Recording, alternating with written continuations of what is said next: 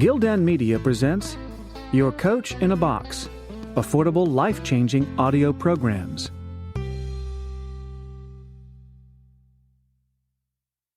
The Power of Storytelling. Captivate, convince, or convert any business audience using stories from top CEOs. By Jim Holche. Narrated by Sean Pratt. Preface. The power of storytelling is designed to help you improve your business communications with ready-to-use stories and anecdotes. They can be used to complement your own stories or in place of them. Either way, it's meant to help you make your writing more compelling, more engaging, and more memorable by using one of the most time-tested arts available to any communicator: storytelling. The book itself was born of frustration. Not frustration with my profession. I love being a speechwriter and corporate communicator, but frustration with the lack of tools to help me do my job. About 2 years ago, on a chilly Saturday afternoon in March, my wife and I were outside the Strand bookstore on the corner of Broadway and 12th Street in New York City, a stone's throw from Union Square. For those not familiar, the Strand is a venerable New York institution boasting 18 miles of books, including a second-to-none selection of hard-to-find works. If bibliophiles were granted a taste of heaven on earth, this just might be it. We've long had a weekend ritual of bargain hunting at the Strand's $1 remainder shelves outdoors. After peering down row after row of gently used hardcovers on this March Saturday, my eye was caught by one book in particular, the autobiography of an especially iconic CEO. I dipped in and read a few pages, and then some more. Page after page, what struck me were the stories, one more colorful and telling than the one before. The experience triggered a memory. I thought back to a job I'd held not long before as the English language speechwriter for the CEO and president of Siemens AG in Munich. One of my colleagues, an American who had settled in Europe and was writing speeches for the previous CEO at the time, once asked me if he could borrow some of the books I had brought from the United States when starting my 3-year assignment. After much perusing, he thanked me politely, said the books were fine, but they were mostly quotations. He needed something different. He was looking for anecdotes, stories, particularly with a business slant. I had encountered exactly the same frustration in my own work. There are lots of quotation books out there, but not much when it comes to storytelling. And there's almost nothing when it comes to business storytelling. That moment, standing at the corner of Broadway and 12th Street on that brisk Saturday morning, was my eureka moment. Wait a minute. Why not retell some of the best business stories right from the source, from autobiographies and biographies, and then collect them in a reference book for others to use? Instead of adding a quote or two in a speech which might get a passing nod, why not tell a story that will keep your audience's undivided attention? I paid the princely sum of $1 for the autobiography, went home, and started putting ideas on paper. That's how this book was born. It's my hope that it will be a constant companion and well-thumbed reference not just for speechwriters, but for anyone interested in communications as well as business in general. I hope it's added to your permanent collection, but I also hope it doesn't gather dust. It's meant to be used as a trusted source for ideas, a spark of creativity, a means for shifting your perspective, or, hopefully, a cure for the bane of all communicators, writer's block. Whatever the circumstances, it's designed to be used. There's an old joke that you can always recognize a speechwriter in any audience. He or she is the only one not watching the person at the podium. Speechwriters are the only ones looking at papers in front of them, silently mouthing words a second or so before the person on stage actually utters them. True enough. And they're also usually the ones looking around the audience to see which lines worked and which ones, well, won't be included in future drafts. I've observed more than a few audiences to notice something else. When people really pay attention, when the audience is really fixated on a speaker, when they're hanging on every word until the end, more often than not, it's when they're hearing a story. I've long believed that storytelling is among the most universal and memorable ways we have of expressing ourselves. Business has more than its share of great stories to tell. I hope this book can at least tell some of them. Forward. This book is for every leader, for one cannot truly be a leader without being an effective communicator. It shows how to draw on the most effective leadership communication technique in today's cacophony of messages and media: storytelling. It's also a book for those who help business leaders communicate, corporate speechwriters and business communicators. It's written and edited by one of the best speechwriters I have ever encountered, Jim Holche, who has written for top business leaders in the United States and Europe. Like Jim, I am proud to have been a speechwriter and to share my reflections on this outstanding book. Let me begin by telling a story. In March 1983, President Ronald Reagan made an eloquent speech setting a bold vision of a defensive shield that would make impotent and obsolete nuclear weapons. Skeptics and scientists, politicians and policy analysts soon attacked the idea with a wide range of arguments and dubbed it by the terrifying name Star Wars. As the administration began losing the war of words and the support of friends and allies, Secretary of Defense Caspar Weinberger decided to go on a speaking tour to explain and defend the concept. As his speechwriter, it became my job to help him prepare the speech. We prepared a draft that thoroughly rebutted all the opposition's arguments. We quoted some of the president's stirring words from the original announcement and pulled in a quote from Winston Churchill supporting the need for bold action in time of crisis.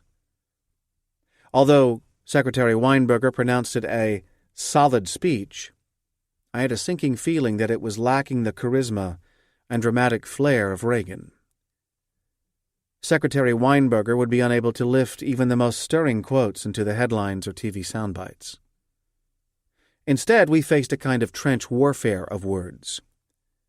Through the force of our arguments, we'd gain ground after each speech, but then the rebuttals of our many opponents would quickly be picked up by the news under the Star Wars headline, and we'd be pushed back on the defensive.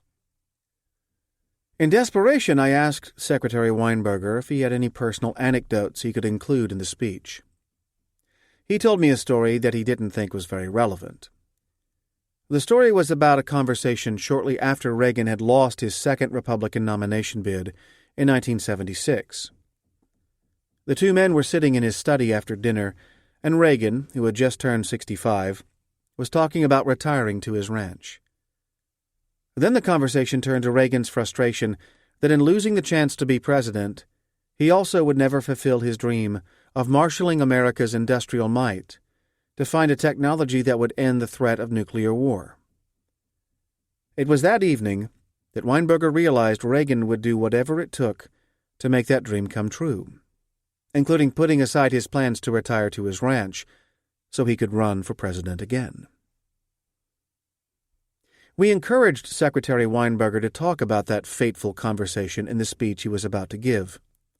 Sure enough, when Weinberger opened his speech with that fascinating story, he created an emotional bond with the audience that set our arguments in a sympathetic context and allowed him to recapture the high ground in the Star Wars debates. Besides the effect of that story on the audience, it also transformed an often imperious and intimidating defense secretary who was uncomfortable on stage into a relaxed and friendly human being. Since then, I've seen storytelling affect countless executives the same way. Perhaps it's their memory of reading stories to their own children that relaxes them and makes them more human. Or storytelling could be built into the DNA of leaders, a legacy from ancient times when chiefs passed on the stories that form the cultural foundations of their tribal societies. But if storytelling is so natural, Why then isn't it used as a communications tool more universally by today's business leaders? There are several answers. It takes time to tell a story, and executives often feel they must cut to the chase. Some leaders feel they must fit a predetermined image and that storytelling may reveal too much of their real selves. In a world driven by financial metrics, many business people fear that intuitive approaches like storytelling may appear too soft or otherwise unacceptable within corporate customs. This book takes on those feelings and fears. It shows us some of the most respected business leaders of our time using stories to communicate, showing us through their stories their paths to success. Instead of finding their stories, Jim Holshay could have interviewed them and simply listed their lessons learned for success. That would have been faster and more fact-based than learning through their stories, but not as effective. Because stories engage both the intuitive and the logical, the left and the right segments of our brain, we are more likely to absorb and remember lessons via storytelling than through facts alone. In a uniquely effective way, the book engages both sides of the brain for some of the most important lessons in business. In recounting a story told by a business leader, it appeals to our emotional self as well as the intuitive parts of our brain. It involves us in a personal drama with a setting, plot, and characters. Like a novel or a play, a story captures our imagination. Once we're hooked, the logical brain is engaged to reflect on the lessons, the wisdom, that can be drawn from the story. And finally, the book guides us in applying that wisdom, the practical aspect. We are shown how to use the story and its lessons in our own communications. The book works on two levels to help leaders communicate. First, it provides a selection of interesting stories and practical ways those stories and lessons of respected leaders can be reused in a leader's own communications. Second, it teaches leaders how to tell their own personal stories, which will be even more powerful than recounting someone else's tale. By sharing a story, a leader is building a personal connection that will drive greater loyalty from employees as well as greater acceptance from external stakeholders. And, when telling your own story, you'll be more relaxed, drawing on the psychic energy that comes from recounting an experience that you've actually lived. Those who follow faithfully deserve leaders who are willing and able to inform, and perhaps even more importantly, inspire them. This is a book of stories told by leaders who met that standard and fulfilled that sacred obligation to those entrusted to them. Jack Bergen, Vice President, Human Resources, Alcoa. The Basics of Storytelling. People are hungry for stories. It's part of our being. Storytelling is a form of history, of immortality, too. It goes from one generation to another. Studs Terkel, Pulitzer Prize-winning American author who specialized in oral histories. Storytelling is perhaps one of the oldest forms of communication known to humankind. Whether it's a Hollywood blockbuster, the latest best-selling novel, or a good yarn at a sales pitch, we're hardwired for stories. The late Don Hewitt, creator and producer of CBS TV's 60 Minutes, one of the most successful programs in broadcast history, and winner of nearly 80 Emmys, said the idea for his often imitated but never surpassed program was simple. Almost deceptively simple. It was, he said, based on 4 words. Tell me a story. And when it comes to stories, we listen. We tell our own. We almost feel compelled to. Everyone's a storyteller, whether one admits it or not. In our own lives, events that happened yesterday, years ago, or decades in the past end up being turned into stories. It's how we make sense of the world and how we communicate that sense to others. While some are better at it than others, we all do it.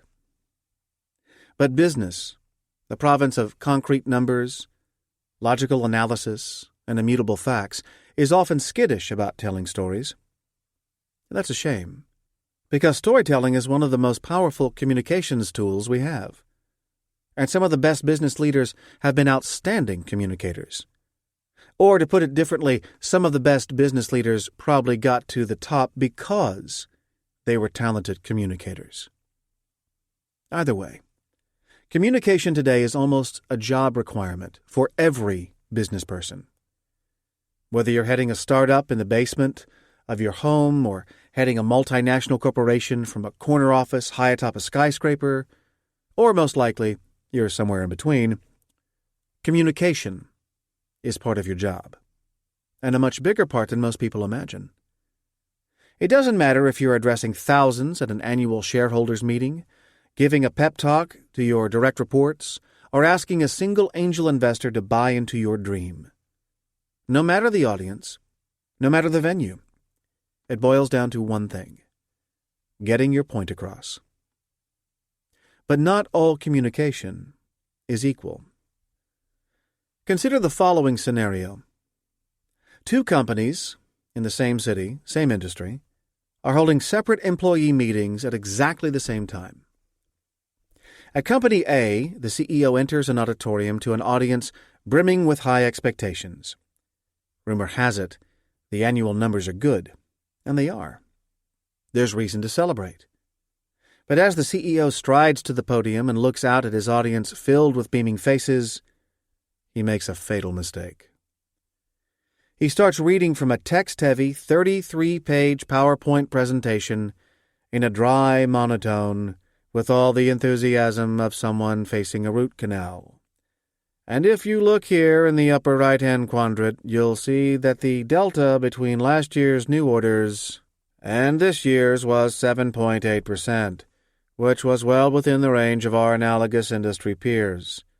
Now, in this slide, you'll see that we're on target vis-a-vis our 3-year profitability projection, which I discussed in quarter 3 the last time we met. And so on. And so on. And so on. People start to nod off. They're stifling yawns, looking at their shoes, scoping the exits.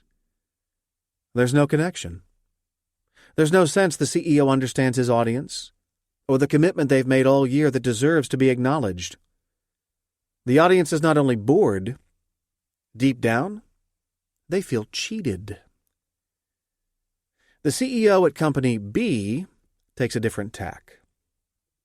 It just so happens the past year was a success for Company B as well, and the CEO there delivered similar numbers.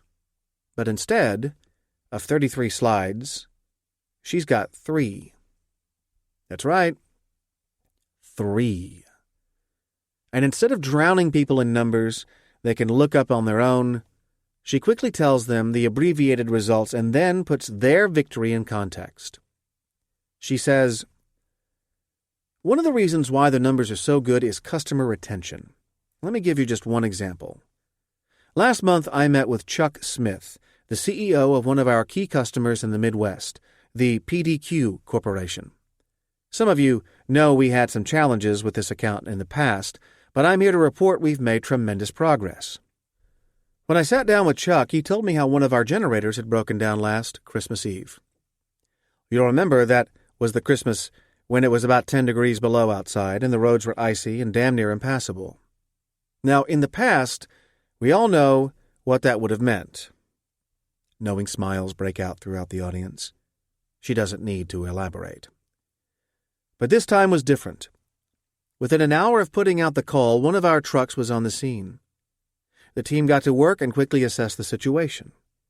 Our quality initiative meant that they now had the most used spare parts already on board. Long story short, we got the generator up and running in only an hour. Chuck paused for a moment after telling me this. He silently rummaged through his desk, uncapped his best fountain pen, turned to me and said, "Now, where was that contract renewal again?" Folks, That's why our numbers are up this year. The commitment each of us in this room made 2 years ago to improve service is paying off, one customer at a time. It's showing in this year's results, and this victory is yours. But we can't drop the ball now.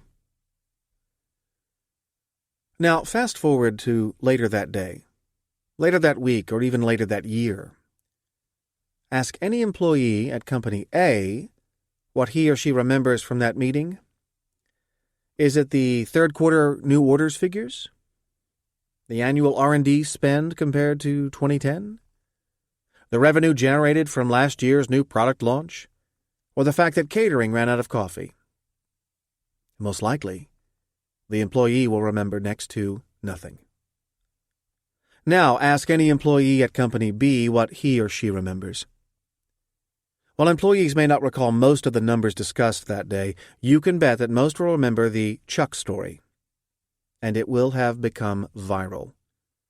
It will have been repeated in break rooms, cafeterias, emails, on airplanes, at conferences, in conversations with spouses and friends, even to competing salespeople sitting down for a friendly beer. It will have taken on a life of its own. Think about it. After all the Herculean effort the corporate communications department put into gathering the data, confirming figures with finance, going through countless drafts of the speech, prettifying the PowerPoint presentation, does it really all boil down to a single story? Quite often, yes. Ask anyone who's been on either end of this scenario, and that person will likely tell you the same thing. People really don't start paying attention until the storytelling began. Why? As mentioned earlier, we're hardwired for stories. Just because you work in the hard-edged world of business doesn't mean stories or anecdotes suddenly have no effect on you. In fact, because most business audiences have likely spent the better part of their careers drowning in so many facts, figures, data, statistics, and oceans of other random information, most business people are probably starved for stories to simplify the clutter. They're likely begging for someone to make sense of it all in a way that's clear, easily understood, and occasionally inspirational. Facts without narrative are just that, random, unorganized facts. But facts set in a clear narrative can be the most powerful building blocks for effective storytelling, and thus communication. As mentioned earlier, the best anecdotes will always be the ones you can tell from your own experience, whether it was something you personally witnessed or an anecdote told to you by someone else. It's obviously easier to tell stories about incidents where you had some kind of involvement. You can add your own embellishments, and face it, it's easier to keep your own story straight.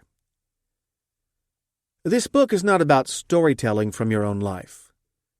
There are more than a few great how-to books on perfecting your own storytelling technique. This book is about providing easily referenced anecdotes when you don't have personal material to work with. Business audiences are hungry for authenticity and eager to hear a good yarn. Storytelling can be your secret communications weapon to give audiences what they want to hear. It can also help you achieve what you want most from your audience. Not just applause, but that they act on your words. Part 1. Using this book. The best anecdotes are always your own. Who better than yourself to tell a story that involves you? Who better to add touches of color and drama? Who better to keep the audience on the edge of their seats until that final line? But when you've got no material to work with, no personal reminiscences that fit, then this book can be a real help for your business communication needs. It can be used in different ways. If you have the time, listening to it from cover to cover can offer a great overview of some really terrific business anecdotes. But certainly these aren't the only ones out there. You probably already have more than a few of your own, from books, articles, or personal stories you've heard through the grapevine. Not all of them will be included here, for the simple reason that it's impossible to cover them all. Plus, one person's gem is another's yawner. No one size fits all. You'll more likely be using this book as a handy reference when looking for an occasional anecdote to illustrate a point to be made in a speech, informal remarks, CEO blog, customer letter, PowerPoint presentation, company newspaper article, op-ed piece, letter to the editor, or some other form of business communication. I'm not sure an anecdote would fit in a tweet, but you never know. This book has several advantages over other reference works you might have used in the past. First, it's not a compilation of quotations. It contains anecdotes which are longer than quotes and ultimately more compelling and more memorable for your audience. Second, it focuses on contemporary and near-contemporary business figures, so you're neither testing your audience's knowledge of history nor using examples that will seem out of date to present-day audiences. Third, it offers practical tips and suggestions on how to handle the material for your own needs. The text is arranged alphabetically by business leaders' last names, with headings showing the various topics covered in each anecdote. These same individuals and topics are also cross-referenced in the index. For example, you may want to look up an individual first if you need an anecdote from a particular person or someone from a specific industry. Or you may want to look first under the subject headings in the index and then find the appropriate stories. Use the index. It's designed to help you quickly find what you're looking for.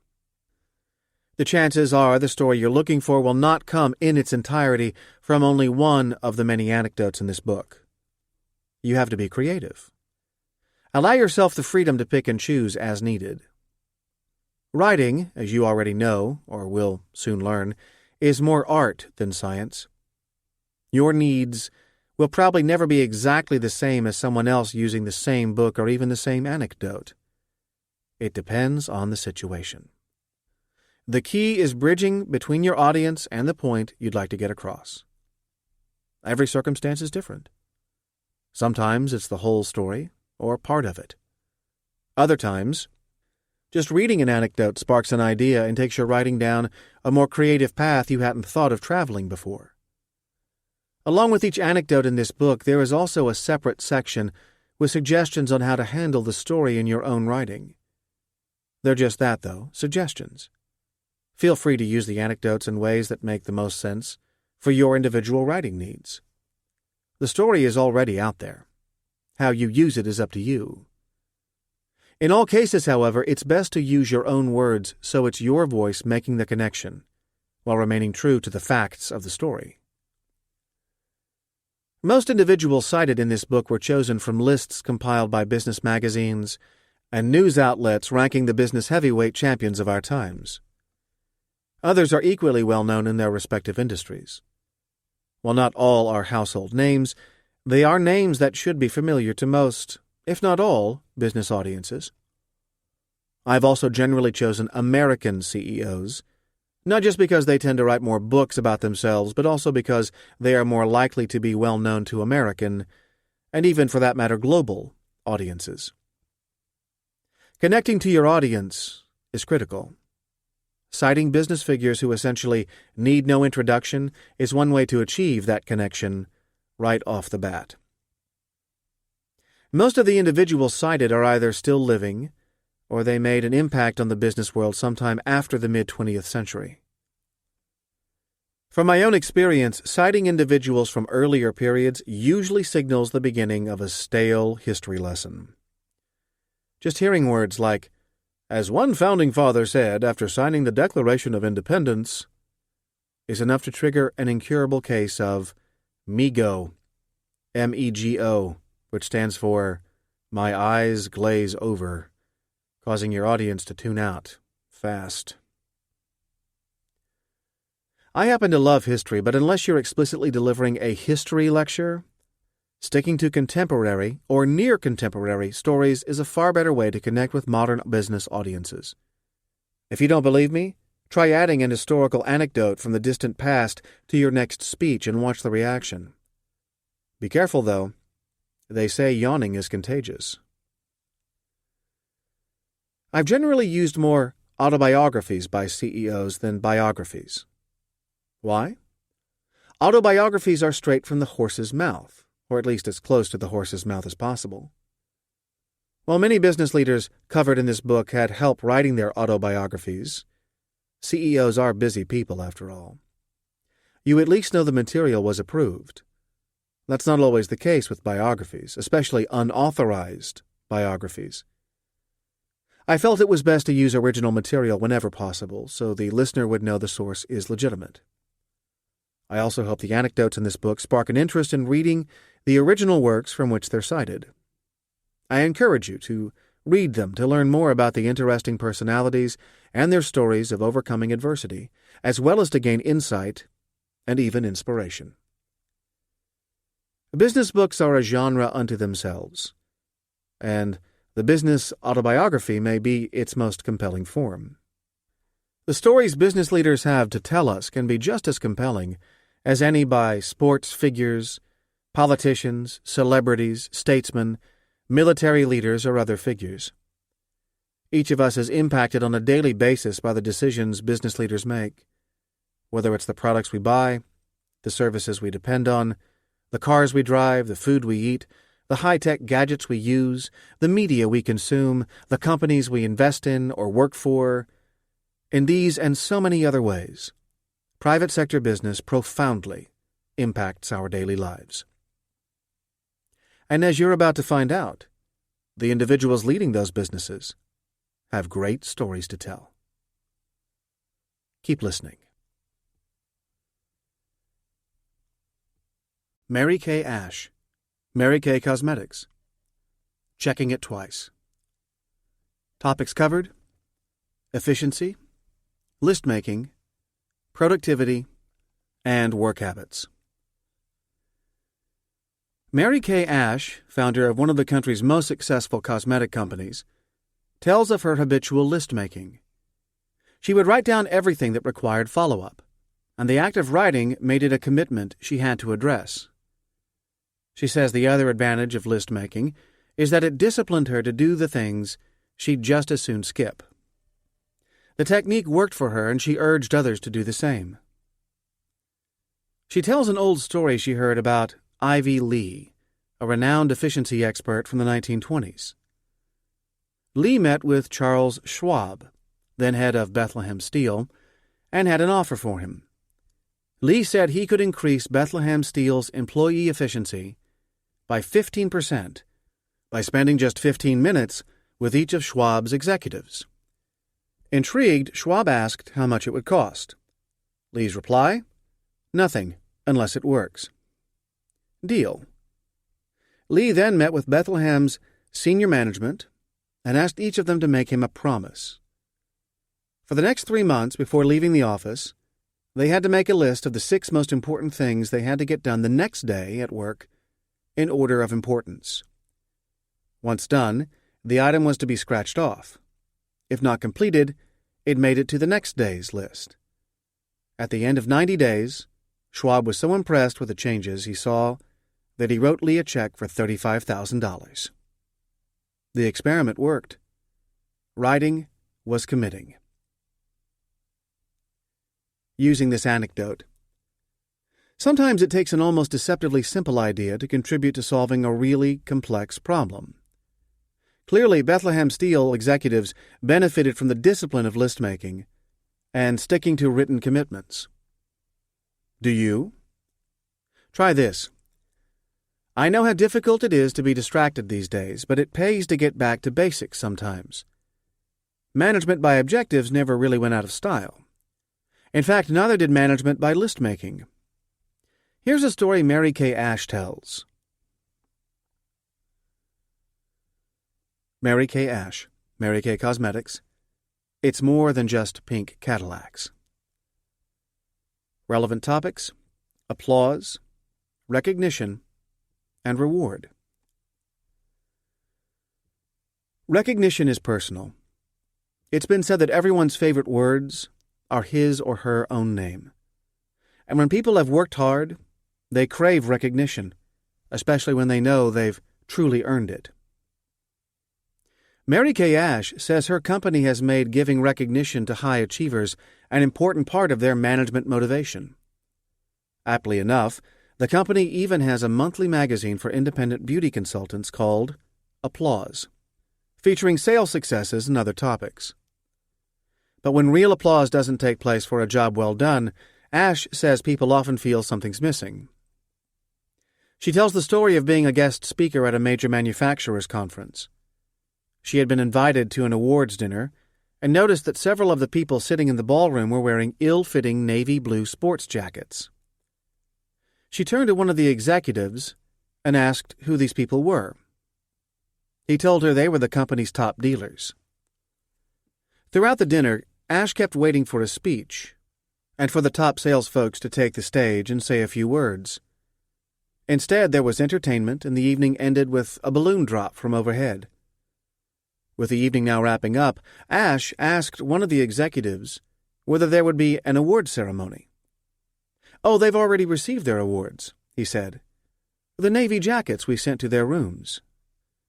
Minus some necessary tailoring, and minus the chance to praise achievement in public where praise was due." In her opinion, this was a huge missed opportunity that she would have handled much differently. Using this anecdote. Real achievement deserves real recognition. But real recognition shouldn't be hidden from view. In fact, it should be out in the open for maximum effect. The awards dinner Ash details is about the polar opposite of how she handled recognition for her top performers. Try this. Credit should always be given where credit is due. The recognition we're giving today is an important one for our company because achievement should never be left in the dark. Mary Kay Ash tells the funny story of an awards event she attended years ago. Mary Kay Ash, Mary Kay Cosmetics. Once you get to the top, keep moving. Relevant topics: delegation, executivitis, failure to grow, and staying sharp. You've arrived. You've made it to the C-suite, or to the top of your division, or however you define the height of your profession. Is now a good time to rest on your laurels and enjoy the view? Maybe for a while, but definitely not for long. Self-improvement in any profession doesn't stop the minute you've arrived.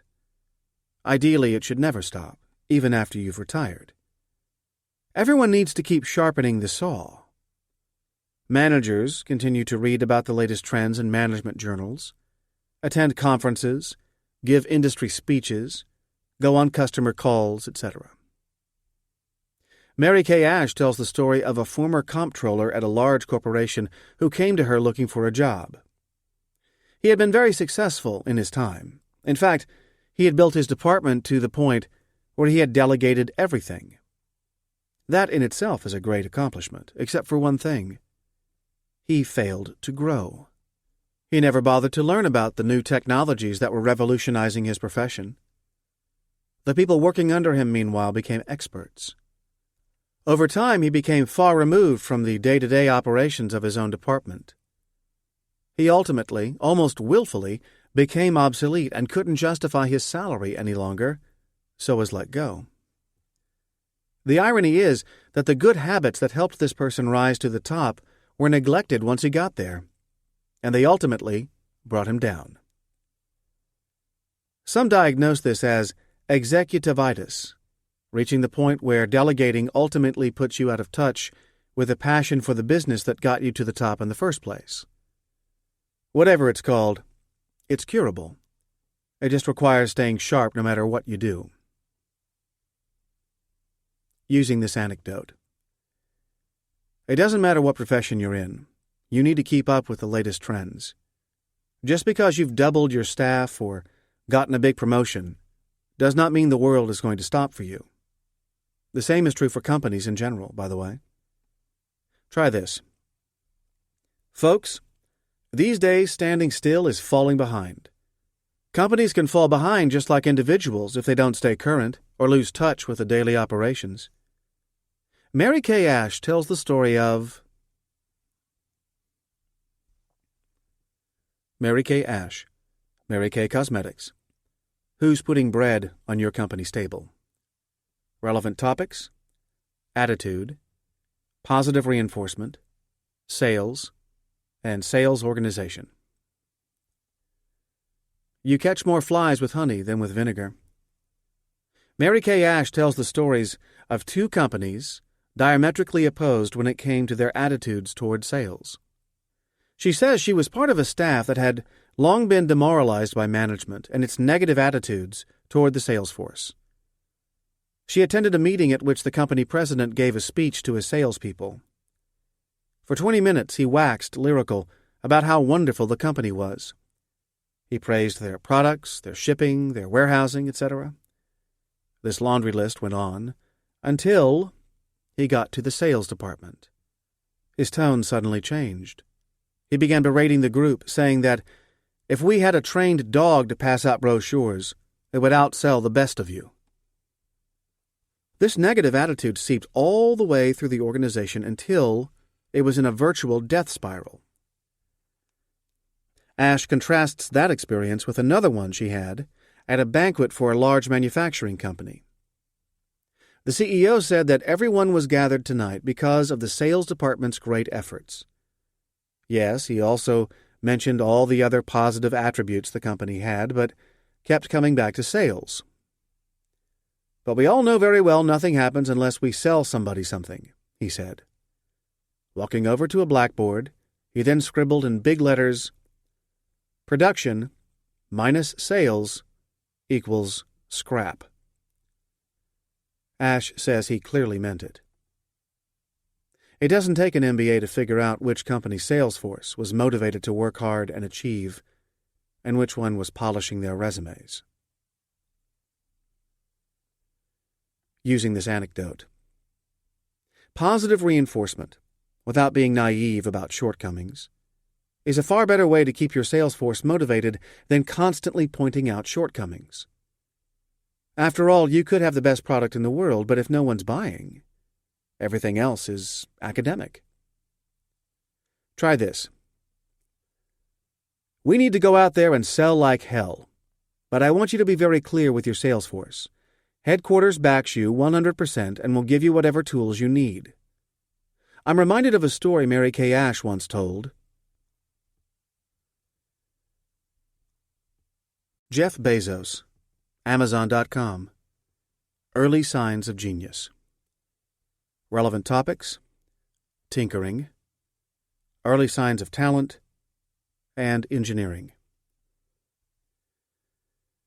If there's a gene for tinkering, Jeff Bezos must have it. The Amazon founder apparently has a history of inquisitiveness and a natural talent for experimenting that stretches way back. He recounts the story of being no more than a toddler and telling his mother that he wanted to sleep on a regular bed. No more cribs for him. His mother told him firmly, no. Young Bezos, however, didn't take no for an answer and decided to act on his own. He got hold of a screwdriver and patiently began taking the crib apart until it lay in pieces on the floor. Mission accomplished. In another incident, when Bezos was older, he built a door alarm to warn him when any of his siblings were trying to sneak into his room. The family garage had already been turned into a laboratory and a place for numerous experiments, including a solar cooker and a hovercraft-like machine using a vacuum cleaner. During summers at his grandparents' ranch, Bezos learned how to lay pipe, repair tractors, and even use an arc welder. Early signs of a tinkerer bound to experiment and succeed in creating one of the most successful online companies to date. Using this anecdote. Some people are late bloomers. Others show signs of talent earlier than the rest of us. Bezos' story can be used, for example, to encourage young people to pursue careers in the so-called STEM subjects. That's STEM, standing for Science, Technology, Engineering, and Math. Try this. This nation needs more engineers, more people who build and create businesses. If you're naturally inclined toward science, that talent can help you in a variety of career paths. I'm reminded of a story from Jeff Bezos when he was much younger. Jeff Bezos, Amazon.com, climbing a steep learning curve. Relevant topics: freedom to fail, information gathering, and risk. Call it Gutenberg 4.0. It's easy to forget that in the early 1990s, the Internet was still virgin territory, with lots of would-be millionaires, but far fewer real successes. Jeff Bezos wanted in on the Internet revolution, but he followed a premise others often ignored. His notion was simple. Unless the new online platform created value for the customer, it would be better to continue the old way of doing business. He reasoned early on that bookstores could not possibly hold all titles in print, nor could catalogs ever print anything close to a near-complete list. An online bookstore, on the other hand, could offer far more selection and add more value as a result. He decided relatively early that his new Internet venture would sell books. One problem, though.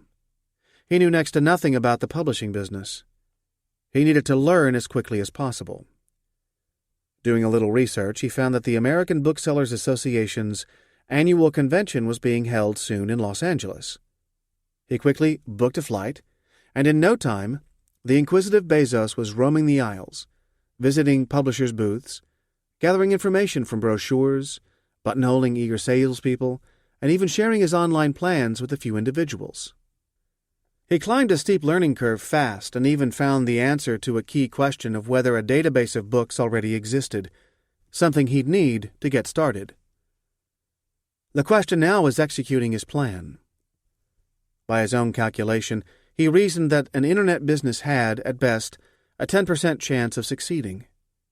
Not good odds, but because he had a great track record in reaching goals, he upped his chances of success to 30%. Still, he was betting on an only 30% chance of success. Worse than a coin toss. Yet, as he recounts, he actually found the chance of failure liberating. It freed him from the pressure of having to be a big hit. That freedom appears to have helped him immensely because a big hit is exactly what he got. Using this anecdote. It's hard to believe, but the founder of one of the most successful online bookstores, turned online seller of practically everything else, knew next to nothing about the publishing business when he first started. Bezos had the general idea of starting an Internet business. He just wasn't sure which industry to start in. Some first-hand research later, and he was off and running. Try this. Business is about taking risks. You may not realize this, but the founder of Amazon.com, Jeff Bezos, actually put the odds of his company succeeding at only 30%. He even started in an industry he knew next to nothing about. He tells the story, Jeff Bezos, Amazon.com. Go back to your door and work. Relevant topics: location, location, location. Naming a company, saving money, and startups. As startup stories go, Jeff Bezos' account of founding Amazon.com has to be in a class of its own. He and his wife had already planned to enter the book business for their new Internet venture. The question was now where to locate the new enterprise. They were living in New York City but didn't think it was the right place for a startup. Thinking strategically, they decided on far-off Seattle, Washington. Why? First, it had lots of IT, techie types. Second, there was already a huge book warehouse nearby in Oregon. The location had all the trappings of a ready-made business cluster as far as Bezos' plans were concerned. The only thing standing between him and his startup's future home was 2,400 miles. Bezos loaded up his dad's Chevy Blazer and drove cross-country, where he and his wife rented a 2-bedroom house in a Seattle suburb, paying for it with some of the seed money he had gotten from family. His new office? Just like the old days, a converted garage. To save money, he went to Home Depot, bought doors and brackets, which he later fashioned into desks. Not exactly mahogany furniture or a corner office. Next came the question of what to name their new venture. One of the first names he thought of was Cadabra, a variation on the word abracadabra, implying a magical command. His lawyer thought differently. He cautioned Bezos that Cadabra sounded too much like cadaver, not exactly an appealing image for any company. They incorporated under that name anyhow, but 3 months later decided to name the company after the world's second-largest river, with its seemingly endless branches and the advantage that its name began with the letter A, which would place them at or near the top of any alphabetical listings of companies. Amazon.com was born. Using this anecdote, Jeff Bezos beat tremendous odds. Not everyone has the guts to go into a business he barely knew, books, move to a city far away from where he lived, Seattle, and come up with creative money-saving ideas, doors for desks, to keep expenses down. Try this. I'm not asking for much when it comes to cost savings here, nor am I asking you to take tremendous risks. But I had to say I was inspired by a story I heard about Jeff Bezos when he started Amazon.com. Jeff Bezos, Amazon.com. I'm working for this person? Relevant topics: customer fulfillment, growing pains, productivity, and customer service culture. Startups are rarely glamorous. When Amazon.com was launched in July 1995, Jeff Bezos was amazed at the immediate customer response. Within the first month, they were getting orders from all 50 states, and some 45 countries to boot. They were totally unprepared to deal with that kind of volume, however. Bezos soon found space for their offices in a 2,000-square-foot basement warehouse that was only 6 feet high. He jokes that one of his first 10 employees was 6'2", so he had to walk around stooped all the time. During the day, they handled computer programming and other tasks. Afternoons and nights, they would spend packing and shipping orders. Bezos says the team would be kneeling on the concrete floor packing books until one day he announced that his knees were killing him. His solution? Knee pads for everyone. Bezos says the person next to him cast him a look of disbelief that seemed to say, "I'm working for this person?" Another employee broke the ice in saying what they really needed were packing tables. They got their tables the next day, and productivity doubled overnight. In what may be the modern equivalent of starting in the mailroom, Bezos says the fact that they were unprepared for such volume was probably a blessing in disguise, because working with their hands and making sure all orders were personally fulfilled helped Amazon's founders form a culture of customer service early on that has long since dominated the company. Using this anecdote, not every successful entrepreneur can claim that they spend their days writing code at a desk and their evenings packing books on a concrete floor. For Jeff Bezos and a handful of Amazon's first employees, however, it was a part of their early path to success. It also gave them an early taste of the company's entire value chain that few experience. Try this.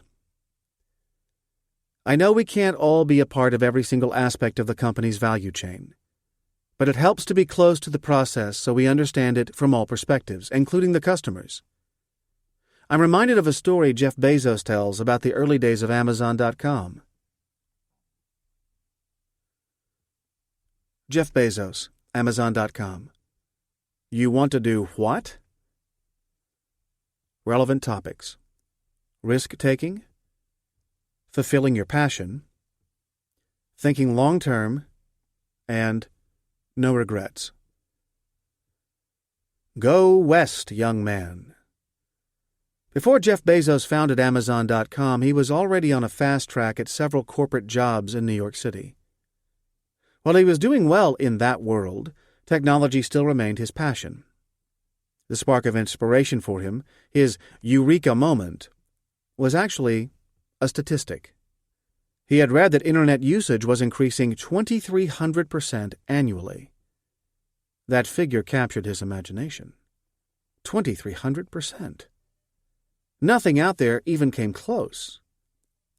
He asked himself what would be the best business in this new and growing online environment. After much research, the answer he settled on, ironically, was perhaps one of the oldest industries around: books. The internet would increase choice and offer more titles than any bricks-and-mortar store ever could. After thinking it through and talking it over with his wife, Bezos announced to his boss that he was leaving to start his own venture selling books online. His boss thought he was crazy. But after a 2-hour walk in Central Park to talk about his idea, even his boss was convinced Bezos was onto something. Bezos explained his decision to leave his job in the middle of the year before bonuses were given, no less, as following what he calls a regret minimization framework. He admits it's geeky, but it does reflect basic common sense. He essentially projected himself far into the future to age 80. He then looked back on his life with an eye toward eliminating the number of regrets he'd hypothetically have. In his case, he says, he would have regretted not being part of the digital revolution and striking out on his own. Sure, he might have failed, but he would have regretted not trying even more. If you think long-term, then you can make really good life decisions that you won't later regret, he says. His advice to young people is simple. Do something you're passionate about, but don't assume that means chasing the hot passion of the day. Bezos adds that we don't have a right to happiness. We have the right to pursue happiness. What that happiness is, only the individual can answer. And it's a lot easier to figure out if you calculate what you'd regret not doing, looking back on your life from the future. Using this anecdote. Thinking with the end in mind is not a bad way to get perspective on just how much time you have left to achieve your goals, whether you're just starting out or contemplating a second or third act in business. Thinking long-term and following your passion are good lessons, not just for individuals, but for companies as well. Try this. We should not pass up an opportunity like this one only to regret it down the line. I'm reminded of the story of when Jeff Bezos asked himself a very important question. Jeff Bezos, Amazon.com. Put it in writing. Relevant topics: writing a business plan, getting started, and preparing oneself mentally. Watch the road. Jeff Bezos' famed cross-country trip from New York City to Seattle involved not only looking at the highway in front of him, but writing his business plan for even further down the road. In fact, he says, facing a blank piece of paper and forcing himself to commit his ideas to paper constituted, perhaps, one of the toughest phases in founding his company. Along the way, he worked on writing what turned into a 30-page business plan for his then still unnamed online book-selling venture. Once in Seattle, he says he handled what he calls housekeeping details, like incorporating the company, conducting the initial hiring, etc. But Bezos knew very well that just having written a plan did not mean it would work in the real world. You know, the plan won't survive its first encounters with reality, he says. They rarely do. But it's unquestionably worth it. He says the discipline of writing forced him to think through issues more thoroughly, tossing out unworkable ideas and getting himself mentally prepared, imagining scenarios for the cold dose of reality that he knew inevitably lay ahead. Daydreaming is fine, but turning daydreams into plans can only be done by putting your ideas down in black and white. Using this anecdote. Writing works in other ways beyond business plans. It forces individuals to think through the logic of their arguments and commit their ideas to paper. What sounds like a great idea at a cocktail party or pitch meeting may not look as wonderful when actually committed to the printed page. Writing stuff down is actually a great way to avoid failure when no one's looking. Try this. I'm all in favor of the great ideas we've been generating, but we need a solid business plan to back them up. Bull sessions without follow-up are just that, bull. Writing forces us to weed out bad ideas. Writing helped put Amazon on the map. I remember the story of Jeff Bezos' cross-country trip. Kathy Black, Hearst Corporation. The purpose of this meeting. Relevant topics: leadership qualities, listening, and meetings. Hearst executive Kathy Black says that one of the critical skills a good leader needs to get ahead is the ability to listen. She tells an old joke from New York Yankees legend Yogi Berra. You can observe a lot by watching, to make her point that leaders benefit greatly by talking less and listening more. And not just listening, but really listening. For tone, choice of words, clues where words aren't said, body language, places where a pause is needed or silence, etc. These are all part of communication. She says that early in her career she heard a management consultant speak on the subject of meetings. The consultant said that 3 groups of people will be at any given meeting. The first group has to. They're required to be there. The second group wants to because being at the meeting is a vacation from whatever else they were doing. And the third group is essentially made up of prisoners, people who really don't want to be there. There are also different styles of participation. Some people are extroverts and speak often. Others barely say a word. But no one should assume they have nothing to say. Based on these observations, Black says, she changed the way she conducted meetings. As a leader, instead of feeling she must be firmly in charge, she says her role now is to start the session by summarizing why the meeting participants are there and what they hope to accomplish. Then she actively listens to the conversation that unfolds. Really listens. Yes, sometimes leadership involves knowing when not to lead, she says. It not only encourages employees to become more actively engaged, but the leader learns more as a result. Using this anecdote. Everyone, not just executives, can benefit from listening more intently. It's been said that if you speak half as much and listen twice as hard, you will not only learn more, you'll be better perceived by others. Try this.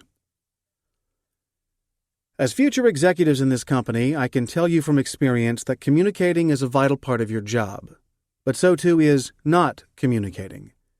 Holding back, for example, and letting your direct reports speak their minds can produce some amazing results while also sending the signal to even the most reluctant employee that it's okay to talk. Kathy Black tells the story of Kathy Black, Hearst Corporation. More shrimp? Relevant topics: being yourself, laughing at oneself, mistakes, and power. According to Kathy Black, one of the quickest ways to fail in business is to seek power for power's sake. It's also one of the quickest ways to drive a wedge between you and your management, as well as you and your team. It is far better to focus on your strengths, work on your weaknesses, and let power follow as a result. She tells the story of being at an A-list party given by USA Today. She noticed that one of the executives had been busying himself during the event making sure everything was running smoothly. She went over to him and commented on how busy he seemed. In a theatrical but comic air, he replied, "I, too, have refilled the shrimp bowl." It got a big laugh from Black. As a powerful executive herself, she does much the same, pitching in whenever needed. She also reminds people that you gain more respect if you can laugh at yourself, instead of pumping up an ego that can only be publicly deflated. She tells of one such embarrassing moment when she was at a meeting of Coca-Cola's compensation board. It was the end of the meeting, and her back was starting to feel sore, so she decided to take a pain reliever. She reached into her pill case and took 2 white tablets. By the time she'd swallowed the pills with water, it was too late. She hadn't swallowed painkillers. She had taken sleeping tablets instead. She quickly realized she'd most likely be asleep in about 20 minutes, and there was another meeting and a dinner yet to go. She slipped the chairman a note, sheepishly explaining what had happened. He understood. A car was arranged, and Black was escorted to her hotel to sleep it off. Only someone comfortable with herself would ever share that anecdote in public, much less in an autobiography. No matter how high up the ladder you may be, to err is human. Pretending otherwise only tempts fate. Using this anecdote. Too many people buy into the image of power without realizing that's not how true power works. It can be a side effect of all your efforts to succeed, but it should not be the goal. The goal should be to succeed at what you're good at and be yourself through and through. Try this. How many people here own up to their mistakes? How many of you are comfortable enough to laugh at yourself when you inevitably make mistakes? Kathy Black can. She tells the story. Kathy Black, Hearst Corporation. You've come a long way. Relevant topics: advertising, ethical stand, and feminism. Is your compass pointing true north? Kathy Black says the only compass worth following is an ethical one that upholds deeply held values. While working years ago at Ms. Magazine, she says she handled the account with a major cigarette manufacturer who was beginning what was then a new campaign aimed specifically toward women, Virginia Slims. As one of the first magazines explicitly devoted to feminism, Ms. seemed a natural outlet in which to advertise. She met with the Virginia Slims brand manager, who said the cigarette maker was ready to make a commitment to advertise in the publication. Black looked over their ads and thought they were fine. She then took them back to Gloria Steinem, the magazine's renowned founder. When Black showed Steinem the ads, Steinem told Black she was sorry, but they simply couldn't run them.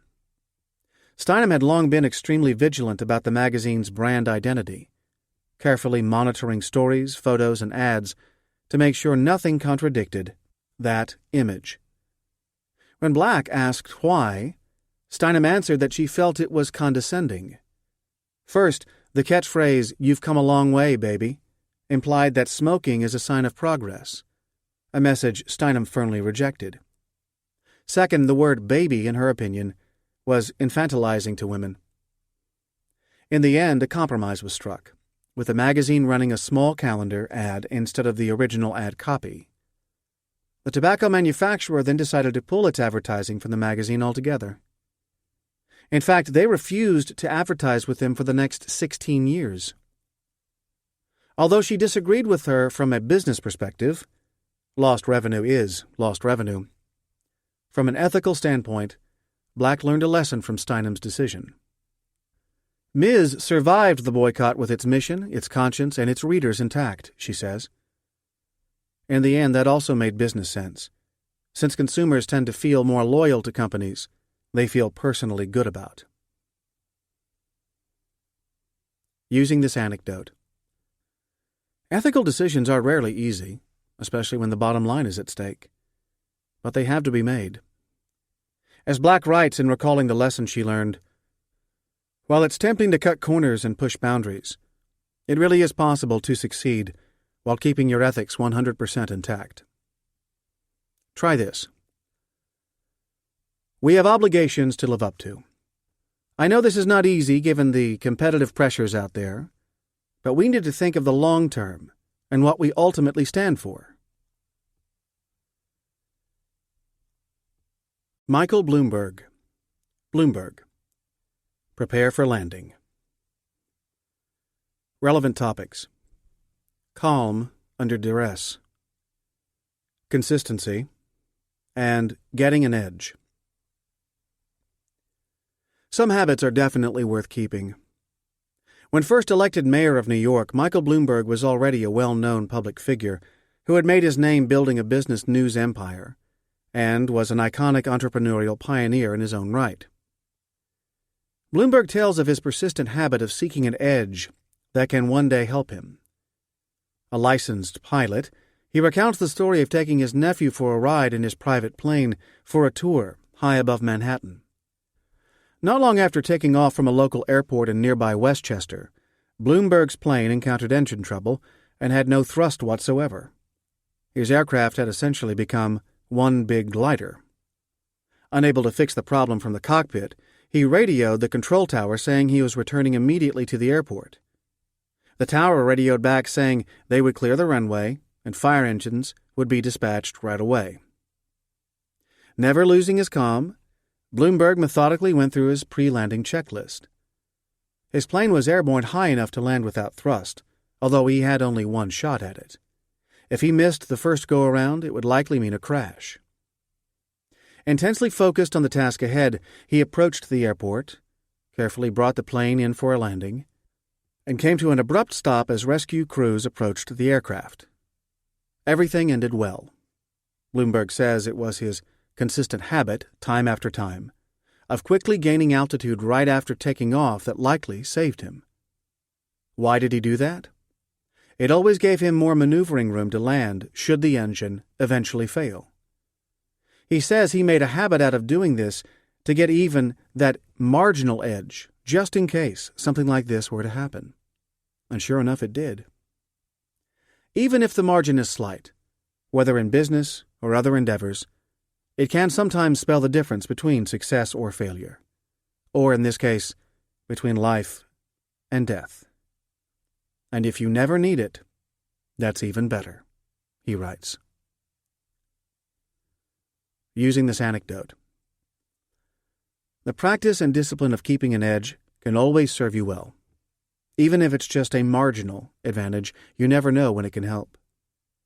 Try this. Our company has several advantages over the competition, but we need to keep the discipline of maintaining that advantage so we're not overtaken. Even small advantages count. Michael Bloomberg tells a story of exactly that, and how this attitude likely saved his life. Michael Bloomberg. When in Rome, or maybe not. Relevant topics: diversity, global business, and sticking to your principles. Some principles need to be universal. Michael Bloomberg tells a story of the time when his media company was planning to launch operations in Tokyo. It was the company's first time breaking into the hyper-competitive Japanese market. He writes that he had been given 2 bits of advice before breaking into a market long known as impenetrable to outsiders. First, find a local partner. Second, don't send any women. He thanked others for their counsel and then, proceeded to follow his instincts and hired female staff anyhow. But would they fail because of it? Would it be committing such an unpardonable cultural faux pas that they would never be accepted? At the time, in the 1980s, and even more so before, most women in office settings throughout Asia were relegated to tasks like serving tea. Strongly committed to gender equality at home, however, Bloomberg saw no reason to suddenly adopt a totally different standard in a different country. He rolled the dice, and despite the advice, his Tokyo operations did just fine. Bloomberg says he wanted each of his offices to maintain gender balance, regardless of location. After all, half the world's population is female, and he'd like his 2 daughters to have the same chances as any male would have. He also sees it as a practical business issue. Advancement in the company should be based on competence, not chromosomes. If others wish to discriminate, that's their business. But if they do, ultimately it's their loss. I hope our competitors always use some employment criteria other than competency, Bloomberg wryly adds. We need all the help we can get. Using this anecdote. Maintaining deeply held principles like gender equality, even when it may not be popular or goes against conventional wisdom, takes guts. The argument for gender equality in the workplace can also be seen as a business argument. After all, why cut off yourself from half of the world's talent pool just from force of habit? Try this. We're committed to diversity at this company. For those who see this as a risk, let me remind you it's a business imperative that we advance all people based on merit. Michael Bloomberg, in expanding his business operations overseas, faced an equally tough challenge. Michael Bloomberg. Bloomberg. It's good to work hard, but better to work smart. Relevant topics: hustle, keys to success, and outworking others. Call it foreshadowing of a brilliant business career. Michael Bloomberg says one of the keys to success in business is to make oneself as indispensable as possible early in the game, then out-hustle everyone else. He tells the story of a summer job he had between his first and second years at Harvard Business School. Bloomberg was working part-time at a small real estate office in Cambridge, Massachusetts, near Harvard Square. During the summer, students starting the semester later in September would often stay at nearby hotels while looking for accommodations for the coming academic year. A keen observer, Bloomberg noticed a pattern. Would-be renters would often get up early in the morning to get a head start on the real estate listings. They'd call various agencies, set up appointments for later in the day, and then go back to bed. While his full-time professional real estate colleagues started their workdays at the crack of 9:30 a.m., Bloomberg would be in at 6:30 a.m. He'd be just in time to answer calls from all those early risers at nearby hotels. It worked. He says that throughout the day, his older colleagues would sit in wonder as person after person would come into the office looking for him. Bloomberg says he agrees with comedian Woody Allen's belief that 80% of success is just showing up. Add out-hustling everyone else, and you've got a real advantage. You can't choose the advantages you start out with, and you certainly can't control your genetic intelligence level, Bloomberg writes. But you can control how hard you work, and the more you work, the better you do. It's that simple. Using this anecdote. It's not enough to be bright. You have to put that intelligence to work. Bloomberg's advice is simple. Watch what really happens in your market. Find an advantage and then act on it. Hustle trumps every time winning ideas that never get acted on. Try this. It's not enough that we have better ideas. We need to out-hustle everyone else. Michael Bloomberg tells the story of a summer job he had between his first and second years while earning his Harvard MBA. Sergey Brin. Google. Truly grateful. Relevant topics: gratefulness, human value of technology, saving a life, and search engine. Google's co-founders, Sergey Brin and Larry Page, say the motto for their company is, "Don't be evil." Not exactly your typical corporate tagline.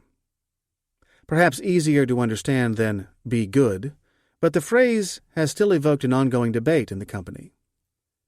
For both, however, it's clear that their search engine, the world's gold standard of search engines to date, is geared toward helping people make better decisions with better information. It doesn't mean all information is correct, but the same can be said of information in the world before the Internet, for that matter. Brin and Page both say they often get letters from grateful Google users. One stands out in particular, however. Brin tells the story of a letter he and Page received from someone who said he was having chest pains and wasn't sure of the cause. The person did a quick Google search, compared his symptoms to the medical information he found online, and decided it was critical enough to go to a hospital right away. Sure enough, He was having a heart attack. He was quickly treated and survived. This grateful individual then wrote to Google's founders, thanking them for giving him quick access to information he needed to make the right decision just in time. Without that access, the story might have ended very differently. Using this anecdote. Too many tech companies forget about the human element. In their great rush to talk about features and how they were different than their competitors, they often forget about the impact they could have on people's lives. Google's co-founders have mentioned the story above in interviews as just one example of how technology can empower people for the better. Try this. We need to communicate real value to our customers and stop talking about features only. For example, Google co-founder Sergey Brin tells the story of how their website. Sergey Brin, Google. The melting pot. Relevant topics: immigrants, gratefulness, and overcoming adversity. Called by some a quieter, nerdier version of Steve Jobs, Google co-founder Sergey Brin says he was teased starting in elementary school, but he never let it bother him. His family had immigrated to the United States from Moscow when he was 6 years old.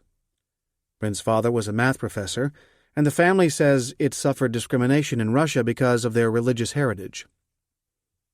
Not exactly the best environment in which to bring up a family, or in which to launch a promising career. As his father once told a reporter, "I was worried that my children would face the same discrimination if we stayed in Moscow. Sometimes the love for one's country isn't mutual." Sergey says he had a strong accent when he first went to school, a source of the teasing among some of his schoolmates. Although he had friends, he was never exactly what you would call popular by any measure. He never let it bother him, though, because he felt he was given a gift by emigrating to the United States and growing up here, making him perhaps work and strive all the harder.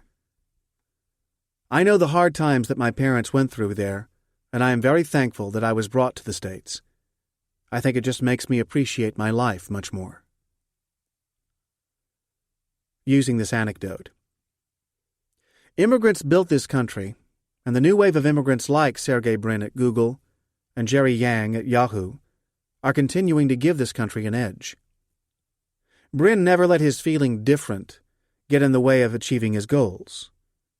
It's not always easy to overcome these impediments, but it does speak to a spirit that should be honored. Try this. Adversity is something we all face, but some have tougher odds to overcome. It's something we particularly see in this country's immigrants who bring with them the drive to succeed, despite often facing more adversity than many who were born and raised here. Take Sergey Brin at Google, for example. Warren Buffett, Berkshire Hathaway. Just the facts, sir. Relevant topics: getting the facts straight. Kids. Funny episode. And details. It wasn't your typical intergenerational exchange. An amusing dialogue between Warren Buffett and a very young investor illustrates the point about making sure you've got all your numbers straight. At Berkshire Hathaway's 1990 annual shareholder meeting, Buffett opened the session to Q&A as he always does. Up stood 9-year-old Nicholas Kenner. Nicholas owned 11 shares of Berkshire Hathaway and asked Buffett, who was nearly 6 decades the boy's senior at the time, why the stock was trading so low, at $6,600 per share. Warren went on to answer the boy's question, but more importantly he mentioned the usual, yet charming, exchange in his next letter to shareholders.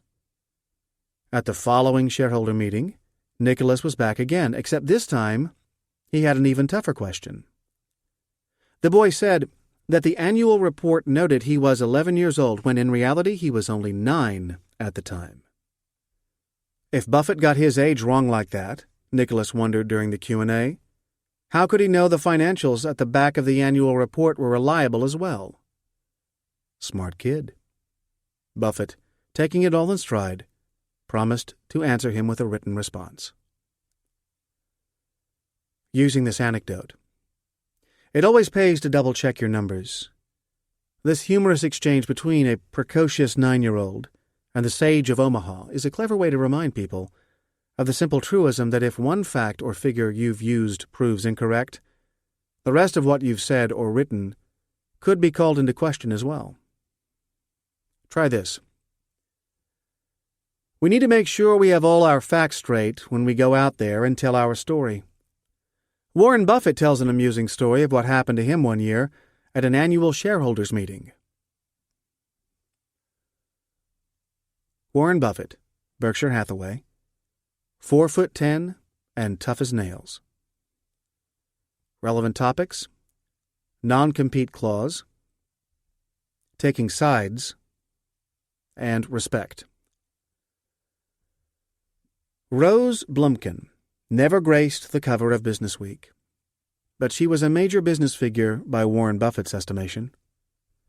Those in the know knew that Mrs. B was an immigrant from Russia who had founded the Nebraska Furniture Mart in 1937, building it into the nation's largest home furnishing store. Her credo was simple: sell cheap, tell the truth, don't cheat nobody. Impressed by Blumkin's business acumen and the store's enormous success, Buffett decided to buy the store as a 53rd birthday present to himself. He apparently walked into the store and asked her if Blumkin wanted to sell. She said yes. He asked how much. The answer? $60 million. No problem. Buffett left the store and came back with a check for $60 million. The agreement was only a page long. She said he was crazy not bringing lawyers, accountants, etc., but she cashed the check anyhow. The two individuals' respect for each other only grew thereafter. In 1989, at age 96, Blumkin left the business following a dispute with her grandsons.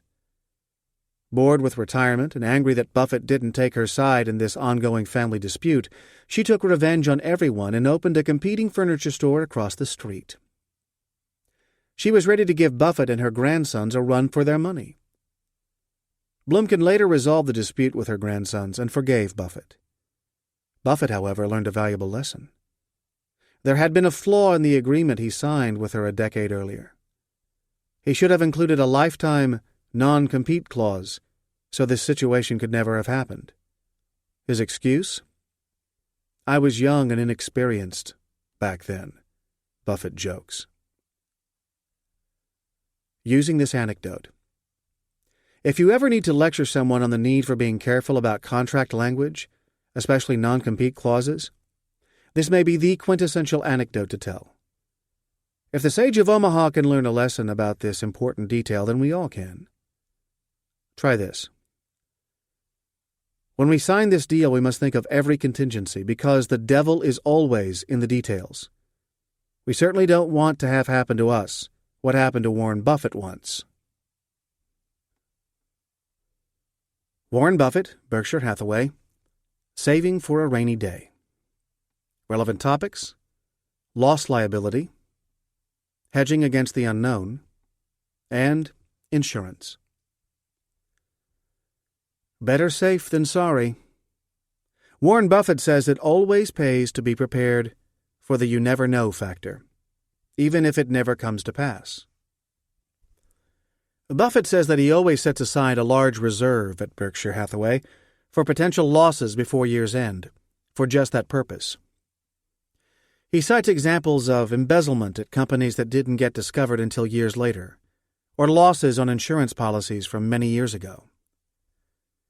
A story Buffett has told many times in previous letters to shareholders, to illustrate how the company estimates loss liability, is the joke of a person who goes on an important business trip to Europe.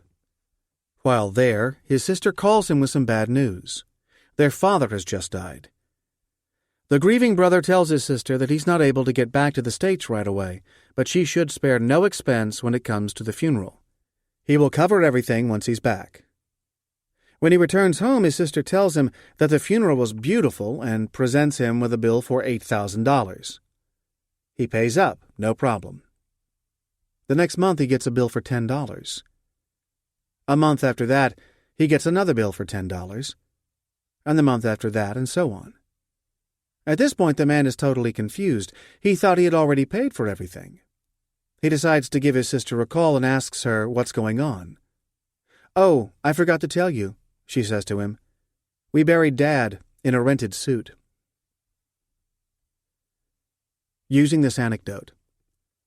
More joke than real-world anecdote, this is still a good story to remind people of the need to hedge against unknown negative factors that can swamp you in business. You may never need the money, but you never know. Try this. We've had to set aside more cash this year because of all the unknowns in the marketplace these days. Some people have asked why. I'm reminded of a great story on this subject that Warren Buffett has told many times in his annual letters to shareholders. Warren Buffett, Berkshire Hathaway. It's difficult to teach a new dog old tricks. Relevant topics: age and ageism, consistent performance, and experience. You're only as old as you feel. In his 1996 letter to shareholders, Warren Buffett talks about a deal he structured with a company called Flight Safety International, one of the world's largest pilot training companies. Impressed by the business, Buffett tells the story of meeting Flight Safety's then 79-year-old CEO, Al Ulci. The CEO had had a lifelong love affair with flying and had even piloted with Charles Lindbergh. He had a career as a barnstormer in the 1930s and later worked with the founder of Pan American Airways, Juan Trippe. In 1951, he built Flight Safety, creating flight simulators and training pilots. Quite an impressive record. Buffett mentions that when they met, although Al was 79 at the time, he looked and acted like someone no more than in his 50s. It wasn't the first time he had seen this type of vigor. He jokes that many of Berkshire Hathaway's hires, for example, look as if he and his partners, Charlie Munger, must have had a traumatic experience with an EEOC government directive from years ago not to discriminate against older workers. Not so, says Buffett. He says many of the Berkshire Hathaway managers who are over 70 are hitting home runs like they did decades before. Indeed, it is difficult to teach a new dog old tricks. He jokes that one way to get a job at the company is to employ the trick a 76-year-old man used in getting a much younger, beautiful woman to marry him. His friends asked how he did it. Why did she accept? I told her I was 86, he answered. Using this anecdote. Although a little off-color, the joke's point is clear. Experience counts. With people living and working longer than ever before, it's important to remember that several generations need to work together under one roof. What younger employees may have in verve and energy, older employees may have in experience and wisdom. A good time to tell this story might be when informing employees about hiring practices, or the need to ensure the company has as many diverse skill sets as possible, not just the talents of one generation alone. Try this. I recently read somewhere that in today's workplace there will be 5 generations working together under the same roof. At Berkshire Hathaway, one of the most successful investment firms around, in fact, many of the employees are over 70. Warren Buffett, Berkshire Hathaway. Saving money. Relevant topics: cheap, deferring gratification, and saving money. Call it hometown boosterism. In his annual letters to shareholders, Warren Buffett is fond of touting local Omaha companies where he owns a stake. One such store is Borsheim's.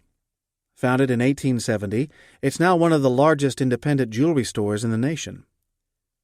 The store has been a subsidiary of Berkshire Hathaway since 1989 And during the annual Berkshire Hathaway shareholders meeting, Buffett is fond of mentioning that discounts are available for shareholders.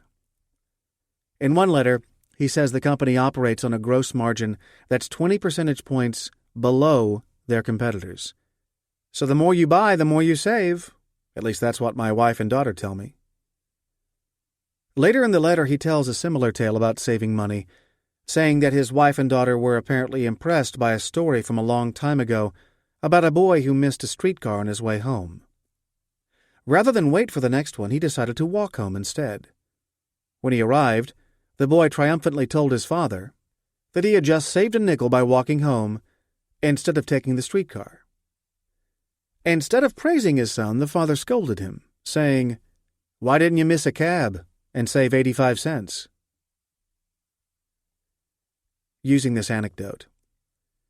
The references may be a little dated. American cities don't have streetcars anymore, and 85 cents can't buy much these days. But the point is clear. If there's a better way to save money, do it. Try this. I know we're under a lot of pressure to save money, but it's something we have to do. I know sometimes you get no credit for doing it either. I'm reminded of an amusing story Warren Buffett tells. Warren Buffett, Berkshire Hathaway. Buyer beware. Relevant topics: mergers and acquisitions, ruining shareholder value, and fair prices. Kiss any frogs lately? Throughout his many years as one of the world's premier investors, Warren Buffett has seen more than his share of acquisitions crash and burn despite the best efforts to put a positive spin on what clearly were bad ideas. He says in one year's annual shareholder letter that all too many managers have been caught up in the childhood story of the princess kissing the frog. In all too many cases, Buffett notes, the frog doesn't change at all. It remains a frog. Just as some business ideas promise much in the future but don't deliver in the end. Buffett says he's kissed more than his share of toads but has lived long enough to learn his lesson. He recounts advice he once got from a golf pro. The golfer, whom Buffett says wishes to stay anonymous, told him, "Practice doesn't make perfect. Practice makes permanent." Wise counsel for business people and others alike. Taking the golf pro's advice to heart, Buffett says he then amended his own strategy when it comes to acquisitions. Buy good businesses at fair prices instead of fair businesses at good prices. Given Berkshire's track record, one can assume Buffett has indeed been following his own advice. Using this anecdote. It's a fact in the business world most people would prefer to forget. Most acquisitions fail. Even Warren Buffett admits to more than his share of clunkers. Even so, experience has been a wise teacher. A good price doth not always a good deal make. Try this. I know this deal looks like a steal, but is it a bargain perhaps for a reason? Perhaps we should keep our eye on other factors beyond price and think of the bigger picture. Investor Warren Buffett once told the story of Warren Buffett, Berkshire Hathaway. Sleight of hand. Relevant topics: bait and switch, intentional deception, and safekeeping. Not everything is as it seems, sometimes for good reasons. Warren Buffett tells the story of an informal group he was a part of that met every 2 years to have fun and discuss topics of interest among them. One year they met at Bishop's Lodge Ranch in New Mexico. The topic they decided to discuss was the jewelry business.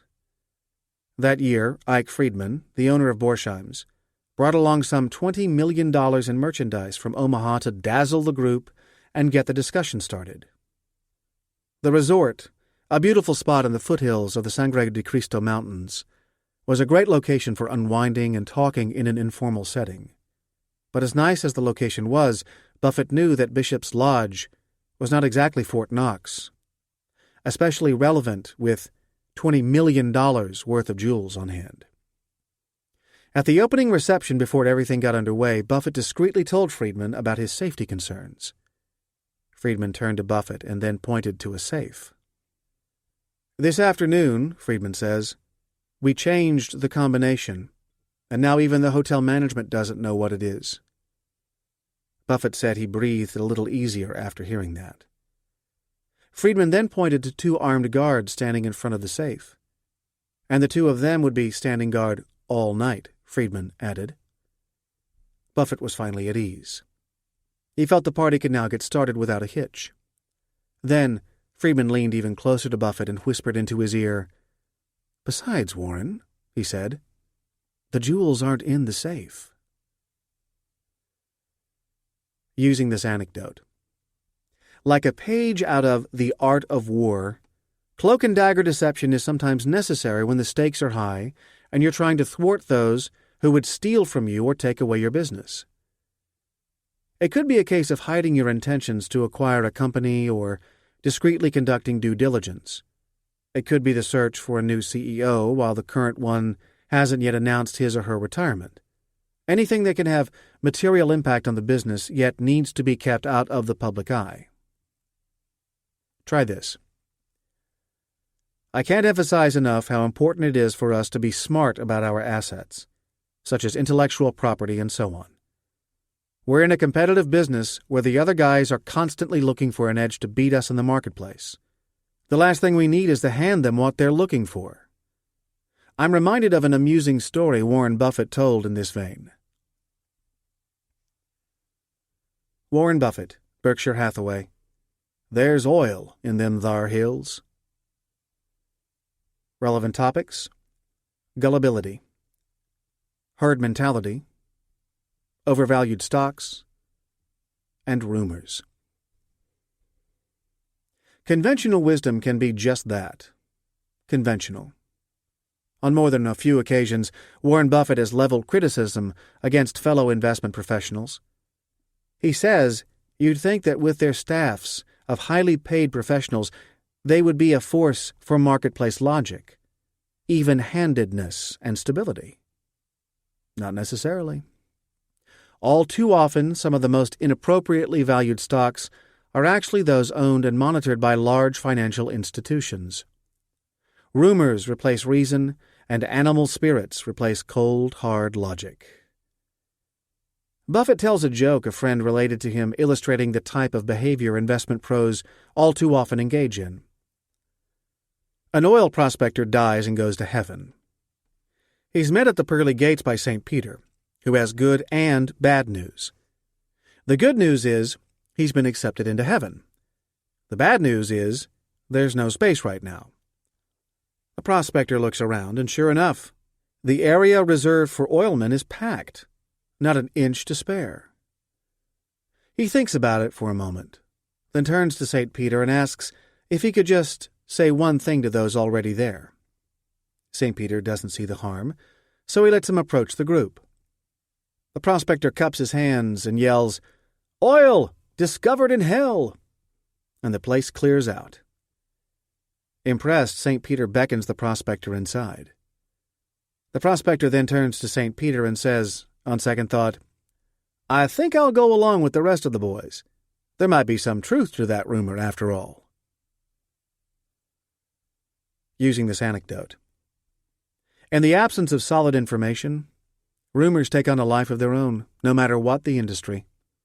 Buffett's joke is a good one for illustrating how people, more often than they're perhaps willing to admit, move more with the herd than by trusting their own reason. Better to be wrong with the rest of the group than run the risk of being wrong and standing alone.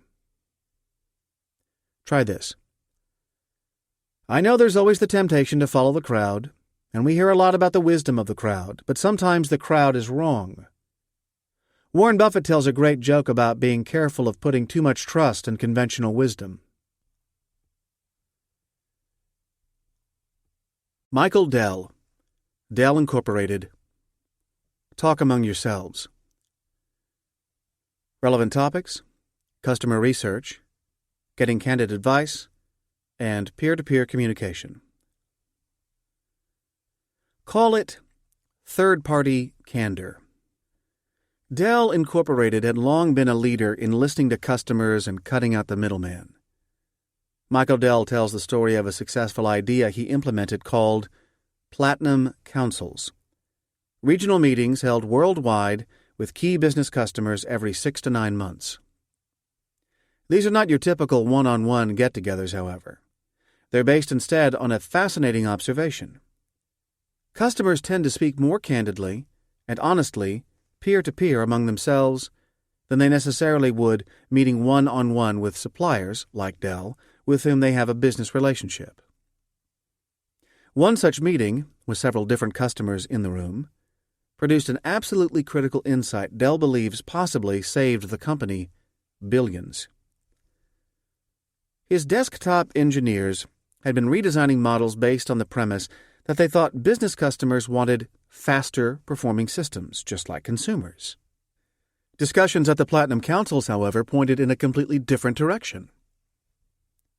While no one denied that improving performance would be nice, what counted more for those top business customers was a stable, reliable product. This was especially true for industries like finance and airlines, where reliability is mission-critical. The engineers were overruled. Their response was to focus instead on reliability for corporate clients, while focusing on speed for the consumer market.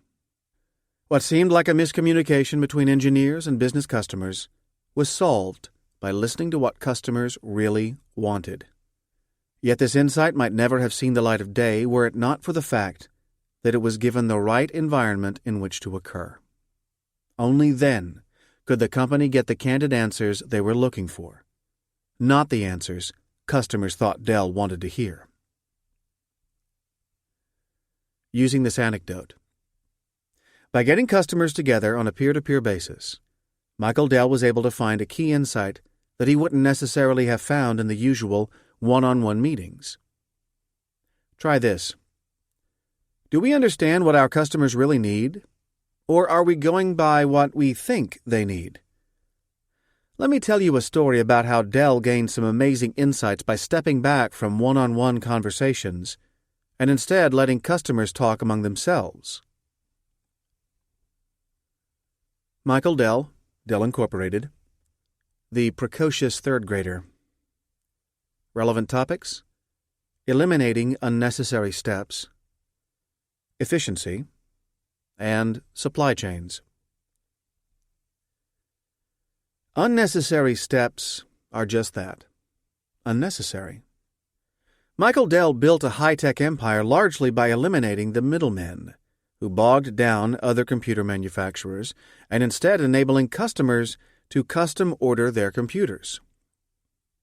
Dell writes that he had long been fascinated with the idea of eliminating unnecessary steps and driving as much efficiency as possible, even from a very early age. He tells a story of when he was in the 3rd grade. He had seen an ad on the back of a magazine touting how to earn a high school diploma by taking a simple test, clearly some kind of equivalency exam. Young Dell was intrigued.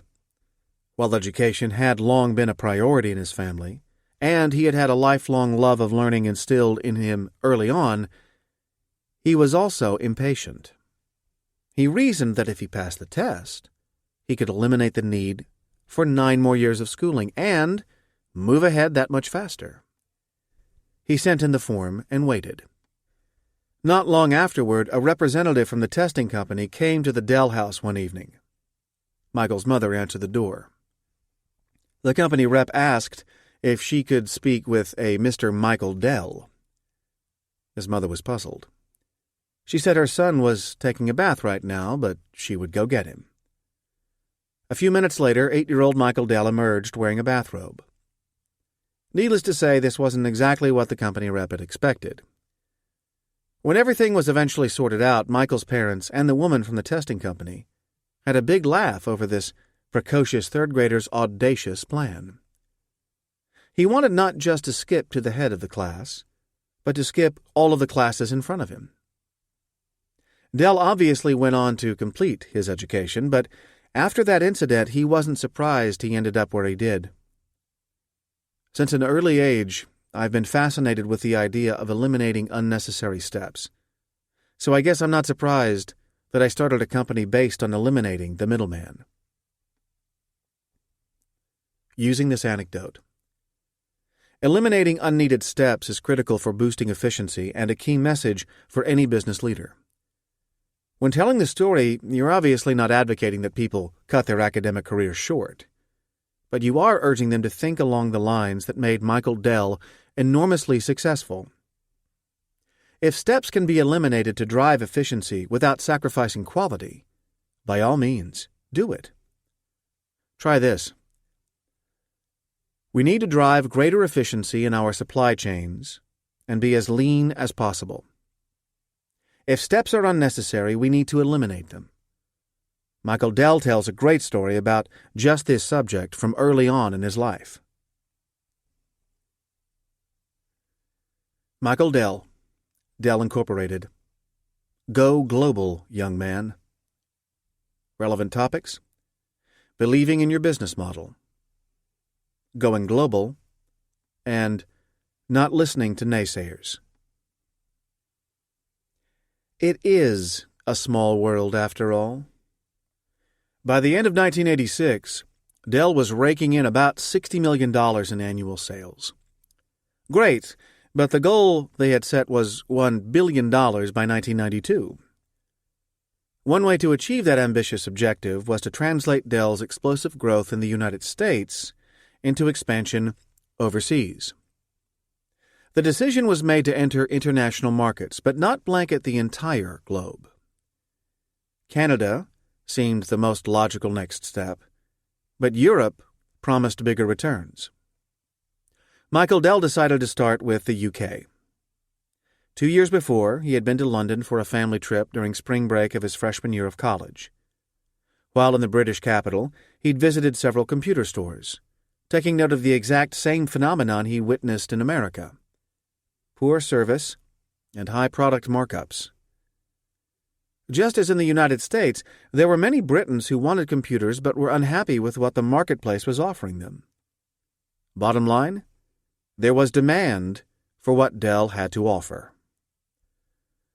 When Dell opened his UK business in the summer of 1987, he held a press conference to announce the news. Virtually every journalist who showed up was convinced Dell would fail. Their reasoning? While the direct buying model may have worked well in the United States, it could never be transplanted to the UK. Buying directly from the manufacturer was not something the British were used to doing. But the company's UK business was profitable virtually from the get-go. As Dell expanded into other parts of Europe, the naysaying continued, only to die down once most of Europe was covered. But, lo and behold, it reared its ugly head again when Dell announced plans to expand into Asia. But even there, the same story played out and success followed. Ultimately, it's the customer who decides what works, not naysayers who often look only in the rearview mirror, instead of much farther down the road. For Michael Dell, the lesson learned was simple. Believe in what you're doing. If you've got an idea that's really powerful, you've just got to ignore people who tell you it won't work, and hire people who embrace your vision. Using this anecdote. A good idea is usually a good idea in any part of the world, whatever the differences. As long as the basic business concept is sound, unless somebody presents convincing arguments to the contrary, criticism is usually little more than hot air or unfounded jealousy. Just because one way of doing things has been in existence for years doesn't mean you can't do it in a better or more efficient way. After all, there's no progress without change. Try this. I know we've had some bumps in the road as we've expanded overseas, but I'd like to remind everyone that whatever differences there may be, there's no debating a good business idea in any language.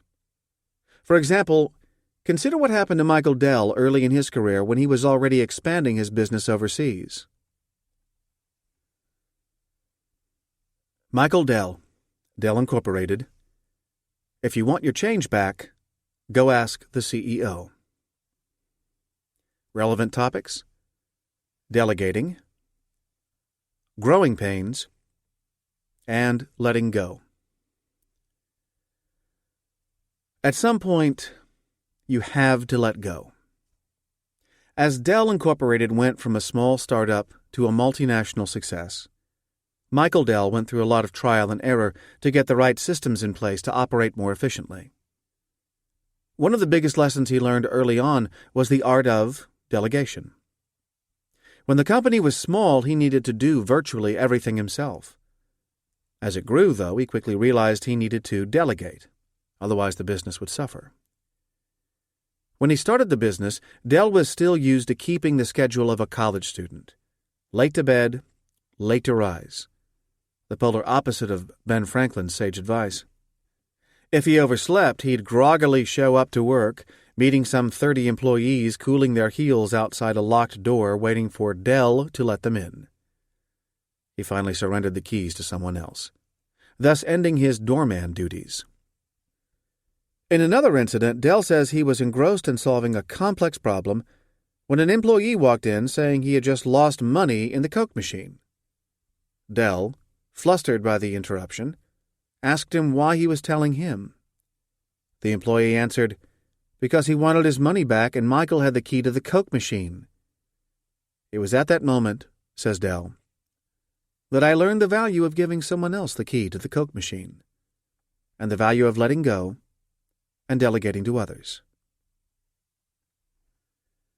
Using this anecdote. It's impossible for executives to do everything, and do it well, all by themselves. This is just as true for startups as it is for major organizations. An experienced manager knows that delegation is part of the job. Holding on to everything only delays the inevitable. Try this. We are growing far too fast to possibly keep doing everything by ourselves. We need to let go and delegate to others or find other people to handle certain things. I'm reminded of a story Michael Dell tells about the early history of his company. Michael Dell, Dell Incorporated. A whole floor for this? Relevant topics. Observing, understanding customer demand, and visiting the customer. When was the last time you saw your customers on their home turf? Michael Dell tells the story of visiting a customer in the energy business in the UK in the late 1980s when the London real estate market was white hot and space was at an absolute premium. The customer had dedicated an entire floor of its London headquarters just for the IT department to assemble and configure computers. Dell was amazed to see employees busily unpacking computers, loading software, adding network interface cards, removing features they didn't need, etc. Given London's astronomical real estate prices, he couldn't help but wonder if this was the best use of an entire floor of office space. As he was observing people scurrying around him, the IT person showing him around asked Dell if Dell Incorporated could do this for them, since they had no intention of becoming a computer company. Dell answered that they'd be happy to. He then followed through on the promise, quickly leading not only to a deepening of the relationship with this customer, but also to the creation of a new systems integration line of business. For Dell, the key was going to the customer's home turf and actually seeing how they really conducted business. Not listening to them tell you how they work in one of your plush conference rooms or corner offices, but seeing how it's done in their world. Needless to say, it was an eye-opener. By spending time with your customers where they do business, you can learn more than bringing them to where you do business. Using this anecdote. It's not enough to have your customers visit you. You have to go to the customer to experience up close and personal what challenges they face. First, the customer appreciates the gesture. Second, by carefully observing, you can not only find new ways to better serve that customer, you may get the creative spark you need to find game-changing solutions to benefit all your customers. Try this. How many people in this room have been on-site with their major customers recently? If not, I want you to be. We need to know what our customers face, where they do their business. Michael Dell tells the story. Michael Dell, Dell Incorporated. Pride comes before a fall. Relevant topics: accepting the status quo and believing your own press. There's nothing wrong with being proud of your company's accomplishments. But there is something wrong with letting that pride convince you the status quo will last forever, or that you will always have the advantage. That often leads to a false sense of security that lulls you into thinking you're invincible and can blind you to opportunities to improve and grow the business. Michael Dell's example? A person who, in 1986, graced the cover of Fortune magazine, billed as America's most successful entrepreneur. The winner of that appellation at the time was the then CEO of Digital Equipment. This high honor didn't last long, however, partly because Digital Equipment held on to a proprietary system of its own and never successfully made changes to make their equipment compatible with evolving industry standards. So Digital's stock collapsed. It fell from $200 to about 1/10 that amount, only to go up again briefly before the company was eventually taken over, lock, stock, and barrel, by Compaq. A major player in the American computer market for decades, by 1998 it had fallen off the radar screen altogether. Being on the cover of Fortune doesn't guarantee you anything, says Dell. Resting on one's laurels is nice for a while, but rest too long, and your competitors will pass you by. Using this anecdote, pride almost always comes before a fall. Although you may have achieved something big, an industry award or a cover page profile, it should never trigger complacency or be an excuse to let down your guard. Be careful of believing too much of your own press as well. It has a way of catching up with you. Try this. This is a terrific accomplishment and we should all be proud. But we have to remember this only raises the bar and becomes the new baseline. We can't now sit back and coast from here on in. I'm reminded of a story Michael Dell told on this subject. Michael Dell, Dell Incorporated. Sticking to what you know best. Relevant topics: exit strategy, focusing on core business, and sticking to the original game plan. Mistakes happen. The trick is moving on. By 1994, Michael Dell's retail business was growing at a brisk 20% annually. Still, the move into bricks-and-mortar retail, working with such partners as Circuit City and CompUSA, represented a major departure from the original and successful model of dealing directly with the customer. It was, after all, that model that set Dell apart in the first place. Dell tells the story of how he then scrutinized the retail numbers more closely. Despite strong sales, they weren't making any money. Margins were too thin. If that was the case with their company, he concluded, it must be true for competitors as well. A decision was made to put this line of business on notice. They had better justify their numbers or the plug would be pulled. The retail division responded by expanding into Walmart and Best Buy, but it was no use. With retail representing such a small portion of sales, the decision was made to exit that segment altogether. The reaction was swift. Analysts said Dell was making a mistake, needlessly limiting future growth. But Michael Dell had the numbers on his side. Media firestorm aside, the move had a major, perhaps unintended effect on the company. By exiting what had been unfamiliar territory, the company was forced to focus 100% on its original model of selling directly to the customer, where it was most profitable and where it held an advantage. Instead of dividing time between retail and direct, employees could now focus on what they knew best and where they were most profitable. As Dell sees it, they were grateful for the clarity that getting into and out of retail had afforded, he writes. Experiment over. Dell didn't look back.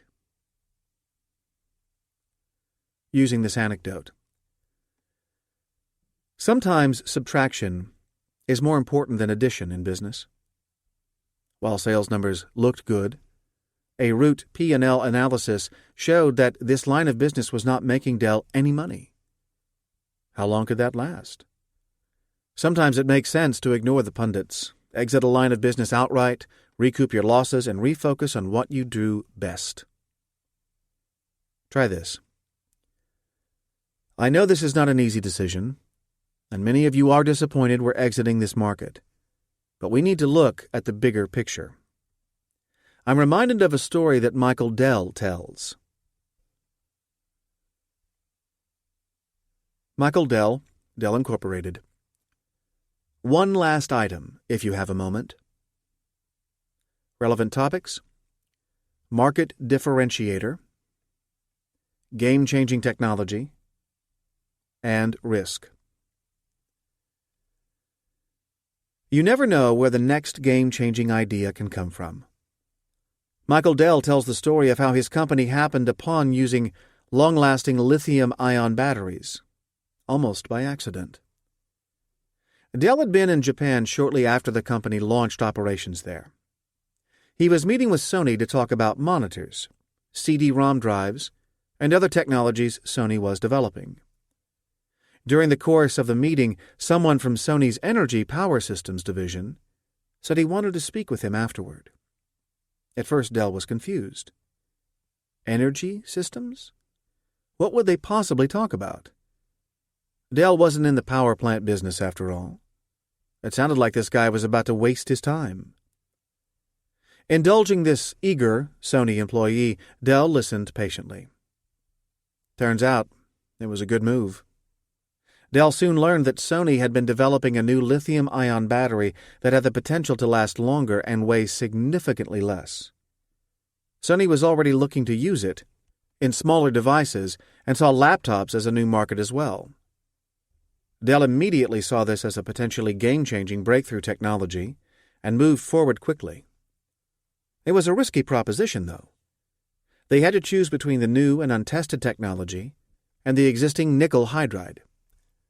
A year and a half after that spontaneous conversation in Japan, the first Dell laptops with lithium-ion batteries were introduced, an industry first, in a media event in August 1994, in which a laptop was run on battery power on a nonstop flight from New York to Los Angeles. 5.5 hours later, the laptop had broken all records, and it went on to become the industry standard. A rushed conversation that almost didn't happen had led to a move that leapfrogged the competition. You never know. Using this anecdote. You need to hear people out because you never know where the next winning idea may come from. Listen carefully and try connecting dots where others can't or won't. Remind people that sometimes you have to take big gambles in order to get a jump on your competitors. In Dell's case, no one had been using this technology, so it was a gamble. But it was a gamble worth taking. Try this. You never know where our next game-changing idea can come from. It pays to listen closely. Michael Dell says, Michael Eisner, The Walt Disney Company. Bonsoir, Mr. President. Relevant topics: endorsements, marketing, political favors, and public relations coup. It helps to have friends in high places. Former Disney CEO Michael Eisner tells the story of Disney's push to reinvigorate their theme parks, especially Disneyland Paris, which had been struggling since opening in 1992. By dropping prices, boosting marketing, and cutting overhead, they were starting to make progress, but the needle wasn't moving fast enough. Eisner says that in spring 1994, he was with former U.S. President George H.W. Bush at a performance of Beauty and the Beast in Houston, Texas, when the conversation eventually turned to the challenges Disney was facing at their Paris theme park. Eisner told Bush 41 that French President François Mitterrand, who was not exactly known as a connoisseur of American pop culture, kept refusing to visit the park. The elder Bush said that he was longtime friends with Mitterrand. Already planning to visit Europe with his children and grandchildren, he said he would invite the French president to dinner at the theme park. Sure enough, the former president was good to his word. Mitterrand and Bush dined at l'Auberge de Saint-Trion, inside the park. When the two statesmen emerged from the restaurant to a waiting press corps, Eisner recounts how the former American president turned to Mitterrand and said, "Smile. Come on, François, smile." Sure enough, the dour defender of elite French culture grinned for the cameras in front of the iconic Disney castle, a symbol of American pop culture. That shot made it to the front page of every newspaper in France the next day, at the height of the tourist season, no less. From a president who set his country's cultural agenda, there could have been no bigger or better symbolic endorsement. Using this anecdote. An endorsement, even if it's only implied, can be worth its weight in gold. Of course, it doesn't have to be from a head of state. It can be from a key customer or a significant figure in your industry. Try this. The endorsement we got today from X is really significant. It shows a lot of creativity in how we go about winning endorsements from even our most challenging customers. In fact, because X was seen as so challenging, today's news is all the more valuable. It reminds me of a story Michael Eisner told. If Bush can get Mitterrand to smile, we sure as heck didn't need to work as hard to get today's endorsement. Michael Eisner, The Walt Disney Company. I'm going to Disneyland. Relevant topics: advertising, catchphrase, spontaneity, and spousal input. It went on to become an iconic phrase. It's often repeated and always associated with the brand. An athlete just wraps up a winning game. A voice off stage asks what he or she is going to do next, and the athlete says, "I'm going to Disneyland." The interesting story behind that iconic phrase is that it didn't come from a focus group or months of marketing research. It started as a simple conversation among people who weren't even Disney employees. Former Disney CEO Michael Eisner tells the story of when he and his wife were joining George Lucas and others at a dinner to promote the opening of Star Wars tours. Also at the dinner were Gina Yeager and Dick Rutan, who had become famous for piloting a single-engine plane around the world on one tank of gas. During the evening, Eisner's wife, Jane, was making small talk with the pair and asked what they were going to do next, now that they had achieved such an amazing feat. "Well, we're going to Disneyland," came the answer in all sincerity. Jane liked the phrase so much she told her husband, adding that this would make a great ad campaign. The next morning, Eisner was on the phone with his marketing people, and 2 weeks later, Giants quarterback Phil Simms was smiling for the camera saying, "I'm going to Disneyland," just after winning the Super Bowl. Not many campaigns have such a short turnaround, or such resonance. Using this anecdote. Creative ideas can come from sources or moments that just can't be planned. Of course, being the wife of the CEO helps, but still. This idea not only came from someone who wasn't an employee, but also it was executed brilliantly within what must have been record-breaking time. Try this. We need more creativity, more spontaneity, and quicker turnaround at this company. We all know the "I'm going to Disneyland" phrase, but what you may not know is where that phrase came from and how quickly it was set in motion. Michael Eisner tells the story of when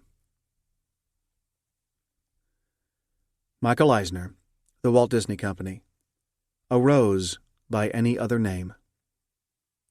Relevant topics: branding, cultural differences, and marketing. What's in a name? Often, a lot. When Disney first built its theme park in France, it was called Euro Disney. Former Disney CEO Michael Eisner tells the story of how plenty of mistakes had been made along the way with the new park, but one in particular had to be quickly corrected. For Americans, the word Euro had long been associated with a continent seen as glamorous, cultured, and sophisticated.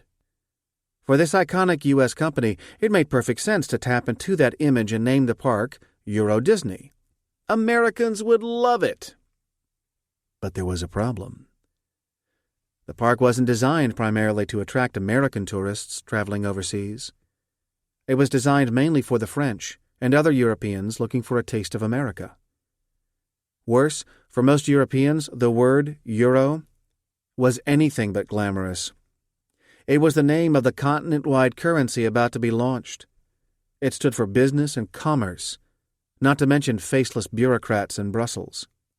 Not exactly anyone's idea of Disney's brand association, generally thought of as fantasy, make-believe, and dreams coming true.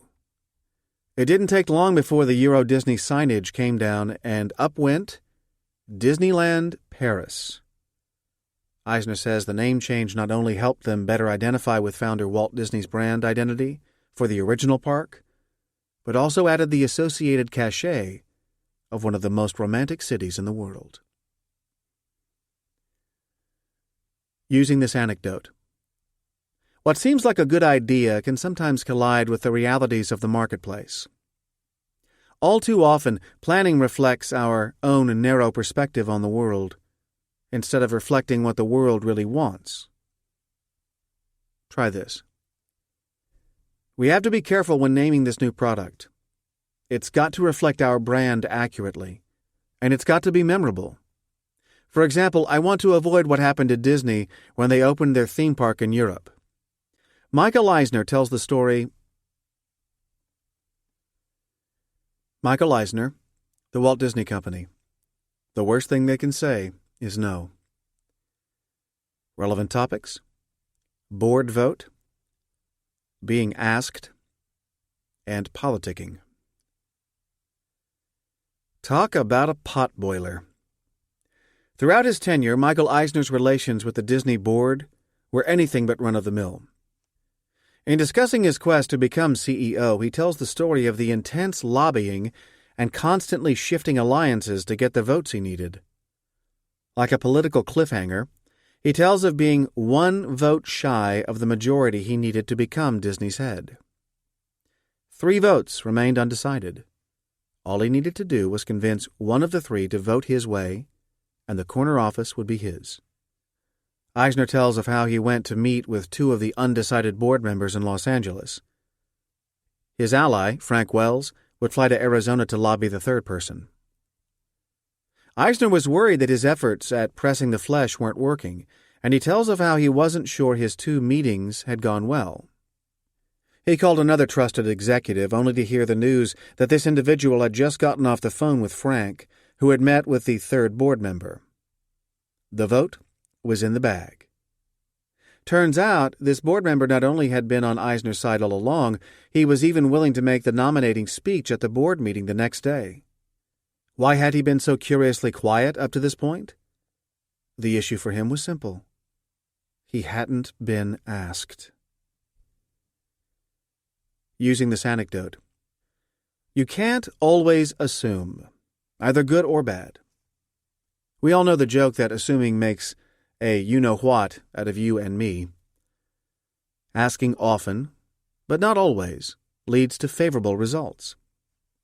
In this case, it turns out this individual had been on Eisner's side all along. He was just waiting to be courted. How many opportunities have you missed by not actually asking? Try this. Everyone, customers included, wants to be asked. They don't want people making assumptions about them either way. I'm reminded of a story Michael Eisner tells. Michael Eisner, The Walt Disney Company. Debits and credits. Relevant topics: accounting, humbling experience, lack of specialization, self-improvement, and spousal competition. At least he knew numbers in the black were good. Michael Eisner, a highly successful businessman by any measure, tells the story of never having taken an accounting course when he was studying at New York University. As he was nearing the end of his contract at Paramount, he joked that it would be useful to finally take a course to better read a balance sheet properly. Although enthusiastic about this act of self-improvement, he wasn't about to face the course alone. He convinced his wife, Jane, to go along with him, as he says, to share the pain. He says their kids enjoyed watching the two of them sweat out the course, taking time away from weekends to study and work on homework together. As he saw it, he and his wife were as competitive as two high school seniors fighting for the honor of earning class valedictorian. When it came time for the final exam, both felt the test was impossibly difficult. Jane was so sure she had flunked she refused to hand in her exam and failed anyhow. Eisner handed in his exam figuring that the test was so difficult the professor would grade everyone on a curve.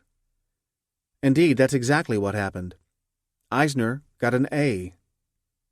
When they later reviewed Jane's answers, it turns out she would have gotten a higher grade if she'd only handed in her test. It didn't count, however. The lesson for him was better to try than forfeit. Using this anecdote. The fact that the CEO of a major corporation admits to never having taken an accounting course is probably story enough, but this cute anecdote of friendly spousal competition is a nice way to remind people that there's always room for self-improvement, or to show how important it is to bond with one's significant other. It also speaks to the fact that the CEO cannot possibly be an expert in every aspect of the business. Try this. Not every CEO can be perfect in every part of the business. No one can, for that matter. Some are more right brain, others more left brain. Some see the big picture easily, while others prefer to dig deeper in the details. Take Michael Eisner, who's always been in creative enterprises. Michael Eisner, The Walt Disney Company. 1% inspiration, 99% perspiration. Relative topics: creativity, weeding out ideas, and odds against success. Success has many fathers. Failure's usually an orphan. When Michael Eisner was relatively new in his career, he developed a treatment for a television program that he readily admits was not ready for prime time. Later, when he actually headed a studio, he says he wanted to create an environment where people wouldn't be afraid to test new ideas. The key was not being penalized for the wrong idea. Instead of agonizing over decisions, there would be instant feedback, thumbs up or adios. Ideas usually got neither better nor worse over time, Eisner reasoned. You know pretty quickly what's going to have potential and what's best set aside. Eisner says the weeding out process can often be brutal. For example, for every idea a respected producer submits, at least 10 possibilities have already been screened out beforehand. For every 3 ideas the network eventually hears, usually only 1 script is okayed for development. For every 3 accepted scripts, 1 pilot is accepted. For every 3 pilots made, only 1 goes on air. For every series that makes it on air, only 1 in 4 ends up returning for a second season. For every one that returns, only 1 in 4 becomes a true hit. And even then, only 2 or 3 times per decade does a show become a cultural phenomenon, like The Sopranos or Seinfeld. By his own calculation, Eisner says that for even a seasoned producer, the odds of a modest success are around 1 in 4,000. But all it takes is 1 hit. Persistence is as important as inspiration, he says. Using this anecdote. No matter what industry you're in, the odds of failure in trying something new are always better than the odds of success. That's business. That's life. Eisner's story is a good way to illustrate those odds using references everyone can identify with. Try this. Let's be honest, the odds of failure are big. That's why it's more important than ever that we focus on improving those ideas at the front end. I'm reminded of a story by Michael Eisner who tells the odds of getting a show on television. Michael Eisner, The Walt Disney Company, Outward Bound for Execs. Relevant topics: learning the corporate culture, creating networks, and learning by doing. What happens when your CEO really is Mickey Mouse? Michael Eisner tells the story of how Walt Disney insisted on teaching by example. He was known, for example, to lean down and pick up trash at Disneyland. Years later, Eisner says he did the same thing, despite a bad back, at Walt Disney World. Executives not only have to talk the talk, they must walk the walk.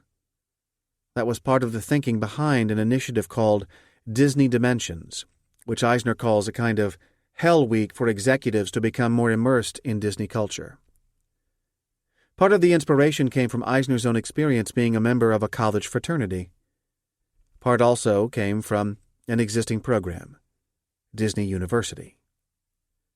Top brass had rarely attended this program in the past, but that soon changed as the 9-day program became required attendance. As in Outward Bound, executives were given hands-on experiences. For example, they would don character costumes, like Mickey Mouse and Donald Duck at theme parks, and walk around and mingle with guests. They were given briefings on details of the business, from the mundane, like how they peeled potatoes at their restaurants and how often restrooms were cleaned, to more important aspects of the business, like how movies and TV shows were selected for production. While at the beginning of the program many grumbled about how much time they were spending away from their work, by the end, most ended up loving the whole experience. Eisner says there was another benefit. Everyone ended up with foxhole companions whom they could rely on when they returned to their jobs. Camaraderie always widens and deepens networks in business. Using this anecdote. Many companies have training programs for their executives, but it's not every company that requires their top brass to walk around in cartoon costumes or learn how potatoes are peeled. Try this. I know the next couple of days may seem like a drag to you, but believe me, it's important for you to understand our company's corporate culture. Disney, for example, has its own program. Larry Ellison, Oracle, Irrational Exuberance. Relevant topics: bubble economics, hype, internet boom, and valuation. Call it the zeitgeist of the digital age. The internet bubble of the late 1990s spawned some crazy ideas. Everything from online guitar lessons to home kitty litter delivery, and many more too numerous to mention here. Oracle founder Larry Ellison says he and some friends tried to test just how far the euphoria for this newfound technology really went. He says at the height of the bubble, he and a group of friends started a website called heyidiot.com. But wait, it gets better. They made nothing. They did nothing. Their sole activity was selling stock in, well, themselves. Their plan was to then auction off heyidiot.com to the highest bidder. Much to Ellison's surprise, some people actually fell for their tongue-in-cheek ruse. He says some even sent emails saying the site wasn't working and asking when it would be back up. Others said they were trying to buy the stock but nothing was happening. They even got a call from someone who was interested in buying the website's name. According to Ellison, this person thought the site was worth hundreds of thousands of dollars. More madness. Not the first time a bubble produced irrational exuberance, and unfortunately not the last.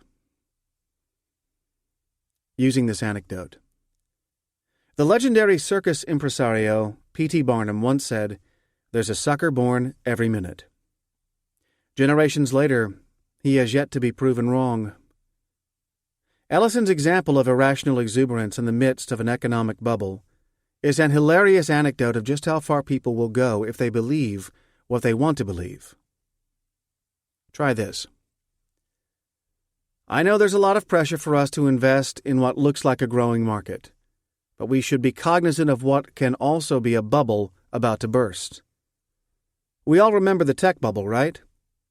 Oracle's Larry Ellison tells a great story. Larry Ellison, Oracle. What box? Relevant topics: challenging conventional wisdom, innovation, risk, and succeeding in business. For Larry Ellison, it really is hip to be square. He says he actually got ahead in business by challenging the current conventional wisdom, even in small matters like clothes. Though he was someone who made it big in Silicon Valley, where T-shirts and jeans are de rigueur in board meetings, he wore suits instead. His nonconformity may have hurt him socially, but it was key to his success in business, he says. His belief? You can't innovate by copying.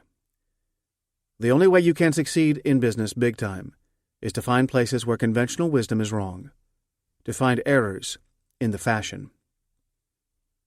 Like Galileo challenging the conventional wisdom that the sun revolves around the earth. It may get you into trouble. It may make you enemies. But it's ultimately all the more rewarding when you're proven right. Ellison says that at least once every 5 years you have to find that error in the conventional wisdom and do things differently. Otherwise, you're not truly innovating. For example, he made Oracle the only company to believe that a relational database, which matches data together by finding common characteristics, could be commercialized. He says IBM even wrote a white paper on the subject, but Oracle was the first to market.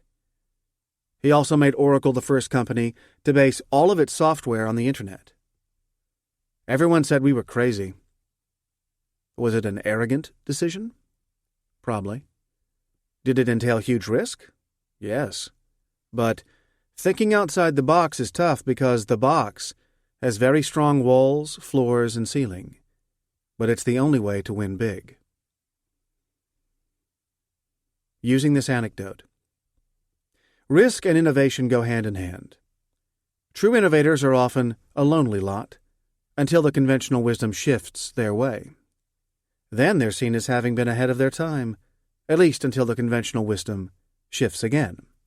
And shift it will. Try this. It may seem like we're swimming upstream and getting nowhere, but I want to remind everybody that innovation only comes with taking risks. Larry Ellison at Oracle talks a lot about challenging conventional wisdom. Larry Ellison, Oracle. All you need is love. Relevant topics: adoption, family, and respect versus love. Like Steve Jobs, Larry Ellison was an adopted child. His mother gave him to an aunt and uncle living in a different city when he was only 9 months old. He never knew his birth father and only met his birth mother when he was in his late 40s. He tells a story of when he was a teenager and talking with his sister, who would later become a psychologist.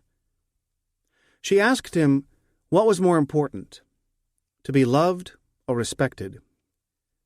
He answered quickly, saying it was more important to be respected. She told him he was wrong. After initially getting annoyed, he paused and thought about it longer. He then told her he still thought it was more important to be respected than loved. We've got to find that someplace in our lives, he says. But then he changed his mind. He adds that his place is with his adoptive family, where the love his adopted parents showed him trumped genes. He says he realized that even after he met his biological family. I didn't belong to them, he says. I belonged to the family that raised me. It eliminated all ambiguity. Using this anecdote. While it may be more important to be respected in business, as well-rounded individuals, we also need more than just respect. Try this. Work-life balance is critical for each of us. The fact is, the rules of the workplace don't apply at home. I'm reminded of a revealing story Larry Ellison tells of when he was younger. Carly Fiorina, Hewlett-Packard, taking on the empty suits. Relevant topics: fairness, judging performance, and career risks. Carly Fiorina faced tough odds succeeding in a male-dominated business. She tells the story of how some aspiring managers at a major telecom company where she had worked prior to joining HP would get ahead more by schmoozing and looking the part than by actually being the part. She calls them 42 longs, after the suit size for individuals who were just that, empty suits. She says the managers there would conduct annual performance reviews, rating and ranking subordinates. All too often, however, how long you'd been with the company or how well liked you were trumped actual achievement. She said a lot of horse trading went on one year among managers rating their direct reports. She had been rated highly because of her stellar performance, but ranked lower than she should have been because another manager said his direct report didn't get promoted last year. His reasoning? It was now the other person's turn to advance. Fiorina should wait until next year. In an underhanded move, the manager made up tales about Fiorina, saying that when she worked for him, she took credit for other people's work. It wasn't even remotely true. In fact, she had never even worked with this person. When she later learned of the deception, she confronted him. She eventually got him to admit in front of the others that he had fibbed. Shaking and trembling after leaving the meeting, she worried that she had just killed a promising career. The next day, however, the now remorseful manager apologized to her. In confronting the manager, Fiorina had taken a big career risk. But fair's fair. Sometimes you have to stand your ground, even when confronting those above you. She writes that it was also the first time she had experienced how personal power could triumph over positional power. Using this anecdote. Fiorina took a big risk in confronting an individual who was more interested in playing office politics than in being fair to deserving high achievers. This story is especially appropriate when talking about performance reviews and the need to put company interests over personal friendships. Try this. We need fairness and objectivity in how we judge performance at this company. I sure don't want to see a situation similar to what Carly Fiorina faced early in her career. Carly Fiorina, Hewlett-Packard, changing the world. Relevant topics: developing world, empowerment, leadership, and technology change. Borders can't keep talent hidden forever these days. Carly Fiorina tells the story of a rural community in South Africa called Mahalakwena, where HP had committed itself to help with the community's development using cutting-edge technology. They were already confidently using the company's technology in libraries, schools, and health clinics. Some 3,000 people, ranging in age from 13 to 74, had graduated from the PC literacy courses they sponsored. She said she saw many of them busy applying their newly learned skills on long-distance learning and other pursuits. She tells the story of meeting someone named Sally George Masinga.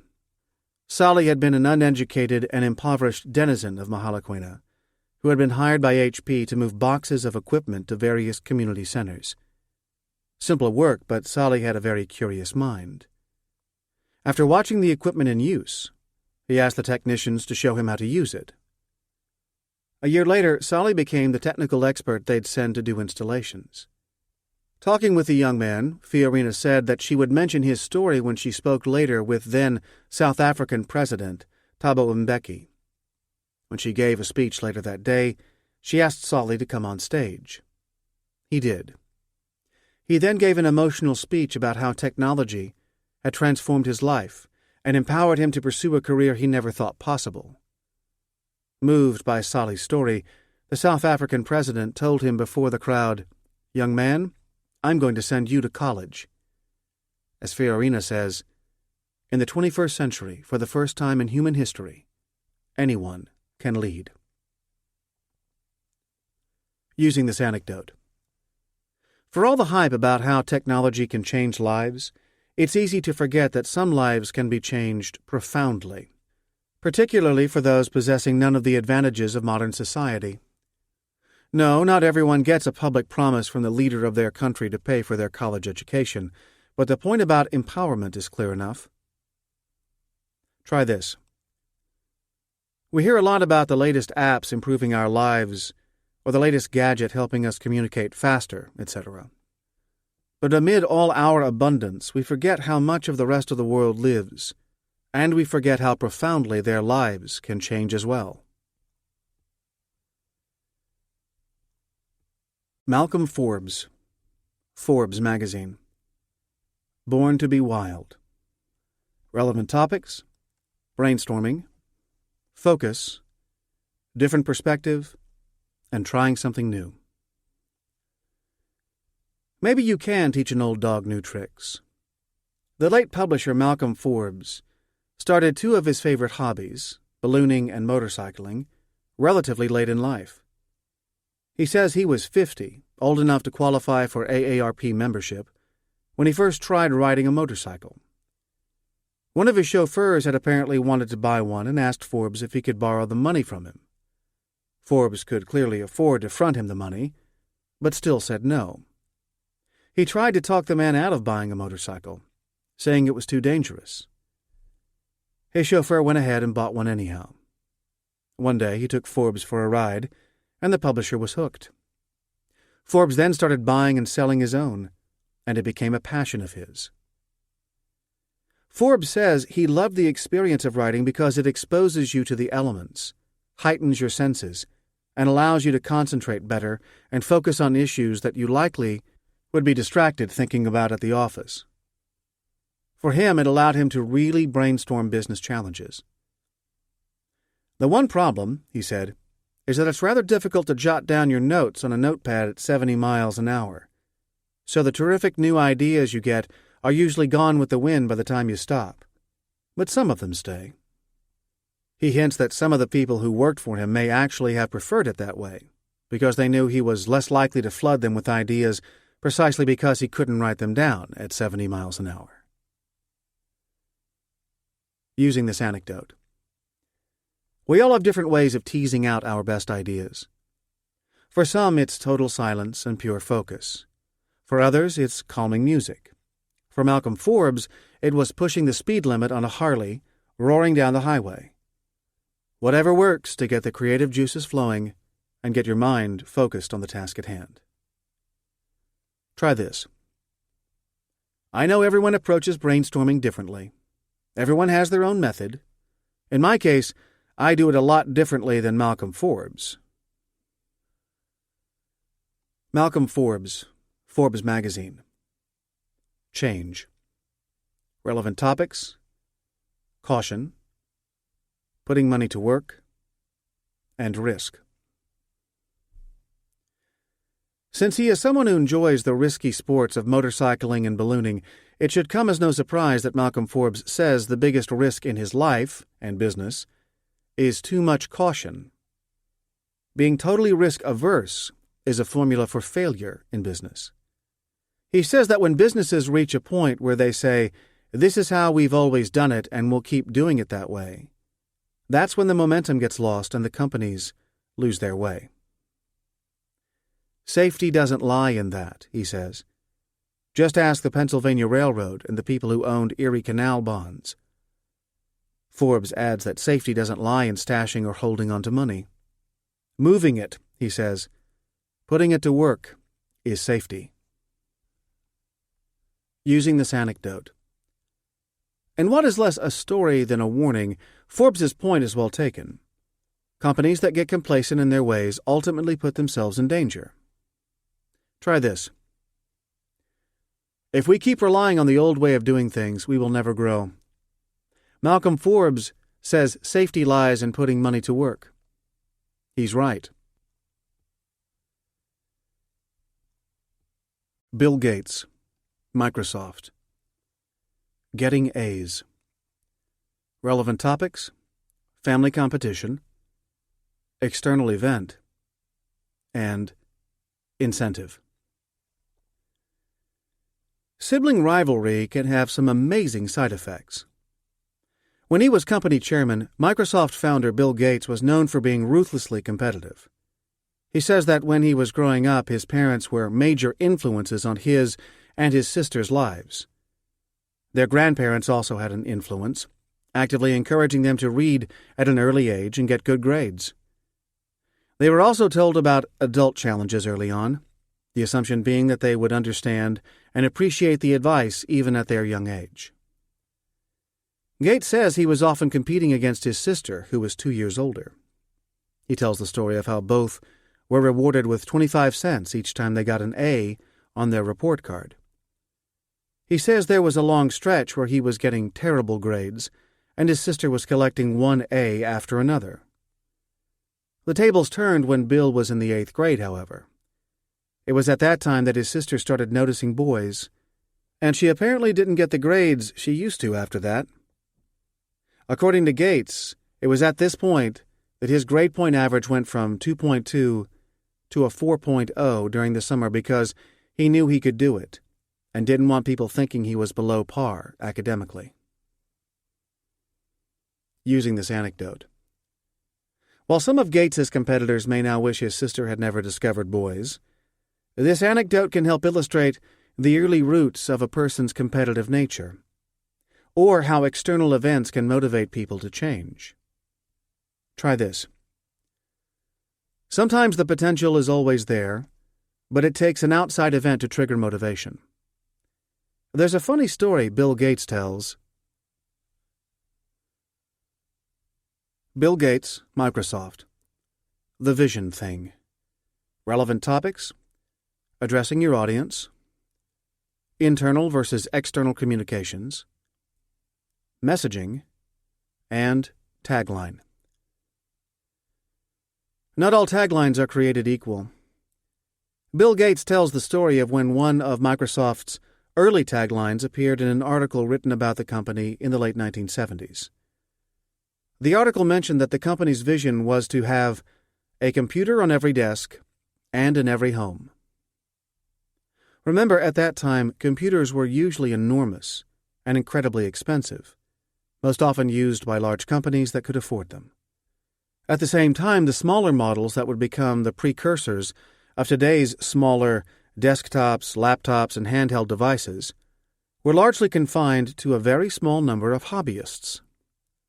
These models, too, were out of range for the average consumer. Gates even says that Ken Olsen, the former head of Digital Equipment, the company that made the computer Gates grew up with, thought the idea of people wanting a computer at home was way off base. When talking about the computer's vision internally, however, Gates would say, "A computer on every desk and in every home running Microsoft software." In front of an external audience, he'd leave the last part out. But if he were speaking internally at Microsoft, the last part definitely stayed. It depended on the audience. You can have a vision, but that vision is often going to mean different things to different people. Using this anecdote. A company's name is one thing. A description of that company's vision is a completely different matter and can be vital for clear communications.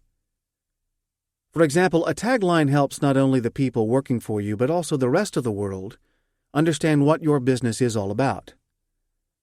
It can be a rallying cry for your troops. Try this. When we launch this new campaign, it's important that we understand our audiences. Different stakeholders will see it from different angles. I'm reminded of a story Bill Gates tells from early in Microsoft's history.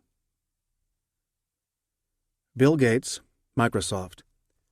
It costs how much? Relevant topics: ahead of the curve, creating opportunities, moving quickly, and timing. It started with sticker shock. Some 40 years ago, the cost of a computer was astronomical.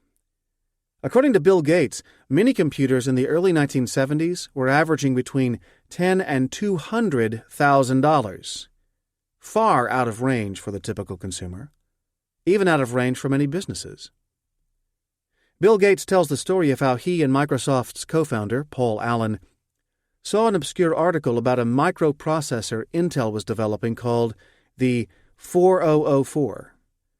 Both knew that processing ability was increasing exponentially, so it was only a matter of time before the price would come down. In 1973, the 8080 chip had been introduced. Gates and Allen began to think, okay, this is far better than most of these mini-computers. Someone's going to take that chip and do something wild. In late 1974, Popular Electronics ran its now famous cover piece on the Altair, a computer kit for hobbyists.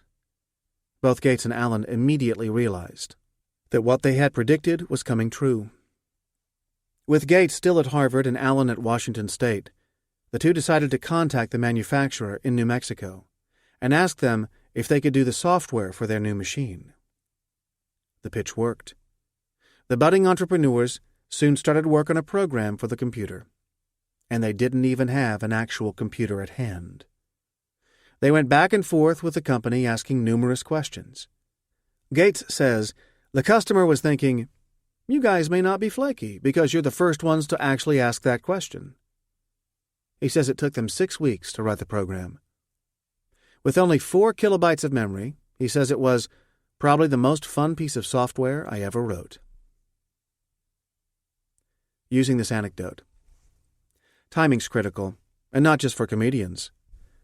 It can spell the difference between success and failure in business, too. Gates and Allen were keeping up with the bleeding edge trends in the industry while waiting for the right moment to act. Any earlier wouldn't have made sense. Any later might have meant someone else running with the idea. Try this. They say there's no such thing as luck. What many consider luck is actually the point at which preparation meets opportunity. We have to do both, prepare and create opportunities. I'm reminded of a story Bill Gates tells. Bill Gates, Microsoft. Good morning, Allen and Gates. Relevant topics: anticipation of growth, branding, and naming a company. What's in a name? A lot, actually. Microsoft co-founders Bill Gates and Paul Allen had been planning on starting a company for quite some time. They had already started working with their first major customer, MITS, in Albuquerque, New Mexico, doing the software for their computer, the Altair. Still students, the duo had already been trying out different names for the company they knew they would eventually found. When they were much younger, still kids, they had experimented with all kinds of company names. One obvious choice was Allen and Gates. It sounded okay at the time, but they quickly realized it projected the wrong image. They wanted to start a company on the technological cutting edge, not a law firm. Gates says that since they were the first to do microcomputer software, the choice of naming the company Microsoft seemed obvious, and we thought it was a cool term. He says they both knew the name would also have longevity, which was important given their obviously ambitious plans. They thought at the time, hey, we're going to have a big company, so we'll have a big-sounding company name. So Microsoft was a very natural choice. Using this anecdote. Shakespeare may have said that a rose by any other name would smell as sweet, but then again, Shakespeare was never actually called upon to name a company. A name needs to sound and feel right, not to mention fit a brand image. Even naming an initiative within an existing company can affect whether it's accepted or not. Who's going to follow the banner of increase revenue by 12%? Snore. Fit to win sounds a lot better. Try this. How we name this initiative is critical for its success. For example, how many people here have used software from a company called Allen & Gates? Nobody, of course. That was one of the early names rejected by the company that would go on to become Microsoft. Gates tells the story. Carl Gerstacker, the Dow Chemical Company. If you can't beat 'em. Relevant topics: living with confrontation, publicity, and recruiting. What's worse than being talked about? Not being talked about. Carl Gerstacker's tenure as chairman of Dow Chemical coincided with the Vietnam War during the 1960s, a period of political and social upheaval for the United States. Dow had been making napalm, a chemical used in the war to clear the jungle, often with devastating effects. Protests followed company representatives, as did people who supported the company's position. Gerstacker was reportedly even on the receiving end of death threats. He told the story of a Dow recruiter who went to a California school to seek out potential new hires. He said students were lined up in the hallway waiting to see the recruiter for jobs with Dow or to express their opposition to the company. In the booth next to him was a recruiter for Standard of California, the precursor of today's Chevron.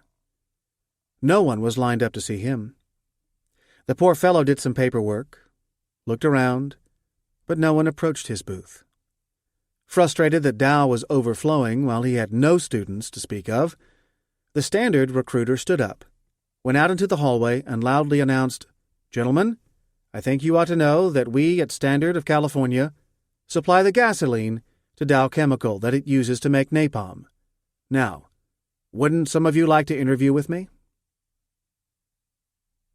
Using this anecdote. Sometimes companies, rightly or wrongly, are on the receiving end of public criticism. This story neatly illustrates the old rule that publicity of any kind, even bad publicity, is better than none at all. Try this. I know when we go out in public, we're sometimes confronted by individuals opposed to us. That's fine. We live in a democracy. But remember, even bad attention can sometimes work in our favor. The late chairman of Dow Chemical, Carl Gerstacker, told the story. Carl Gerstacker, the Dow Chemical Company. In the beginning. Relevant topics: off-color joke, traveling to different cities, and speech opener. Not your typical speech opener these days, but still funny. Unquestionably part of the pre-politically correct era, Dow Chemical chairman Carl Gerstacker was fond of repeating variations on the same joke to different cities he'd traveled to across the country. He called it the Mabel joke. He would tell audiences that as soon as he arrived late in the city he was traveling to, Chicago, Los Angeles, Pittsburgh, or wherever, he would usually be in no mood to go to sleep right away. Bored and looking for something to read, he once pulled out a copy of the Gideon's Bible in the nightstand. He opened it up to the first page and saw that someone had written, "If you're having trouble sleeping, try reading the 23rd Psalm." He thought to himself how kind it was to offer such friendly advice, so he turned to that page. On the page with the 23rd Psalm, the same person had written that if you're still having trouble sleeping, go to the 13th chapter of 2 Corinthians, and so on. This went on for several pages, and Gerstacker thought to himself, "Wow, what nice people here. How considerate they are to travelers here." Finally, he turned to the next page as instructed, and in completely different handwriting someone had written, "And if you're still having trouble, hi there, my name is Mabel, and if you call me at 123-4567, I'll come right over." Using this anecdote. Obviously more of a relic of the Mad Men era, or earlier, Gerstacker says this joke always got a laugh when he told it. Be sure, however, that the audience you're addressing will get the humor and not be offended. Try this. I've heard people in the city are especially friendly, and I've seen it myself. I'm reminded of a story by the former chair of Dow Chemical, who used to travel to other cities and made a similar observation. Carl Gerstacker, the Dow Chemical Company. So what's your question? Relevant topics: protests, questioning management, and shareholders' meeting. Free speech is a cornerstone of democracy, but patience isn't limitless. Protests against Dow Chemical's involvement with supplying napalm spread to the company's annual shareholders' meeting. Protesters had gained access to the meeting one year and proceeded to use the forum as a platform for speeches. Although Gerstacker completely respected opponents' right to free speech, he also understood that the never-ending speeches were preventing business from getting done. One by one, the student protesters would approach the microphone and start what were more often rambling lectures than true questions. Gerstacker himself would patiently answer each question later, saying his biggest problem was not really the students, who had a right to be there, but restraining employees and shareholders who felt the students had made their point and should either behave for the rest of the meeting or be kicked out. The experience resulted in what would later be called Gerstacker's Rule. If it takes more than 5 minutes to ask a question, it's not a question, it's a speech. Same for the answer. If it takes more than 5 minutes to answer a question, it's not an answer, it's also a speech. In either case, at Dow meetings, if the time limit passed, the individual would be gavelled down. The limit was subsequently scaled down to 3 minutes. Gerstacker would later say that he was careful to distinguish between two different types of students. He would engage those interested in real debate, usually not the loudest, whose main goal, at least at the time, appeared to be shutting everything down. Using this anecdote. Not every company faces protests, but some do. It's a normal part of living in a free society.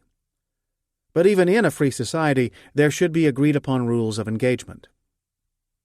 Gerstacker's rule, of no more than a few minutes to ask your question, is probably a good rule of thumb for a public session, where questions are more for public consumption than a serious effort to start a dialogue.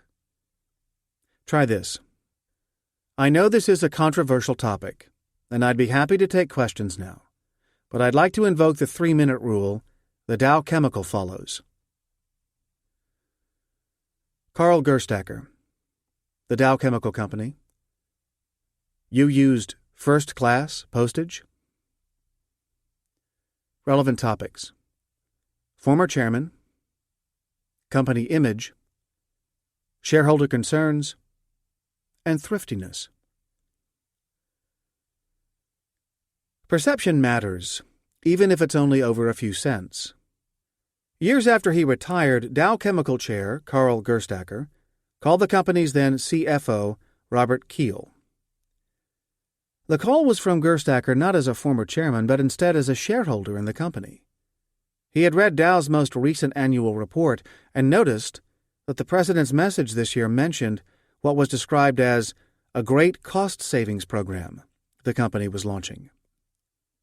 Gerstacker then quizzed the CFO as to why Dow, in light of this great cost savings program, spent $1.39 per copy to send the annual report in a first-class envelope.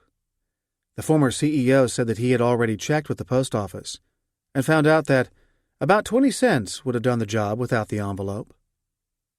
Red-faced, Keel said it was clearly a mistake he would look into. He then instructed his staff to report back to Gerstacker on a handwritten note on used scratch paper delivered by the cheapest means possible.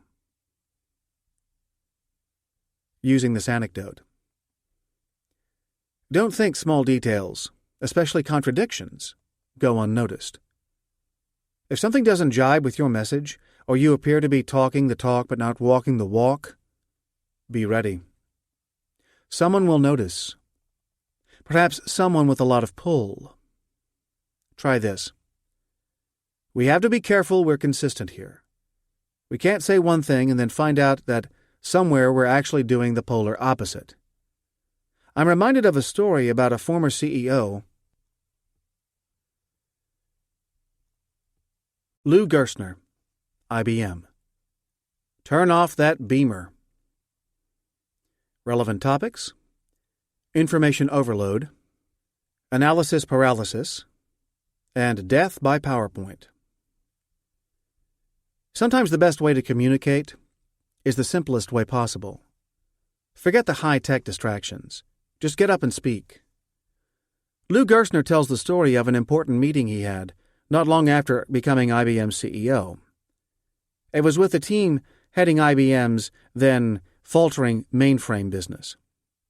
It was an important session for all involved because if that business continued to perform below expectations, the fate of the entire company could hang in the balance. At that time, company meetings were often run using a presentation system that was essentially a forerunner of PowerPoint, known in IBM vernacular at the time as foils. The person presenting knew his stuff, but was essentially repeating minute details already on the foil. By the time the presenter got to the second slide, Gerstner had stood up, walked over to the projector, and, to the surprise of everyone in the room, turned it off. The screen went blank. The audience sat for a moment in stunned silence, until Gerstner turned to the presenting IBM employee and said as politely as he could, "Let's just talk about your business." And they did. News of the incident spread like wildfire throughout the company via emails that crisscrossed multiple time zones. The point was clear, though. The chairman wanted a real discussion of the challenges that division faced, not a slideshow. Gerstner then credits the honest discussion that followed with later helping make a mission-critical decision for the business. It wouldn't have happened, though, if Gerstner hadn't challenged the status quo and asked for clarity. Using this anecdote. Tell your story as simply as possible. It's too easy to hide behind content-laden presentations. Tell your story in the most compelling way and use visuals to back it up, not as the main event. If your company is suffering from death by PowerPoint, start by saying, "I want to use as few slides today as possible so we can have a real dialogue, something we need more of here." It reminds me of a story about IBM.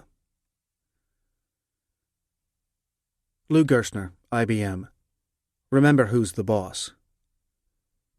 Relevant topics: global communications, asserting control from the top, sabotaging progress, and employees.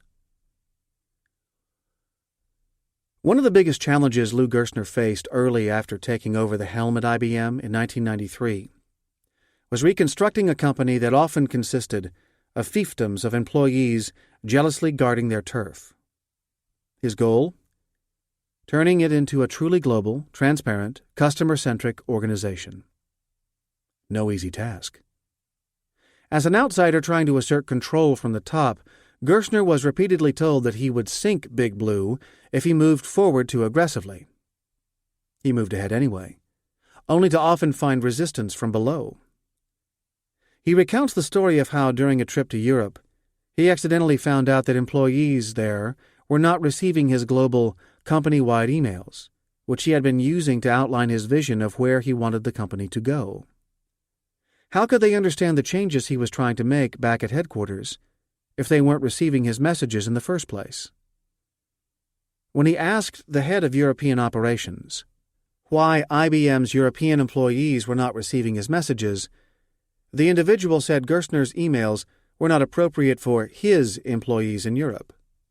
Plus, they were hard to translate. Gerstner later summoned this individual to the headquarters in the United States. He firmly told him that all employees belonged to IBM, and he was to stop interfering with company-wide communications sent from the global CEO's office. Period. The executive sheepishly agreed but never fully got on board, and later left the company. Not a pleasant experience, but necessary to assert control. Using this anecdote. Sometimes you have to remind people, subtly or not so subtly, of exactly who signs the paychecks.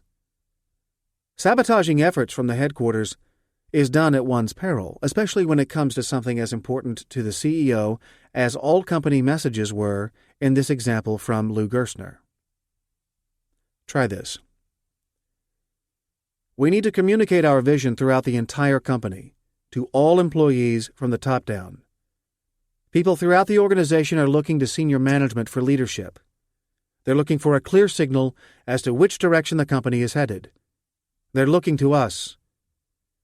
I'm reminded of a story about Lou Gerstner at IBM. Lou Gerstner, IBM. 3 simple words. Relevant topics: communication, corporate culture change, leadership competencies, message simplification, and performance commitment. Call it IBM's sophomore slump.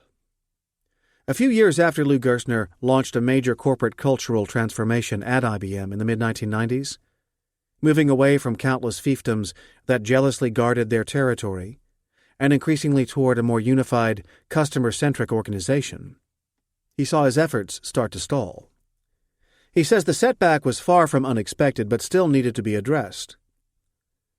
Many employees were buying into the cultural changes begun under Gerstner, but in some cases it often remained an intellectual exercise.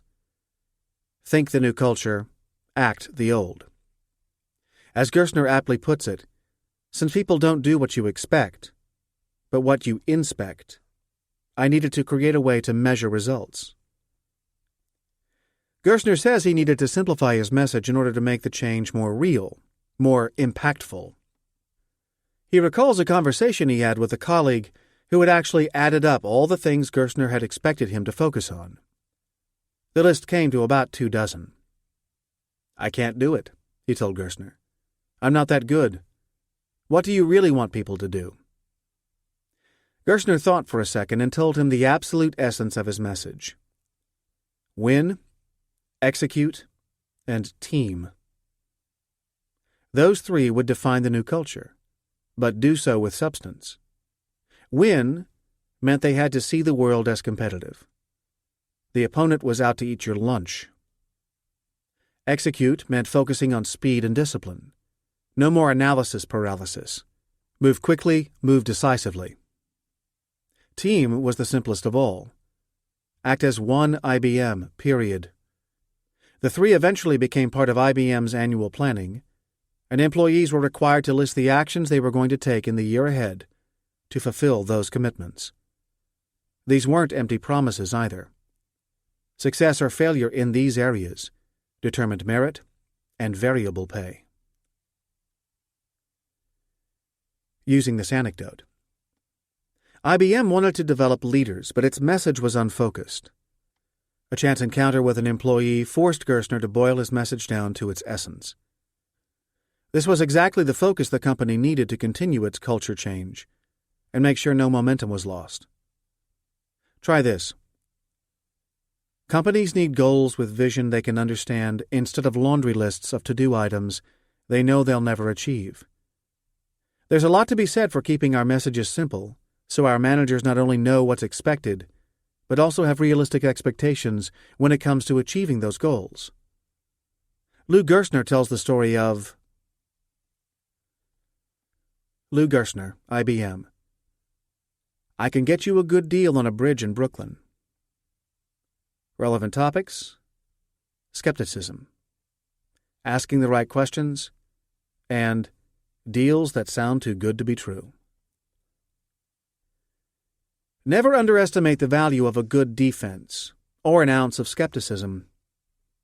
Looking back on his career, former CEO Lou Gerstner confesses that much of his success at IBM was due not just to the deals he did, but to the deals he didn't do. He says this was especially true with many of the opportunities presented to him by investment banks promising the stars and the moon, but glossing over critical facts. One episode in particular stands out. He tells the story of a banker who approached him with a plan for IBM to acquire a major computer manufacturer. It sounded great. The market would love it. The transaction's executive summary predicted that with the acquisition of this company, IBM's stock price would go through the roof for years to come. Who could object to that? Gerstner was skeptical, though. He closely scrutinized the appendix, where the forecasts were spelled out in detail. To his surprise, he found that IBM's profits would actually be wiped out if they went ahead with the deal. He then asked his CFO to question the banker about this. The banker told the CFO that wouldn't matter to the investment community. They should just go ahead anyhow. If only it were that simple. No deal. It's the CEO's job to be hard-nosed and critical about these matters because, statistically, most mergers fail. Asking the right questions can help prevent making a mistake that could easily erase all your other accomplishments. If you're not watching the bottom line, who is? Using this anecdote. The devil is often in the details, especially when acquisitions might look good on paper but just don't feel right. This story illustrates the point that you need to ask critical questions and play the role of devil's advocate, especially when something sounds too good to be true. It often is. Try this. Prudence pays, or more often than not, at least stops you from losing money. It's always a good idea to ask critical questions, especially when we're being asked to engage in a project where more than your usual share of risk may be involved. That reminds me of a story at IBM where some critical questions kept them from making what could have been a big mistake. Lou Gerstner, IBM. This guy wants to eat your lunch. Relevant topics. Firing up the troops. Passion about the competition. Personalizing the argument. And sales. First impressions count. Lou Gerstner wanted his first meeting with more than 400 of the company's senior management to be a real barn burner. He tells the story of how he needed to show he was going to be different from his predecessor. He also needed to instill a sense of urgency among employees to turn things around and focus on beating the competition instead of on internal conflict. The situation was indeed dire. Big Blue had lost about half its market share in an industry that was growing. It was ranked poorly in customer satisfaction surveys, sometimes losing even to companies that didn't exist anymore. Gerstner decided to try something IBM was not used to. He made it personal. His presentation showed pictures of competing CEOs and the negative comments they were saying about IBM, mocking Big Blue's fall from grace. Gerstner said everyone in the room had to focus on the competition, not intellectually, but viscerally. He added that since he had started, he had received thousands of emails from employees who spoke about the passion they felt for IBM, but none spoke of any passion against the competition. Gerstner said they had to feel that competitive pressure to beat the other guy, in their guts, not their heads. He said they should view it as if the competition were coming into their homes and robbing their kids' and their grandkids' college funds. That's how they had to mentally prepare themselves for battle. The talk appeared to work. The message of the new CEO was now clear. Gerstner was not happy with the status quo, and people had better start feeling some fire in their guts if they wanted to be around for much longer. Using this anecdote. When companies focus too much on internal matters and not enough on beating the competition, even big companies like IBM can stumble. Try this. We face a tough situation here. When Lou Gerstner started at IBM, he also faced a tremendous challenge. His company lacked the will to fight. If your company is in a similar situation, and you have the opportunity to make a similar speech, consider using the same technique as Gerstner. When channeled properly, it can be a strong motivator for people. Andy Grove, Intel. It's spelled Grove. Relevant topics: becoming an American, immigrants, and fitting in. Talk about beating the odds. Former Intel CEO and chairman Andy Grove, a Hungarian immigrant, went through more than his share of adversity. He survived World War II as a child, came of age under a communist regime, and managed to rise to the top of one of America's most well-known companies in a fiercely competitive industry. Not long after he arrived in the United States, green card in hand, his future looked bright except for one thing: his name. He liked being called Andy, which fit perfectly. But his family name, Groff, was often mispronounced as Gruff, not exactly the image he wanted to project. And then Grove learned from friends about another Hungarian who had Americanized his name, so the pronunciation in English came closer to the Hungarian original. Grove decided he would try that with his name. At first he tried to anglicize his name by putting an E at the end to make Grof. A friend who read the name said it looked like Grofé. Not quite. He then wrote down Grove and tried it out on an American friend who said, "Oh, that's how you say it." Perfect. All he had to do was wait to become a citizen. At that point, he could make a formal name change. In the meantime, he was told to be consistent about using his new name. After making the choice, he says he wrote to his parents, concluding the letter with the following: "From your son Andy, whose name will soon be Grove." Using this anecdote. America is a nation of immigrants. Andy Grove's story about his path from adversity to success is an inspirational one. In showing his effort to fit into a new adopted land, the story of his search for just the right Americanized version of his name is a good one to remind people that the American dream is alive and well. Try this. Sometimes you just have to be flexible until you find the right solution, especially if you are adapting to new circumstances. I'm reminded of a story Andy Grove tells. Andy Grove, Intel.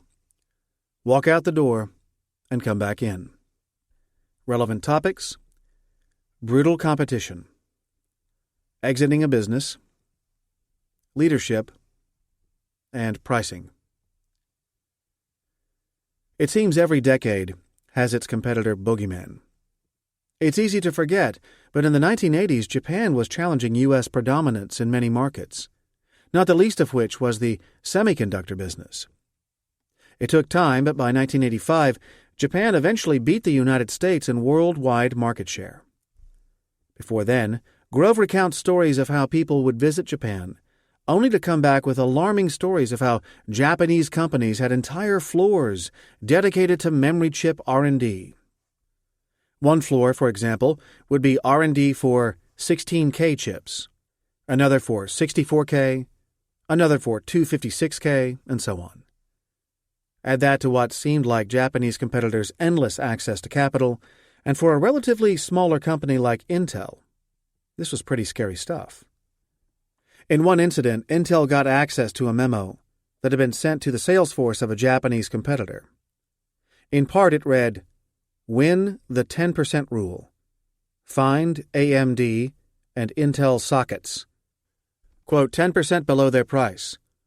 If they require, go 10% again. Don't quit until you win."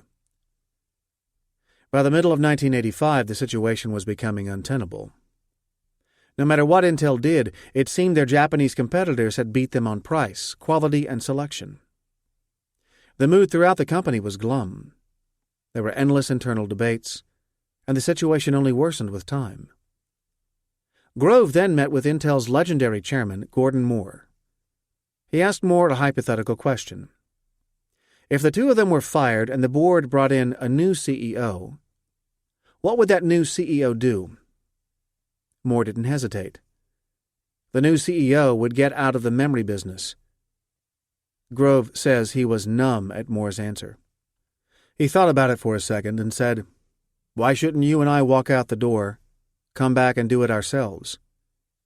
And that's exactly what happened. They literally and figuratively walked out the door and came back, determined to make the changes necessary to survive. Using this anecdote, Andy Grove says that when a company is at the point of no return, it reaches what he calls a strategic inflection point.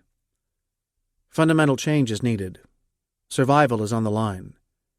Hopefully your company never reaches that point, but if it does, this is as good a story as any to tell. Try this.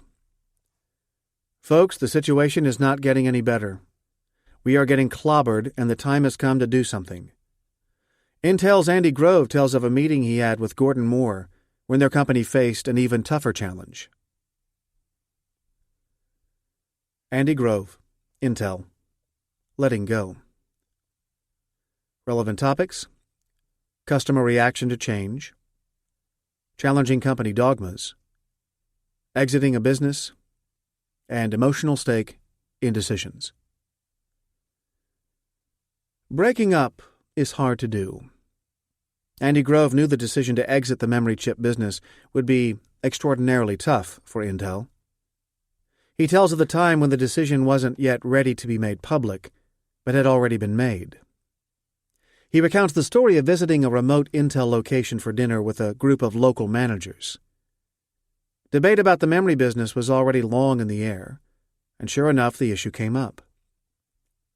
When asked about what he planned to do to remedy the situation, Grove says he gave an ambivalent to negative answer. One person immediately pounced. "Does that mean you can conceive of Intel without being in the memory business?" Grove paused, swallowed hard, and uttered a single word. "Yes." As he then describes it, all hell broke loose. The reason for the reaction? What he describes as virtual religious dogmas at Intel. The first was that memories were the company's technology drivers. The other was the need for a full product line to survive. The dinner discussion then went in circles, with Grove ultimately thinking that perhaps smaller steps were needed to exit the business instead of an abrupt break. But delay would only make matters worse. Finally, the decision was made. Pull the Band-Aid off quickly so the pain would be as brief as possible. Then came the tough part, informing customers that Intel was exiting the memory business. To Grove's amazement, however, the unexpected happened. In many cases, customer reaction was, as he puts it, a big yawn. Most customers had already anticipated the change. Some even said, "It sure took you a long time." Although not clear beforehand, the lesson for Grove was simple. People who have no emotional stake in a decision can see what needs to be done sooner. Using this anecdote. It happens every time. The outside world often sees your business predicament with far greater objectivity than you do. People on the inside are usually naturally resistant to change, even inevitable change, strengthening inertia but delaying the inevitable. Try this. I know this change seems like the end of the world to us, but I'd like to remind everyone that that's not how the rest of the world sees it. Intel's Andy Grove tells the story of Andy Grove, Intel. Cassandra was right. Relevant topics: early warnings, listening to advice, middle management sales force, and separating trends from noise. The blips on the radar screen are telling you something. Grove's strategic inflection points, intersections at which a company must make a dramatic change in order to survive, can only be reached when all the evidence is in. But if companies refuse to see the reality around them, not only will they not know they're in trouble, they won't have the internal debate they need to face and act on the change needed. Grove says it is critical that senior management listen to the Cassandras in their ranks. Cassandra was the priestess in Greek mythology who foresaw the fall of Troy. No one believed her at the time, but her warnings proved true. In the case of business, the Cassandras you need to heed will most likely come from the ranks of middle management, usually in your sales organization. Why? Because they're often the ones first hit by the winds of change from the real world. There's another reason they're a good tripwire. Bad news affects them personally. If they don't make the sale because of inferior products, for example, they don't get their commission. You can bet they'll take that seriously, and if you're not already seeking their advice, they will eventually seek you out with the bad news. Grove tells the story of receiving an email from one such Intel manager in the Asia-Pacific region who was passing along news to Grove that could affect their market position. Grove then asked, whose position was right?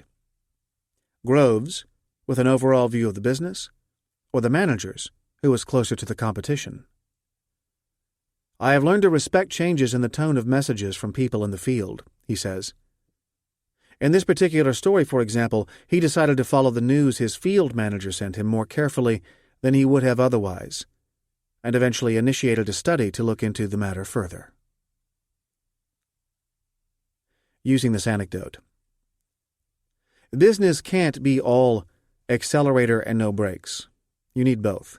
In fact, you need to pay more careful attention to those much closer to the front line of the business than to those intent on delivering nothing but good news. Try this.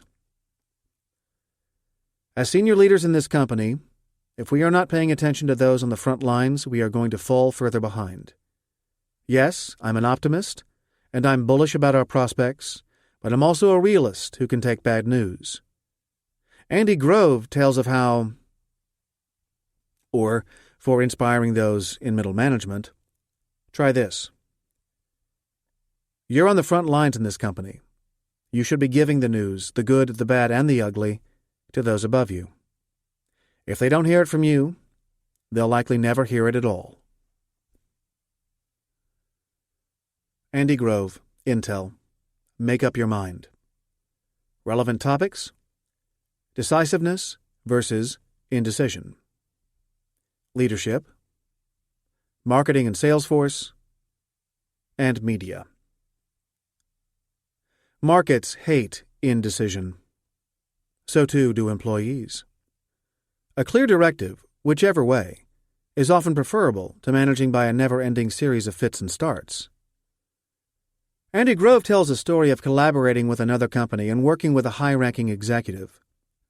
On the one hand, this person seemed sold on collaboration. On the other, Grove says he seemed almost paralyzed when it came to committing to what was needed to make the collaboration a success. As Grove recounts, a few days after he met with the CEO of the company that was supposed to be collaborating, that CEO was quoted in the press saying he supported the direction his company and Intel were taking. Bolstered by this good news, Grove tore the article out of the newspaper and waved it in front of his Intel associates, saying that yes, they were in business now. But the following day, the newspaper printed a retraction.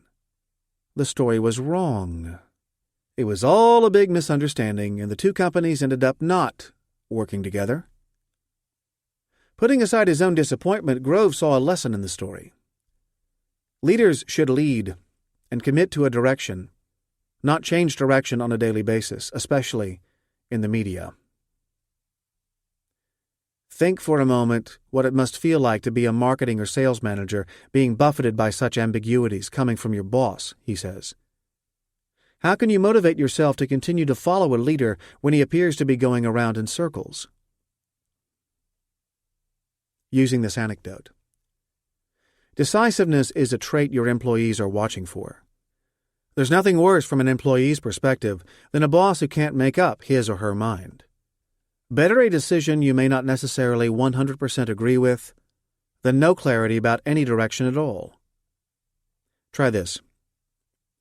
I don't believe in management by media. We need to be decisive, and when we make a decision, we need to stick by them and all be on board.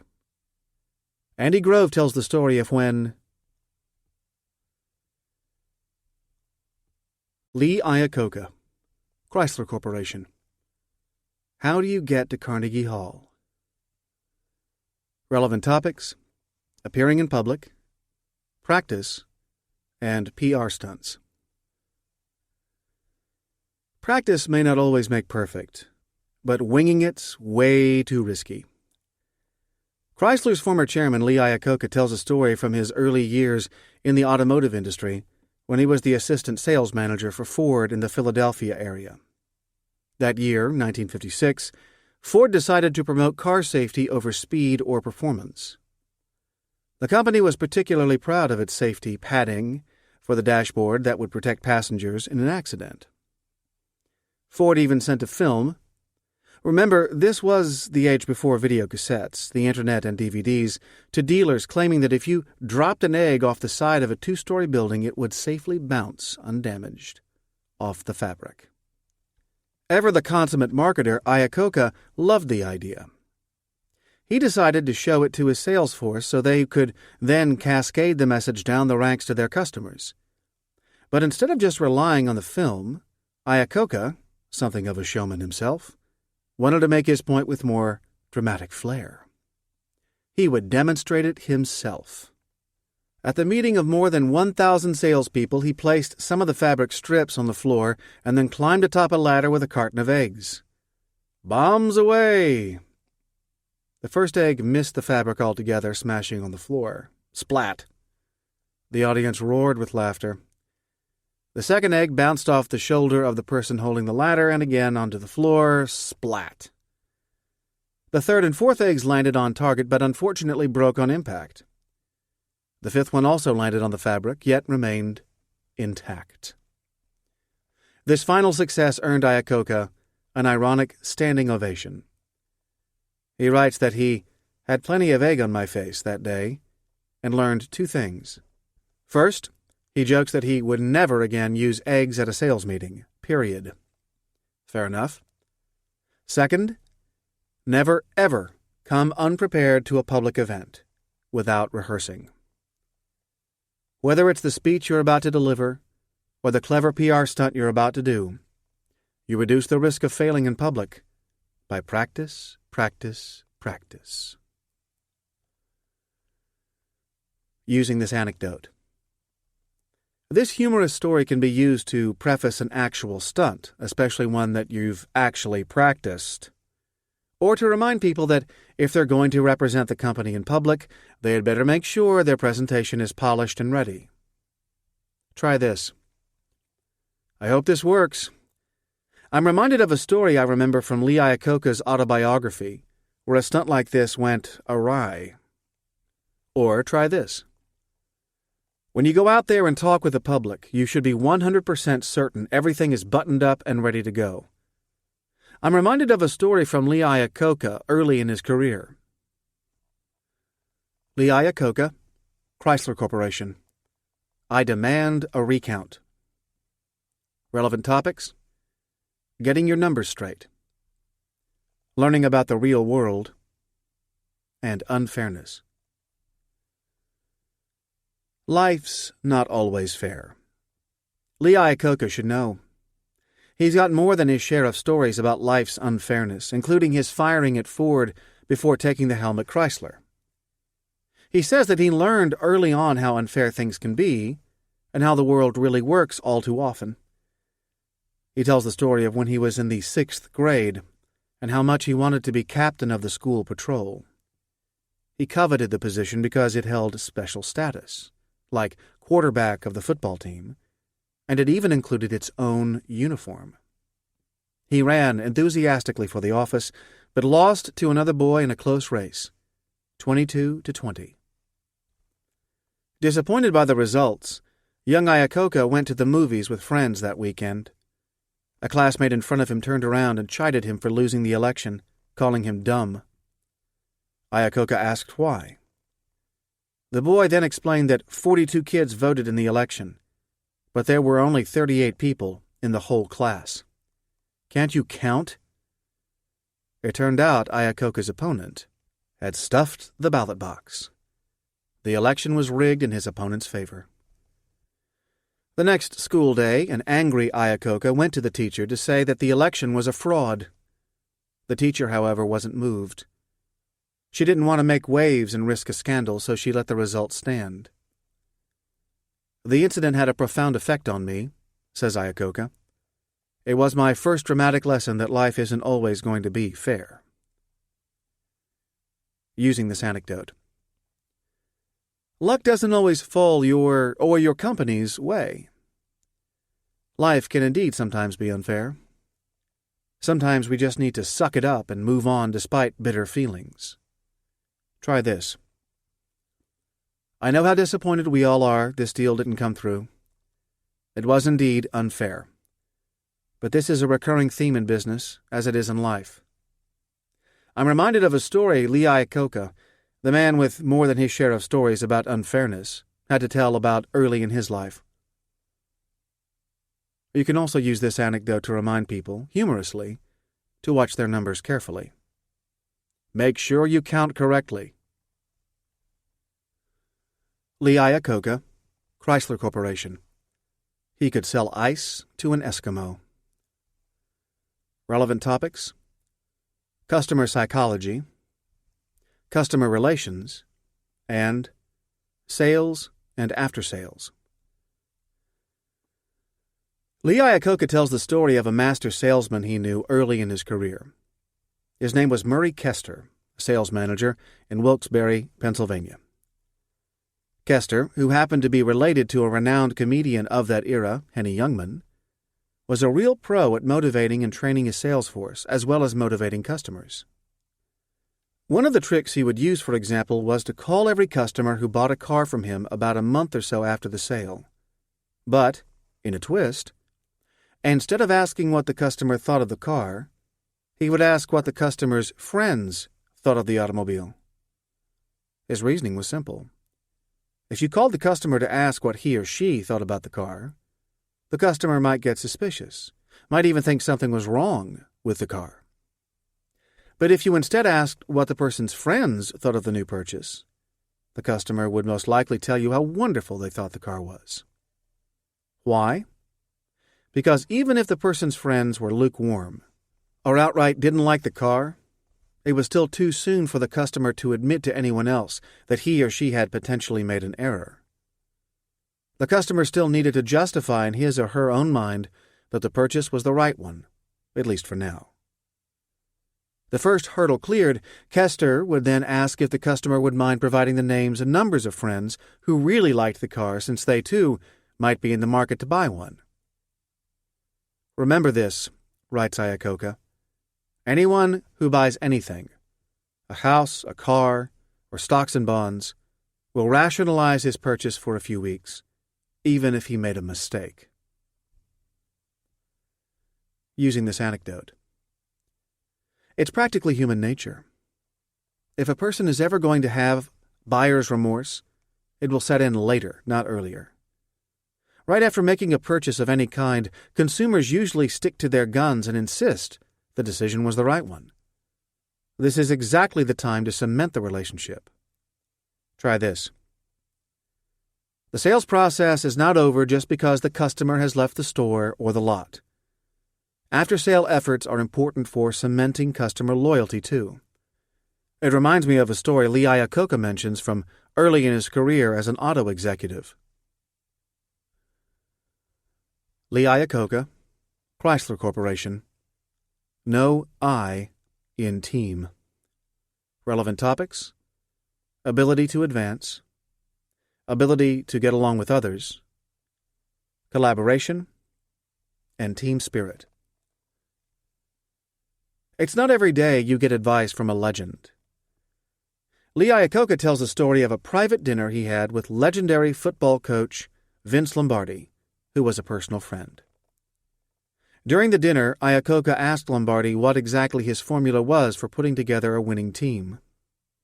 Lombardi, one of the most successful coaches in football history, for whom the NFL named the Super Bowl trophy in his honor, should know. He had put together more than his share of winning teams during his storybook career.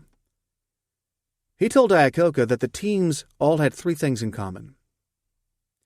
He said, first, you have to teach all the players the fundamentals of the game and how each of them should play his individual position. Then, you have to teach them discipline and how to play as a team. Successful teams have no room for outsized egos or prima donnas. Still, Lombardi continued, a lot of teams have both those things, but don't go on to consistently win games. It was the third ingredient that made the difference: how everyone feels about the other members of the team. They have to care for one another. Each player has to be thinking of the welfare of the other guys. He has to think that he needs to do his job well so others can do the same.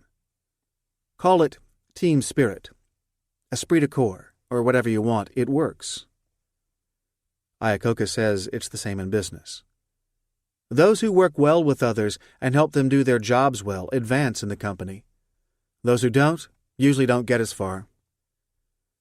There's one thing I hate to see on any executive's evaluation, no matter how talented he may be, and that's the line, he has trouble getting along with other people. To me, it's the kiss of death. Using this anecdote. It's corny, but true. There really is no I in team. For management teams to work successfully, each team member must not only know his or her job and approach it with discipline, the team player must also be concerned about helping the performance of his or her fellow managers. No one's perfect, but a team can be. Try this. We need to work together more as a team, less as a collection of talented individuals. I'm reminded of a story one of the greatest managers in the automotive industry told of discussing team spirit with one of the greatest football coaches in history. Lee Iacocca, Chrysler Corporation. I'm a card-carrying... Relevant topics: government support, political parties, and switching allegiances. Party loyalties can change. Lee Iacocca says he believes the loan guarantees Chrysler received from the U.S. federal government in 1979 would not have been possible under a GOP administration. He reminisces in his autobiography that when he was younger and poorer during the Depression, his family was Democratic. He says they saw the Democrats as being more on the side of people like them when times were tough. But when times were good, both before and after the Depression, they were Republicans, saying the GOP would do more to help them keep the money they had worked hard to earn rather than pay it to the government in taxes. Iacocca adds that he went through a similar transformation when he was an adult. When he was at Ford and things were going well, he was a rock-ribbed Republican.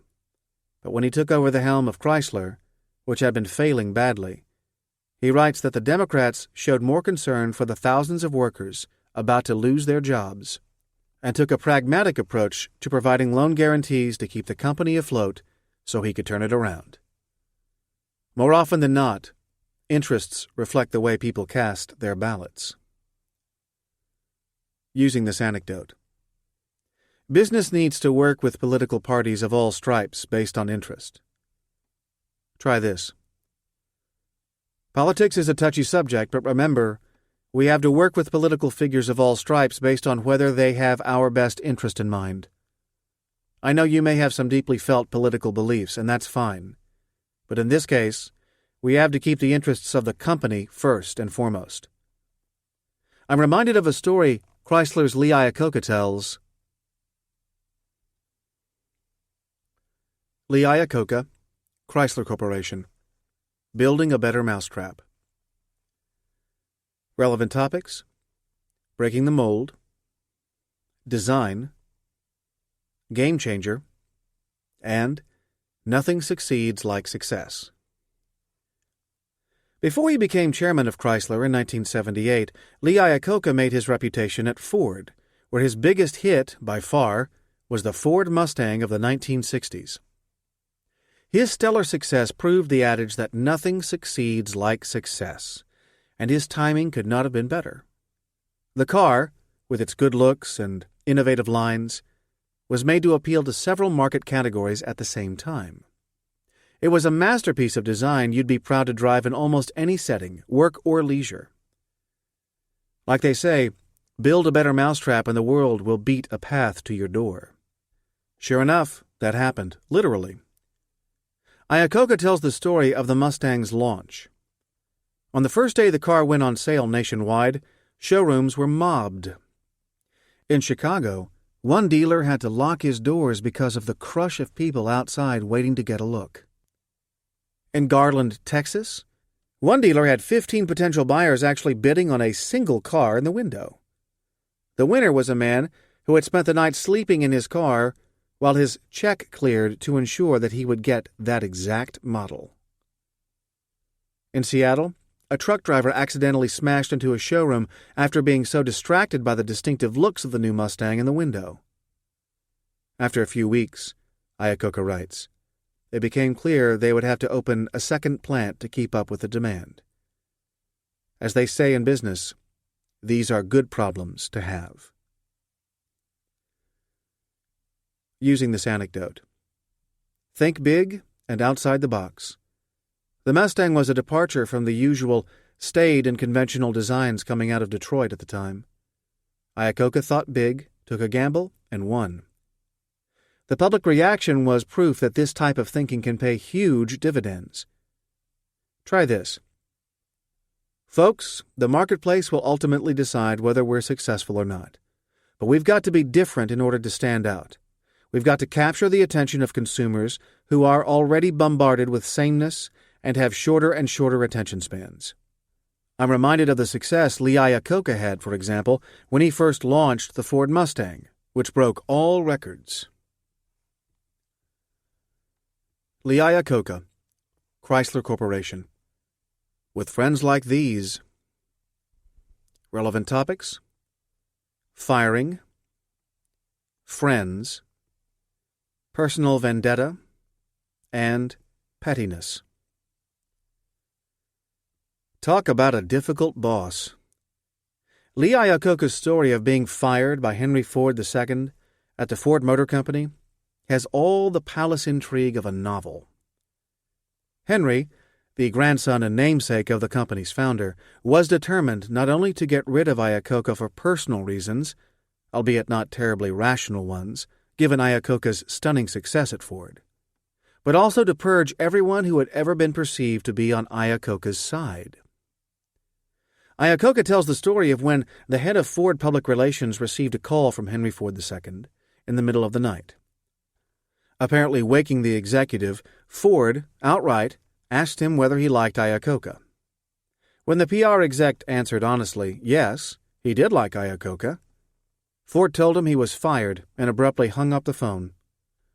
Although the order was later rescinded, it was nonetheless a sign of the deep personal enmity Ford felt toward Iacocca. It didn't stop there. Other colleagues completely disappeared from Iacocca's life. Almost 4 years after his firing, the chief stewardess of Ford's air fleet was demoted because she still stayed in touch with Iacocca's wife. Former friends from Ford didn't even show up to his wife's funeral. While Iacocca knew that many Ford employees probably could not reach out to him after he was fired, or risk being fired themselves, he could not understand the behavior of the board members. In his opinion, they should have been a stronger check and balance against this kind of petty, vindictive behavior. They weren't. When Ford told them they had to declare their loyalty to him or Iacocca, the results were clear. Iacocca lost. As a columnist later wrote, calling Henry Ford II a 60-year-old adolescent, if a guy like Iacocca's job isn't safe, is yours? Writing in his autobiography, Iacocca says, "My father always used to say that when you die, if you've got 5 real friends, you've had a great life. I found out in a hurry." Using this anecdote.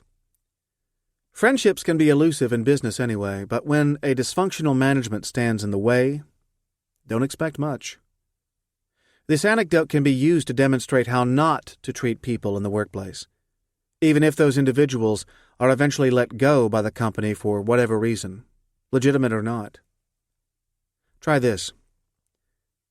The last thing we want here is a poisonous environment where people are constantly taking sides and looking over their shoulders. I'm reminded of what happened to Lee Iacocca when he was fired at Ford. Lee Iacocca, Chrysler Corporation, Madison Avenue Miracle. Relevant topics: ability to move on a dime, advertising, creativity, and speed. Lee Iacocca wanted more from Madison Avenue. He tells the story of how he was unimpressed with the marketing department when he became CEO at Chrysler. A marketing-driven executive himself, he recounts how he decided to replace the two ad agencies then working for Chrysler, Young and Rubicam and BBDO, with Kenyon and Eckhart, K&E. Iacocca announced the $150 million move, which had been kept a closely guarded secret, at a March 1979 press conference in New York City, in what was one of the biggest corporate account changes in advertising of that era. His choice of K&E had been based on the creative work the agency had done while he was at Ford. To sweeten the deal, he offered K&E a 5-year contract, something largely unheard of in the advertising business, as well as the opportunity to become more deeply embedded within the company. He reasoned that if the new agency were more deeply involved with the process of creating the car, instead of being brought in at the last minute, as is usually the case, they would be more creative. The earlier in the process they gave their best advice, the better, especially when it came to naming new cars. For example, one of K&E's first decisions was to bring back the symbol of the Ram, which had been used before with Dodge trucks. Agency research showed customers wanted trucks that were rugged and dependable. The Ram moniker communicated those attributes, and soon Chrysler was winning over customers who previously wouldn't have considered Dodge. Iacocca also says one of the biggest advantages to the new arrangement was speed. In one example, he says that they decided on a Thursday at 4 p.m. to offer customers a new financing rate. The agency immediately began filming. By 5 a.m. Friday, the commercial was done. By Saturday, the spot was already on the air. By any business's standards, that's incredibly fast. Using this anecdote, the quick turnaround Chrysler's ad agency was able to effect was an impressive feat, especially for the late 70s. Try this. When it comes to marketing, we need to be able to respond quickly in the digital age. Heck, almost 30 years ago, Lee Iacocca was getting commercials on the air with a less than 72-hour turnaround time, years before digitization made all of this much, much easier. He tells the story of when Lee Iacocca, Chrysler Corporation, equality of sacrifice. Relevant topics: leading by example, personal sacrifice, and salary. Talk about pressure. Lee Iacocca says the massive effort to save Chrysler from bankruptcy was like waging a war, and he was the 4-star general in charge of ensuring that the company stayed afloat and that the jobs of thousands of employees would not be in jeopardy. No small task. With the U.S. Congress having just passed the Loan Guarantee Act in 1979, Iacocca did not stop and rest on his laurels. He tells the story of how he continued to fight on publicly. Iacocca well knew that leadership meant leading not by words alone but by deeds. As a result, so long as Chrysler was still experiencing difficult times, he decided to reduce his own salary to $1 a year, not to be a martyr, but to set an example. He says that only then could he look the union president in the eye and ask him what labor was willing to do to help out in tough times. I wanted our employees and our suppliers to be thinking, I can follow this guy who sets that kind of example, he says. He calls it equality of sacrifice. If everybody is suffering equally, you can move a mountain, he writes. The trick is to make sure no one shirks his or her responsibility or appears to be freeloading. Otherwise, the whole thing comes tumbling down. He likens it to a family being given a loan from a rich uncle and then proving they can pay him back. Soon, others were starting to notice Iacocca's sincerity and offering to pitch in. Entertainment legends of that era, including Frank Sinatra, Bob Hope, and Pearl Bailey, all offered to help. Sinatra shot commercials for Chrysler, and Bill Cosby performed in front of 20,000 employees. Others pitched in as well. Not one asked for a dime. In the end, Iacocca says it wasn't the government loans that ultimately saved Chrysler, but hundreds of individual acts of sacrifice, large and small, that made it possible. But he had to lead by example to get the ball rolling and convince people that he and his cause were sincere. Using this anecdote. Hopefully times aren't as tough at your company as they were when Lee Iacocca led a struggling Chrysler through its darkest days. His sincere story of sacrifice and setting an example for the rest of the company is a good one to use, especially if your company's leadership is contemplating a similar move. Try this. Look, times are tough. We all have to make sacrifices, but I cannot ask you to do so if I myself don't do my share. I'm reminded of a story Lee Iacocca told in his autobiography about what he did during the depths of the bankruptcy crisis his company faced. Lee Iacocca, Chrysler Corporation. Yearning to breathe free. Relevant topics: American values, immigrants, hard work, and worries about the future. Former Chrysler chairman Lee Iacocca writes in his autobiography how he had been asked by then-President Ronald Reagan to serve as chairman of the Statue of Liberty, Ellis Island Centennial Commission, while still trying to save Chrysler from bankruptcy. Even though he had more than enough to do back in Detroit, Iacocca gladly accepted the position as a labor of love to honor his immigrant parents, who had come to the United States from Italy. My parents were greenhorns, he says. They didn't know the language. They didn't know what to do when they came here. They were poor, and they had nothing. Ellis Island was a part of my being, not the place itself, but what it stood for, and how tough an experience it was. Iacocca writes that many Americans are the descendants of immigrants to this country, and owe much to the sacrifice their forebears made during often much tougher times. He recounts how, during the Depression, his mother didn't complain about having to work in the silk mills so her son could have lunch money for school. He says that while the Statue of Liberty may be the ultimate symbol of freedom, Ellis Island is the true reality of America's immigrant experience. Freedom is a gift, but it's just the beginning. To survive and make a better life for the next generation, you have to pay a price through hard work. People should not worry too much about the future so long as the example of the sacrifices made by their immigrant forebears are kept alive and honored. What the last 50 years taught us was the difference between right and wrong, that only hard work succeeds, that there are no free lunches. You have to be productive. Those are the values that made this country great. Using this anecdote. Sometimes you have to remind people of the values that made this country unique, and why it continues to be a magnet for immigrants from all over the world. What are they? Hard work, not hardly working. Can-do optimism, not can't-do defeatism. Yes, sometimes people do need to be reminded. Try this. This is truly a great country, but sometimes amid all our prosperity and comfort, we forget how we got here. It wasn't preordained. It was earned. I'm reminded of how Lee Iacocca described it in his autobiography. Steve Jobs, Apple. If you say so.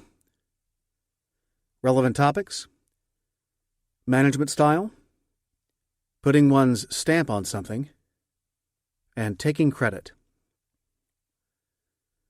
Long known for his unorthodox management style, Apple founder Steve Jobs was legendary for his hands-on technique. For example, according to one programmer, he would come into an employee's cubicle, sit down, and start toying with whatever the person happened to be working on. Although Jobs wasn't always entirely knowledgeable about the technical side of what was being developed, he would start making suggestions on how to improve the project. He'd then disappear, often not to be seen again until much later. Employees soon caught on. They realized the circuitous game they apparently had to play in order to get Jobs to sign on to a new idea. If their idea was something Jobs hadn't thought of before, the tactic was to propose it to him, with the full knowledge ahead of time that he would more than likely reject it outright at first. Then, the waiting game would begin. Sure enough, Jobs would often be back telling everyone later about the great idea he had, which was, more or less, the same idea he had previously rejected. Whatever works. Some even joked that Jobs had his own reality distortion field, but they forgave this tactic of non-recognition. More often than not, he just needed to mull over an idea in his head until it developed to the point where he was satisfied it was his idea. Only then was he ready to present it to others. Though others quickly realized the game, no one was entirely sure whether Jobs himself was being calculating about it, or whether it was unintended on his part. Either way, the end products that stemmed from those ideas, however they were developed, always spoke for themselves. Using this anecdote. Let the customer take credit for a good idea. Some people just need to make an idea their own before they can truly believe. In this case, Jobs' employees quickly learned the game and apparently ended up playing it well to their advantage, anticipating ahead of time how Jobs would act rather than getting angry at him. Try this. There's more than one way to get what you want, and sometimes the most direct route is not the best way. We all know psychology plays a big role in business. There's a story about Steve Jobs. Steve Jobs, Apple. Connecting the dots. Relevant topics: destiny, following your passion, overcoming obstacles, and trusting your gut. He wasn't exactly born with a silver spoon in his mouth. With all the wealth and fame Steve Jobs currently enjoys, it's hard to imagine the adversity Jobs had to overcome to get where he is today. Put up for adoption by his unwed mother, he was taken in by a working-class couple who had limited means to send him to college. Although he eventually went to Reed College in California, he didn't graduate. Throughout his limited college experience, he needed to sleep on friends' floors because he couldn't afford a dorm room. To get by, he returned Coke bottles for the deposit money. He says the one good meal of the week he enjoyed was every Sunday at a Hare Krishna temple he had to walk 7 miles to reach. After dropping out of college, Jobs decided to continue taking classes, but he didn't feel compelled to take any of the required courses. He decided to take only those that interested him. One such course was calligraphy, a major strength at Reed. There he learned the ins and outs of typography, a skill that would later help him when designing the Macintosh, which stood out from other computers for the beauty and variety of its fonts, a feature that has since been widely imitated. The key, though, is the fact that, had he not dropped out, he probably wouldn't have been able to follow his instincts and take that course that eventually helped his fledgling product stand out in the marketplace. You can't connect the dots looking forward. You can only connect them looking backwards, Jobs says. So you have to trust that the dots will somehow connect to your future. You have to trust in something. Your gut, life, karma, whatever. This approach has never let me down. Using this anecdote. Many business leaders have risen from hard-scrabble circumstances. Steve Jobs is no exception.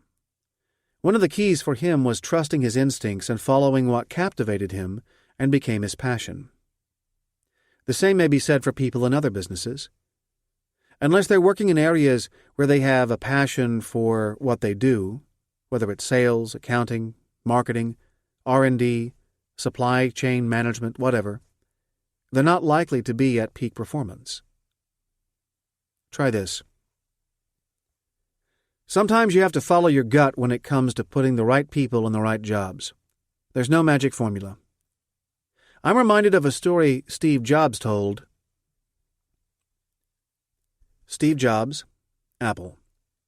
You're fired.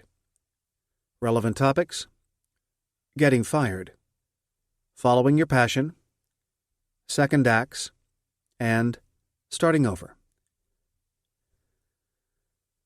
It was perhaps one of the most public firings in recent American business history. In 1985, at age 30, the man who had founded Apple, the person behind the Macintosh computer, Steve Jobs, was himself out of a job. The Apple board of directors decided his vision no longer fit with the company. Boom. Genius, entrepreneur one day, unemployed, working stiff the next. Jobs tells the story of how he saw himself as a public failure. He apologized to the previous generation of entrepreneurs, including David Packard and Bob Noyce. For months, he didn't know what to do. Then he realized something important. He may have been rejected at one company, but he didn't fall out of love with what he liked to do best. In hindsight, Jobs would later say that his being fired from the same company he founded turned out to be the best thing that ever happened to him. Why? Because the heaviness of success was replaced by the lightness of being a beginner again. It freed me to enter one of the most creative periods of my life. During the next 5 years, he went on to Pixar, a movie studio that would later produce such hits as Toy Story and Monsters Incorporated, and eventually made his way back to Apple through Next, a company that built computer workstations. His return to Apple would end up being one of American business's most famous and most successful second acts. It was awful tasting medicine, but I guess the patient needed it, Jobs once said in a commencement speech. The only way to do great work is to love what you do. If you haven't found it yet, keep looking. Don't settle. Using this anecdote. There's no way to sugarcoat losing one's job. It's rough, it's unfair, it's no picnic. But sometimes it can be exactly the catalyst for change an individual needs to succeed in the long run. The same can be said for companies overall. Companies also need to follow their passion, that is, focus on what they do best. Sometimes they need to fail at a venture before they realize the right path they should be on. Try this. Not every venture works out. Neither does every job. The lesson, though, is that companies, like individuals, should always pursue their passion, what they're good at. I'm reminded of Steve Jobs. Steve Jobs, Apple. Stay hungry, stay foolish. Relevant topics: facing death, following your heart, and living your own life. Your time here is limited. Make the most of it. Steve Jobs says looking at the rest of your life while always keeping an eye on the finish line is perhaps the best way to lead a rich and fulfilling life. Jobs tells the story of a close brush with death at age 48. In October 2003, following a routine scan, he was diagnosed with pancreatic cancer, a normally incurable form of the disease. Doctors broke the news to him that he had 3 to 6 months to live. He was advised to go home, put his affairs in order, and prepare for the inevitable. Later that evening, they used a scope, which they placed down his digestive tract and through his stomach and intestines to get a few cells from the pancreas. Jobs was sedated throughout the whole procedure, and his wife later told him how she watched as the doctors looked at the sample cells under the microscope and began to weep.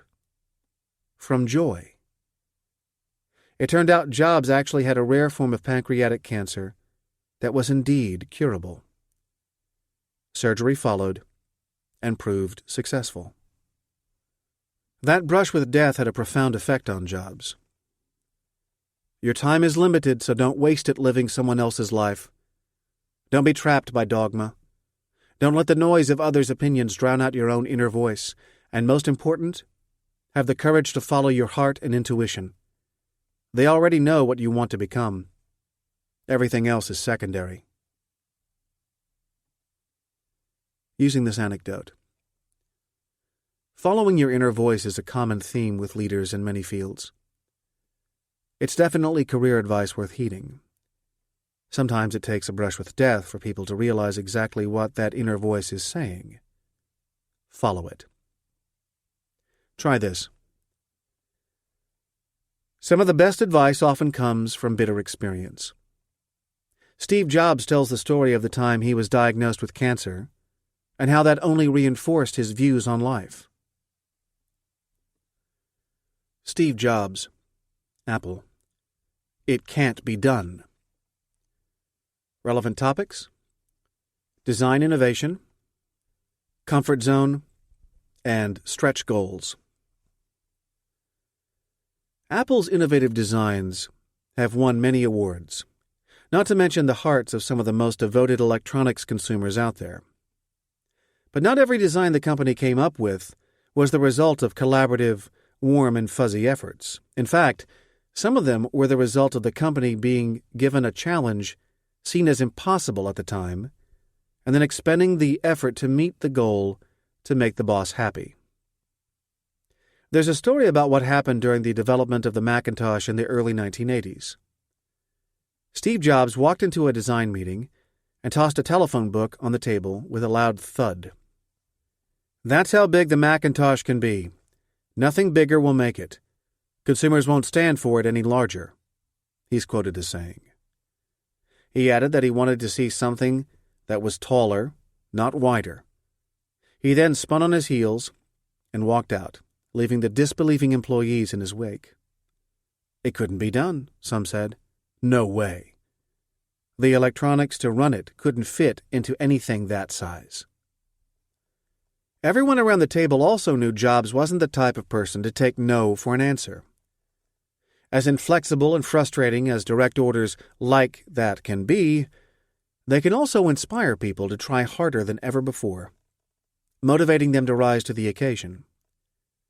Sure enough, the technical difficulties were overcome, and the familiar, iconic, vertical-style machines changed little after being introduced.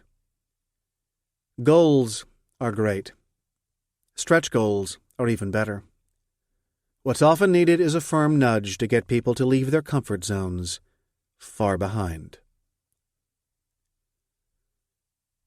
Using this anecdote. Sometimes it's better to be handed an assignment that seems impossible at first, then rise to the occasion rather than settling for standing in place. A concrete but difficult goal is better than no goal at all. Try this. Companies don't get ahead by standing in place. They get ahead by pushing the envelope further and further each time. Sometimes it takes a strong demand from the top to get people to get out of their comfort zone and really start innovating. Steve Jobs, Apple. Pay no attention to that man behind the curtain. Relevant topics: practice, preparation, presenting, and technical glitches. Showmanship is part of the job. Steve Jobs, one of the most successful contemporary businesspersons, is also quite possibly one of the business world's most gifted public presenters. Known for keeping his audience's rapt attention, he's a natural. For product launches, for example, his staff might schedule rehearsals, and he may be handed a speech, but he's likely not to show up or read the speech. He's more likely to spend time with the technical crew, showing them how he wants to present the product, what lighting cues he's going to use, and how the show should look and feel so the timing is just right. Call it software meets stagecraft or Hollywood meets Silicon Valley. Call it whatever you want. It works for him. And his audiences are usually hanging on his every word. But, as we all know, even the best laid plans can sometimes go awry, even for a person of Jobs' stature.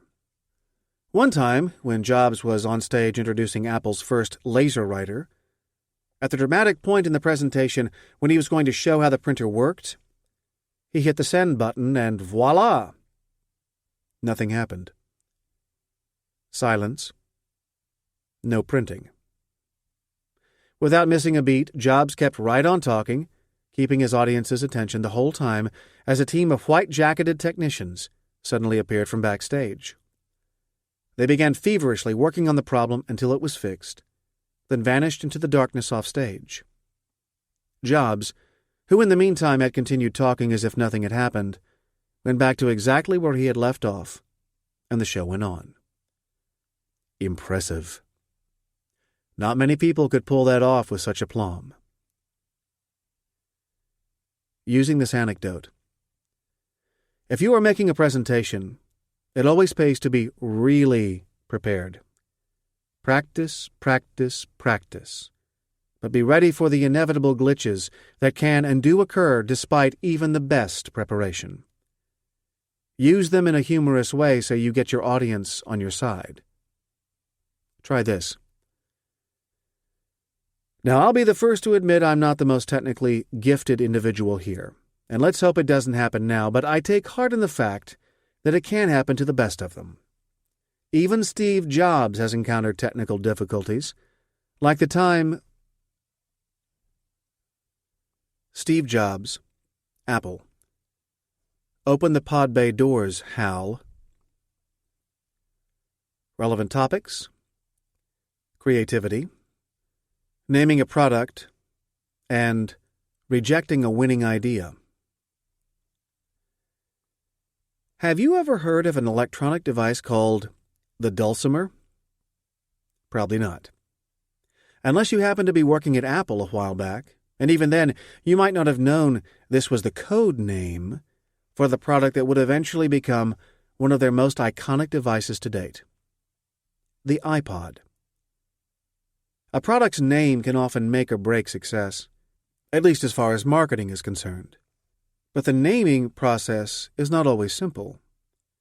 Part of the task was easier in this particular case, however, because Jobs had already settled on the tagline of 1,000 songs in your pocket. The bottom line? The future product name didn't have to refer to music after all. In discussing the options, Jobs repeatedly referred to the company's strategy of being a hub, of connecting things. During the discussion, one person said that the ultimate example of a hub would be a spaceship. Just like that scene in the classic Stanley Kubrick movie 2001, A Space Odyssey. You might leave the ship in a smaller craft, a pod, only to return eventually to the mothership. Several names were then written down on index cards. Jobs went through them one by one, creating two piles. One was for maybes, another for no's. When the iPod card came up, guess where it ended up? Nope. It was placed with the rejects. Jobs then asked for others' opinions. One person went back to the reject pile and pulled out the iPod card. As the employee described it, this name made the most sense given the hub analogy. Plus, it was easy to remember. After the meeting, Jobs began testing iPod and several other names both inside and outside the company. He later said he was sold on the iPod name. One of its benefits, aside from being memorable and sleek, is that the name doesn't describe the device, so it can remain unchanged even as the technology evolves. The ultimate irony was that it turned out Apple had already trademarked the name iPod for an internet kiosk product it had considered but dropped. Many were unaware that they had already owned the name in the first place. Even if the company's right hand didn't always know what the left hand was doing, creativity kept them moving forward. Using this anecdote. This is a good anecdote to use when talking about the importance of creativity, particularly in tasks like naming a product. Keep your main metaphor in mind, such as the hub in this case, and work from there. It can also be used to show that sometimes good fortune can visit a company, even if the corporate right hand doesn't always know what the corporate left hand is doing. Try this. I know how hard it is to name our new X. You may not believe this, but the name iPod was rejected by none other than Steve Jobs when it was first considered too. Klaus Kleinfeld, Alcoa. Your passport, please. Relevant topics: global business, diversity, and multicultural talent. We live in a truly global economy today with markets more open than ever. So too is the market for talent. Alcoa's chairman and CEO, Klaus Kleinfeld, is no stranger to contemporary business being global and multicultural. After leading Siemens AG, Germany's electronics and electrical engineering giant, the Bremen, Germany native would go on to head an icon of American business, Alcoa, the world's largest aluminum producer. In an anecdote illustrating the global nature of business today, he tells the story of a trip he took from the United States to Alcoa's plant in Fjordal, Iceland. The company's jet, carrying the most senior leaders, flying in from an Alcoa plant visit in Canada, landed at the airport in Reykjavik at 4 a.m. A bleary-eyed Icelandic passport officer went out to the tarmac and watched as the passengers from this American flight started to deplane. The first person off the jet presented his Norwegian passport. The second, an Australian passport. The third, a Canadian passport. The fourth, an Australian passport. The fifth, Kleinfeld, a German passport. Finally, the sixth person emerged and presented his American passport. His name? Mohammed Zaidi, the Indian-born head of Alcoa's technology division, who had earlier spent his career in Great Britain and Germany. All of them were members of Alcoa's executive management team. Welcome to today's global economy. As Kleinfeld says, talent is today's only real, sustainable competitive advantage. When you can find the best and brightest all around the world, you have a leg up. Talent today goes where it's most needed, and it comes from all over. Using this anecdote. Managers and executives who want to develop a sustainable advantage in business should look to their people. Business today is more global than ever, so in order to succeed, you need to develop high-performance teams from all over the world and tap into those individuals with varied experiences and perspectives. Try this. To illustrate just how global even American companies are these days, let me tell you the story Klaus Kleinfeld of Alcoa tells of a flight he took to Iceland. It illustrates his personal mantra: nobody's perfect, but a team can be. Klaus Kleinfeld, Alcoa. The dog ate my homework. Relevant topics: consequences of our choices, setting goals and priorities, and taking responsibility. Alcoa's German-born chairman and CEO, Klaus Kleinfeld, hardly seemed predestined to head both the American aluminum giant and, prior to that, Germany's largest electrical engineering company, Siemens AG. His parents were refugees who had fled communist East Germany to freedom in West Germany during the Cold War. His father, an engineer in Bremen, Germany, died of a heart attack when Kleinfeld was only 10 years old. An only child, Kleinfeld soon started working as a stock boy in a local supermarket to help support his widowed mother. He said, "It was a rough time, but I've been working practically every day of my life since then, and I can't imagine not working." One day, though, he let work get in the way of completing his homework. Although he was a very good student, He got a bad grade on that particular assignment. After class, Kleinfeld went to see the teacher and explained that his after-school work had prevented him from completing the assignment. The teacher listened, and then answered in a polite but firm manner, "Klaus, we all have the same amount of time. You choose to use it differently. You set your own priorities.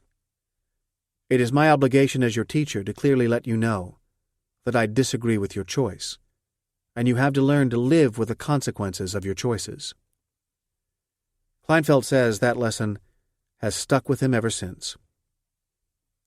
There are only 24 hours in the day.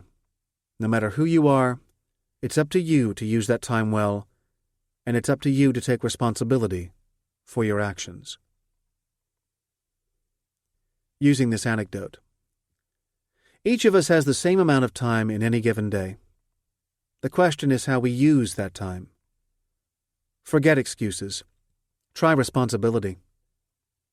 This anecdote can be used to show how one successful CEO learned his lesson early in life, that there are consequences for our decisions, and that, whatever the hardships, we still must take responsibility for our actions. Try this. I know there are often extenuating circumstances, but excuses won't cut it for long. Let me tell you the story of one successful CEO who learned that lesson early on in life. Klaus Kleinfeld, Alcoa. Nobody's perfect, but a team can be. Relevant topics: creating high-performance teams that get results, using all skills, and working toward a common goal. Long before he became Alcoa's CEO, Klaus Kleinfeld worked at Siemens in Germany. He says he was particularly impressed by the caliber of a consulting group he was a member of, and he noticed one interesting phenomenon. Kleinfeld observed that some of the consulting teams were brilliant in their analysis, but got no traction when it came to impacting the business. Other teams weren't as sharp in their analysis, but they still managed to successfully change their client's business in the right direction. As Kleinfeld recalls, I realized two things. First, there were two dimensions that needed to be present to generate impact: analytics as well as social skills to get people behind your ideas. Second, rarely do all skills needed for great success reside in one individual. But if you can align a group of people with different skills around a common understanding and a common purpose, the success will multiply and far outstrip any one of the individual's expectations. They will truly experience that nobody's perfect, but a team can be. Kleinfeld adds that he's seen what can happen when people experience the benefits of teamwork in action, and companies benefit from the results. They quickly become believers. Once they have experienced this, Kleinfeld says, it becomes an addiction to create high-performance teams and go the extra mile. Using this anecdote. It's not just the shop-worn phrase, "there's no I in team." There really are benefits to working in teams. One person may be brilliant at crunching the numbers, but shy when it comes to people skills.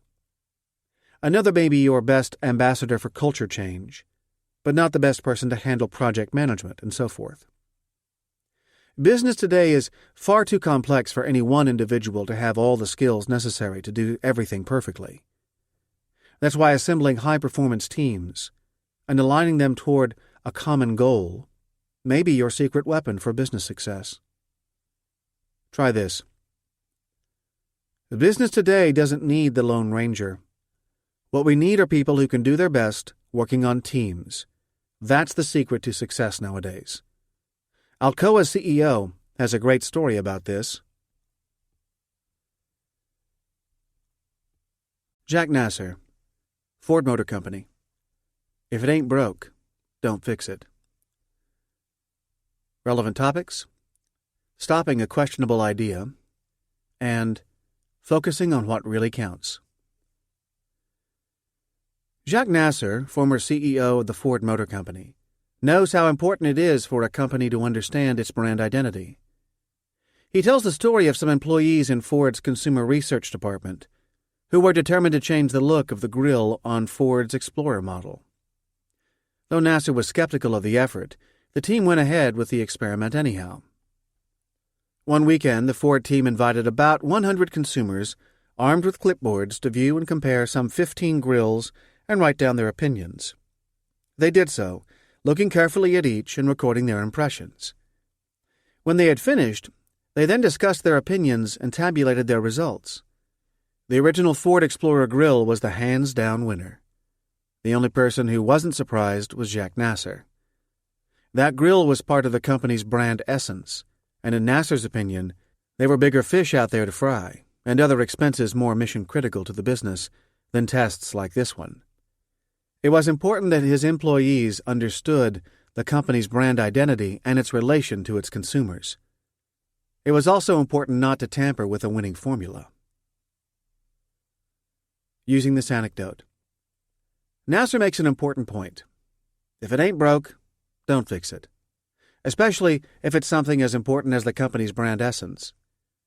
Time is better spent on other pursuits, instead of tinkering with what you know already works.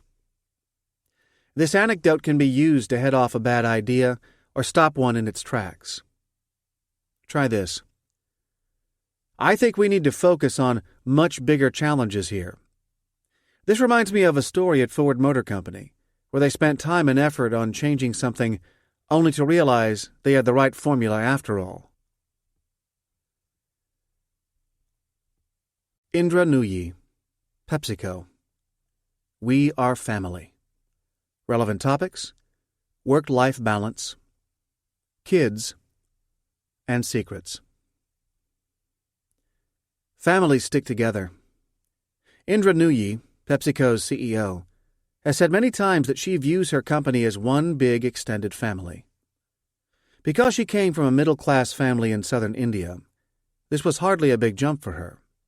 Everyone pitches in, and she says finding the right work-life balance is critical not just for personal reasons, but business as well. If you want to attract the best and brightest, you'll need to accommodate the fact that these individuals also have lives outside the office. She tells the story of how employees would be allowed to bring their children to the offices at PepsiCo. She says sometimes her then 9-year-old daughter would come home from school and miss being with her mom. She'd then be taken to the office around 5 p.m. and sit with her mom. If Nooyi was too busy, she'd start walking around to the other executives to see if they had time to spare. In one story, she tells of how her daughter dropped in on Don Kendall, a PepsiCo senior executive and co-founder who was 81 years old at the time. She asked him if he had time to talk, and he said yes. Nooyi's daughter then began pouring out everything her mom was doing and saying at home, to the founder of the company, no less. Nooyi was embarrassed that her daughter was spilling the beans about her home life, but this companionable dialogue gave Kendall real insight into Nooyi's daily life, and of course gave him the chance to make a new young friend. At the end of the day, she says, it is about co-opting the whole ecosystem around you to help you bring up your kids. Using this anecdote. Work-life balance is a major issue at most companies. This cute anecdote is a good one for illustrating that even top executives have work-life balance issues, and that even those at the top have to be flexible when it comes to finding a balance between office and home. Try this. In order to attract the type of top talent this company needs, we have to be more mindful of employees' work-life balance issues. I'm reminded of a charming story Indra Nooyi at PepsiCo tells. Indra Nooyi, PepsiCo. Dress to be yourself. Success will follow. Relevant topics: being oneself, core beliefs, immigrants, and overcoming odds. Indra Nooyi overcame tremendous odds to become head of PepsiCo. She says she entered corporate America with 3 strikes against her. First, she was a woman. Second, she was an immigrant. Third, she was a person of color. But despite these odds, she succeeded and then some. She grew up in a middle-class family in Chennai, a city in the southern part of India. As a young person, she was extremely ambitious and driven, eventually earning her way into Yale University's MBA program. Still, when she came to the United States for her studies, she had no safety net. While at Yale, she had virtually no money of her own. Had she failed, it would have been back on the next flight home. She eventually got a job as a receptionist at a Connecticut company, working the midnight to 5 a.m. shift and struggling to put together $50 to buy a Western suit for her first corporate job interview. Having finally scraped together enough money to buy a suit, she felt uncomfortable in the new and unfamiliar clothes. The interview ultimately didn't result in a job offer. She then turned to her professor for advice. The reply? Be yourself and stick to what makes you comfortable. She then wore her traditional Indian sari dress to the next interview. She got the job. It's impossible to say for sure, but if the clothes probably didn't make or break either interview, the attitude most likely did. Being comfortable with herself likely projected the confidence Nuyi needed. She says she's taken her professor's advice to heart ever since. She's decided to risk being herself and let the chips fall where they may instead of trying to be someone she's not. I'm so comfortable in myself, she says. I don't have to be American to play in the corporate life. Using this anecdote. Yes, she went to Yale. But not many students at any university are willing to work the midnight to 5 a.m. shift just to be able to afford an interview suit. Nuyi's story of overcoming the odds and deciding to be herself is an inspirational one and a success story for women and men alike. Try this. One of the keys to success in business is to do what you do best, and to have the courage to be yourself. People will know when you're really being you and respect you for it. I'm reminded of a story from PepsiCo's Indra Nuyi. Indra Nuyi, PepsiCo. Hard work. Relevant topics, work ethic, proving oneself, and getting an edge. Competitive genes must run in her family. Indra Nuyi says that she's been so used to working hard and achieving all her life that if she's not working hard, she thinks something is wrong. She tells the story of how her family in India instilled an extremely strong work ethic in her since an early age. She says her grandfather was especially tough on her, saying, "The only thing that matters in life is grades." She recounts the story of how her class was given grades at the end of every month, and the students were then ranked based on the results. She says that on the days report cards were issued, her grandfather would wait at the door to scrutinize results. "If you didn't get one of the first 3 ranks of the class," she said, "you might as well kill yourself on the way back from school because he was going to kill you." Sometimes her older sister would beat her in the rankings, and she'd have to apply herself even more. When she told her grandfather that she wanted to be a rock star or play sports, he'd answer, "Forget it. You are going to study hard." The lesson has stuck ever since. The other lesson she learned from her family was the need to do a job as thoroughly as possible and be better than the next person. You cannot let anyone down, she says. If I am given a job, people who work with me will tell you that if Indra is dying, she will make sure the job gets done because I just don't know any other way to do the job. Using this anecdote. It's been said that you don't have to be absolutely perfect at what you do, but you do have to try harder than the next person. Giving it that extra edge is important in ensuring you're at your personal best and helping your company stay on top. Try this. Striving for excellence is something that should be celebrated and encouraged. We each have to give it our best shot and then some. Indra Nuyi at PepsiCo has known about the pressure to succeed from a very early age. Indra Nuyi, PepsiCo. You're stuck on a desert island.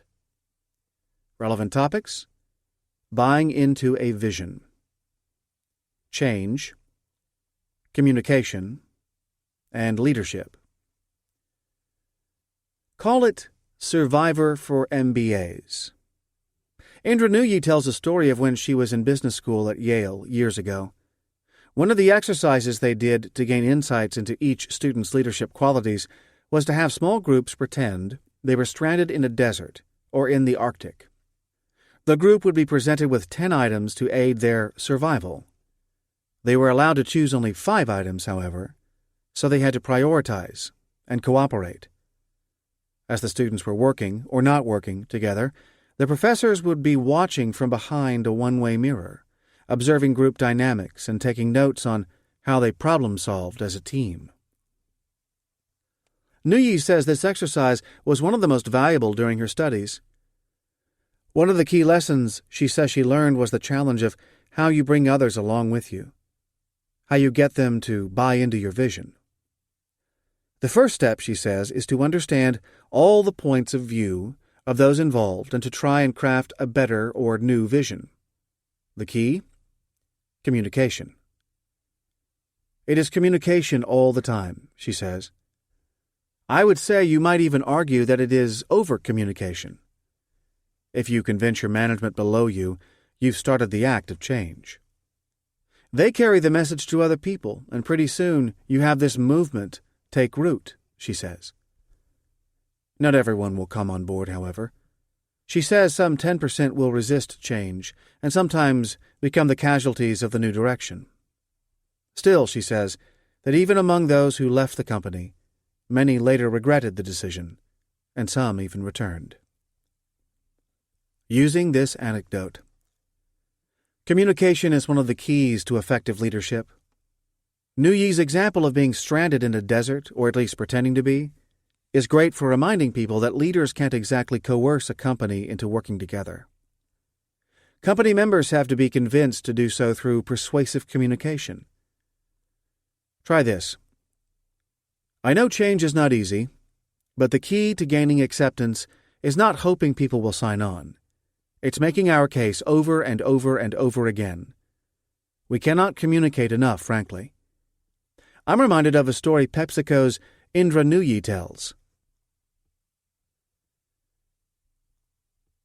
David Packard, Hewlett-Packard, Top Shelf.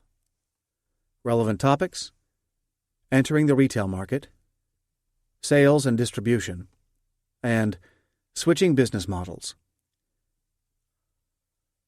Call it an early misstep. HP's co-founders, David Packard and Bill Hewlett, are widely credited with creating what would eventually become California's Silicon Valley, one of the country's greatest economic success stories and still an engine for high-tech growth. Working from a one-car garage turned workshop in Addison Avenue in Palo Alto, later recognized as a California historical landmark, the duo helped usher in America's high-tech era. David Packard tells the story of the company's first foray into the consumer market. They had just started manufacturing a product called the HP35 handheld calculator. The calculator's development was tough enough. It now also required new delivery channels. Up until then, the company had essentially made products to order for customers. That model would no longer work in this case. Packard tells the story of one of his engineers, Bill Terry, who paid a sales call on Macy's department store in San Francisco. The store was interested in beefing up its electronics department. Terry showed the manager the product, got his initial interest, and started talking about customer orders and deliveries. The manager looked Terry squarely in the eye and said, "You young boys don't understand. I don't sell anything unless I have it in the store." Oops. As Packard writes, it was their first initiation into the consumer market. They'd have to build to fill shelves from now on, and they'd have to start getting used to a new way of getting their products in the hands of consumers. Using this anecdote. Even big companies sometimes have to take baby steps at first. This story can be a good one to remind audiences that companies and people often need to climb steep learning curves before they reach their full potential. Try this. I know we're new at this, but every company, even though they've achieved success, has to face the fact that they don't know everything and need to learn. David Packard of HP tells the story.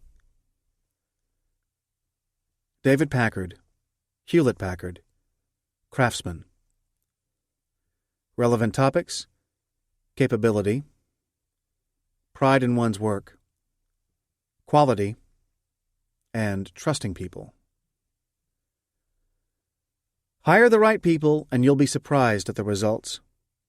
In order to maximize efficiency and achieve success, David Packard says it's absolutely critical to hire the most capable people for the job.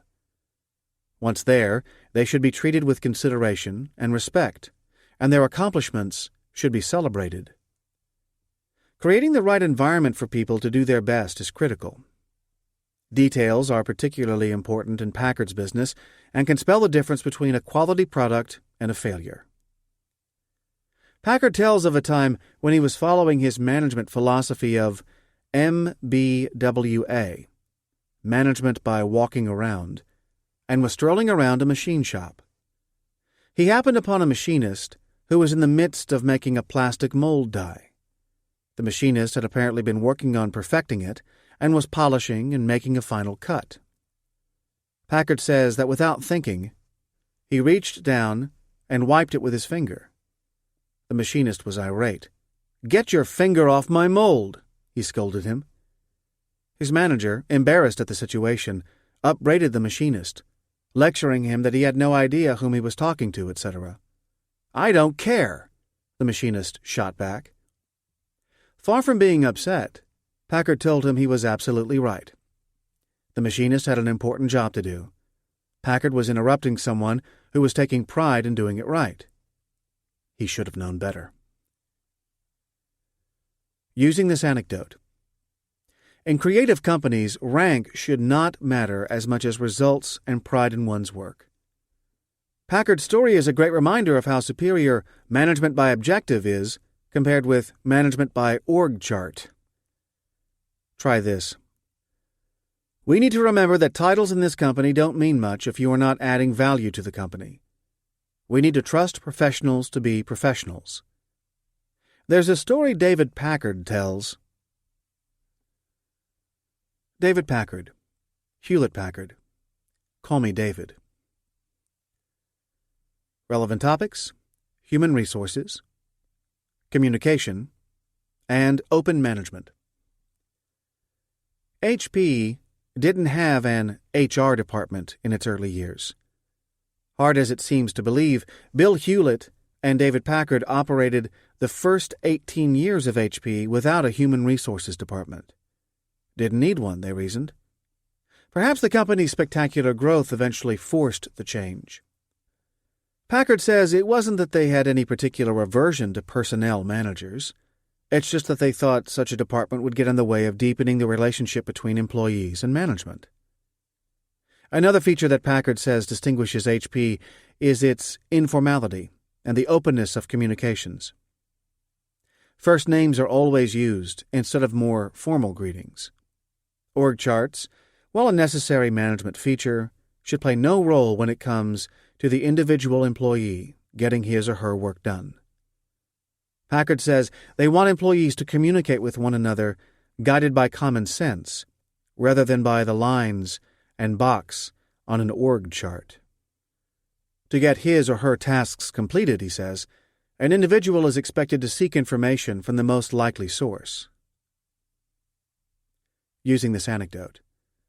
The mere fact that HP didn't have an HR department for nearly the first 2 decades of its existence is probably noteworthy enough to mention in a speech. Not many companies can say that. Successful communications today should not be hierarchical, but purpose-driven. Try this. We need to be less driven by org charts and more driven by focusing on getting the job done. Hard as it is to believe, HP started out without a major department for nearly 20 years after it was founded. David Packard, Hewlett-Packard. No more lock and key. Relevant topics: access to equipment, innovation, and trust. Just return it. David Packard says early in his career, when he worked at GE, The company at the time was zealous about guarding property that it thought employees would walk off with and not return. What made this policy especially difficult for innovators and tinkerers like Packard was the fact that many of these tools were useful in informal experimentations after hours. He says the fact that they locked it all up served as a provocation to walk off with equipment anyway. And that's just what some people did. He adds that at one point there was actually so much borrowed equipment in the attic of one house where a number of employees lived that when they threw the switch, the streetlights outside actually dimmed. When they founded HP, he and Bill Hewlett decided to ignore that rule. But someone apparently didn't get the memo. In one story, Packard tells of a time when Hewlett went to the plant one weekend to do some work and stopped by to pick up a microscope in the company storeroom, only to find a locked equipment cage. Since he didn't have the key, he decided to break open the latch and left a note saying to never leave the equipment locked like that again. Denying access to equipment wasn't just a potential break in innovation. It was signaling a lack of trust, and that had to be stopped. Using this anecdote. If you work with professionals and you can't trust them, then perhaps you hired the wrong people. This story is a good one for reminding people that where there is no trust, professionals will rebel. Try this. This company was built on trust. We are all professionals, and I know I can trust you to adapt to this new change we're implementing. I'm reminded of a story David Packard tells. David Packard, Hewlett Packard, caveat emptor. Relevant topics, acquisitions, and buyer's remorse. Don't bite off more than you can chew. David Packard says he and co-founder Bill Hewlett didn't want to see HP become a conglomerate. He jokes that when it comes to buying other companies, more companies have died from indigestion than from starvation. He says their first acquisition was in the late 1950s of a company in Pasadena, California. It was a good fit, and the founder later served as a member of HP's managing board. It would be the first of many acquisitions, helping HP enter new markets and expand offerings. But not every acquisition worked. More often than not, corporate culture differences stood in the way. Packard tells the story of a company HP acquired in the mid-1960s called Auto Dynamics. The company made equipment that used ultrasonic energy to find flaws in metals. Packard says one of their products was called Mustang. He noticed that at the center of each piece of the equipment, they had apparently taken a metal car badge from a Ford Mustang, which was a new model at the time, and tried to pass it off as their own. He says it didn't exactly inspire confidence, nor did finding out about contracts they previously hadn't mentioned, but which still had to be honored, as well as faulty equipment. Although HP fulfilled the contracts, after 8 months the entire operation was shut down. Using this anecdote. Most growing companies have either made or thought about making acquisitions. But like marriages, not all of them end up happily ever after. A warning or two ahead of time could be good advice. Try this. I know we've expressed an interest in acquiring one or several companies, but I caution everyone here to remember that most mergers fail. David Packard tells an interesting story about one acquisition HP made. David Packard, Hewlett Packard. Employees choose their leaders. Relevant topics: earning respect, leadership, and management potential. Respect is earned, not given. David Packard says that when he and Bill Hewlett were watching their small startup grow into a much bigger company, they could no longer take teamwork for granted. The organization had to be managed. He says they did not want their company to be a hire-and-fire operation where people were brought in for short-term contracts and then let go once the task was accomplished. They thought much more long-term and focused instead on a dedicated and stable workforce. Part of that equation involved identifying from within their ranks those who had management potential. Packard tells the story of how they once promoted a worker to the management of their machine shop. The promotion made sense since both Packard and Hewlett saw him as a good worker, and the move was seen as a step up for him. A few days later, however, the newly appointed manager came to see Packard in his office. He explained that he wasn't having an easy time in his new position. He then asked if Packard could come out to the shop and make it clear to his team that he was indeed their boss. Packard looked at him and said, "If I have to do that, you don't deserve to be their boss." Using this anecdote.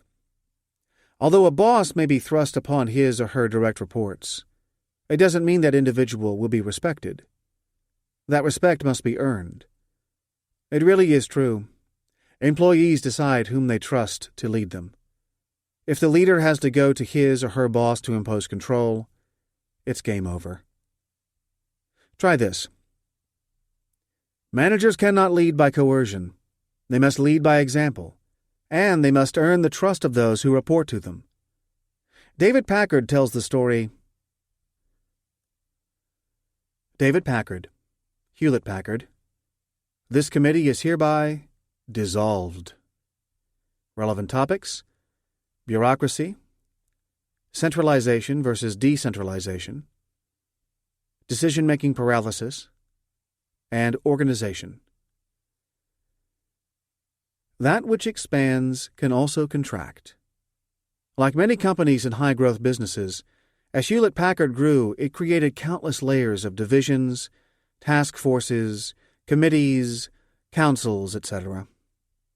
For a major player in the computer business that often needs to turn on a dime, it was rapidly turning into a nightmare. Important decisions requiring immediate attention were often tabled for weeks, sometimes months, because of bureaucratic inertia. By 1990, it had reached a crisis point. Just as the company was entering the computer business, the company was not responding quickly enough to make necessary decisions. This soon began to affect other parts of the business. Responding to the problem, the company formed the Computer Business Executive Committee with the intention of focusing decisions and coordinating computer activities. That, too, didn't work. The paralysis only got worse, and the stock started falling to $25 by 1990, after having broken $70 as little as 3 years earlier. By this time, both Packard and Hewlett were retired, but they weren't totally out of the picture. Luckily, the company's open-door policy gave them a line into current employees frustrated by the paralysis. Their advice was simple: reduce the number of layers of management, bring in a new chief executive, and disband the Computer Business Executive Committee. Operating units were given greater freedom to plan their business and make decisions on their own. The result was a more flexible company. 3 years later, the swing back to decentralization was already making a difference. Customers responded. By 1993, the stock had doubled back to $70. Using this anecdote. Bureaucracy is the enemy in any company, especially those needing to turn on a dime. And few industries need to be as agile as the computer business, where change is often the only constant. Luckily for HP, they identified the problem, fixed it, and survived. Try this. As managers, we should acknowledge that the answer to many problems is not to form a committee to overcome our challenges, but to empower our people to make decisions. We're doing just that. David Packard tells the story at Hewlett-Packard. David Packard, Hewlett-Packard. Don't mind me, I'm just watching. Relevant topics: attention to detail, management by walking around, MBWA, and quality. The devil is in the details. David Packard tells the story of an incident that occurred early in his career when he was working at GE. His division was having problems with vacuum tubes. Remember, this was a long time ago, in the 1930s. Batch after batch had failed quality inspections, and Packard was assigned to find the root cause. To understand the situation better, he spent more time on the factory floor retracing the entire process. After a while, he started noticing something. The written instructions on how to manufacture the product, provided by the manufacturer, were often far from accurate. He then worked with the people on the line to rewrite the document so they had the proper instructions going forward. It paid off. Every single tube in the next batch passed muster. Years later, Packard remembered this incident, particularly when he and Bill Hewlett were developing the management policies for HP. It was what inspired their adoption of Management by Walking Around, known as MBWA. I learned that quality requires minute attention to every detail, that everyone in an organization wants to do a good job, that written instructions are seldom adequate, and that personal involvement is essential, he says. Using this anecdote. It's the small things that matter. For managers, that means staying on top of what goes on in their shop, not being distant and removed. Try this. We all talk about the need to maintain quality, but I want to remind everyone here that unless you're personally involved, we're going to continue having quality issues. David Packard tells the story. Larry Page, Google, present at the creation.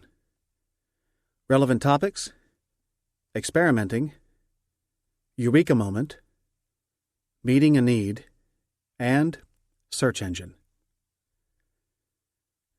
Google started as a lark. Co-founder Larry Page says that when he was a student at Stanford University, he started collecting links on the World Wide Web with no intention of creating a search engine. He was essentially curious about which pages were linked to which pages, something few, if any, people were looking into in the mid-1990s. If anything, Page thought this might lead to a topic for his dissertation paper and be fun to do at the same time.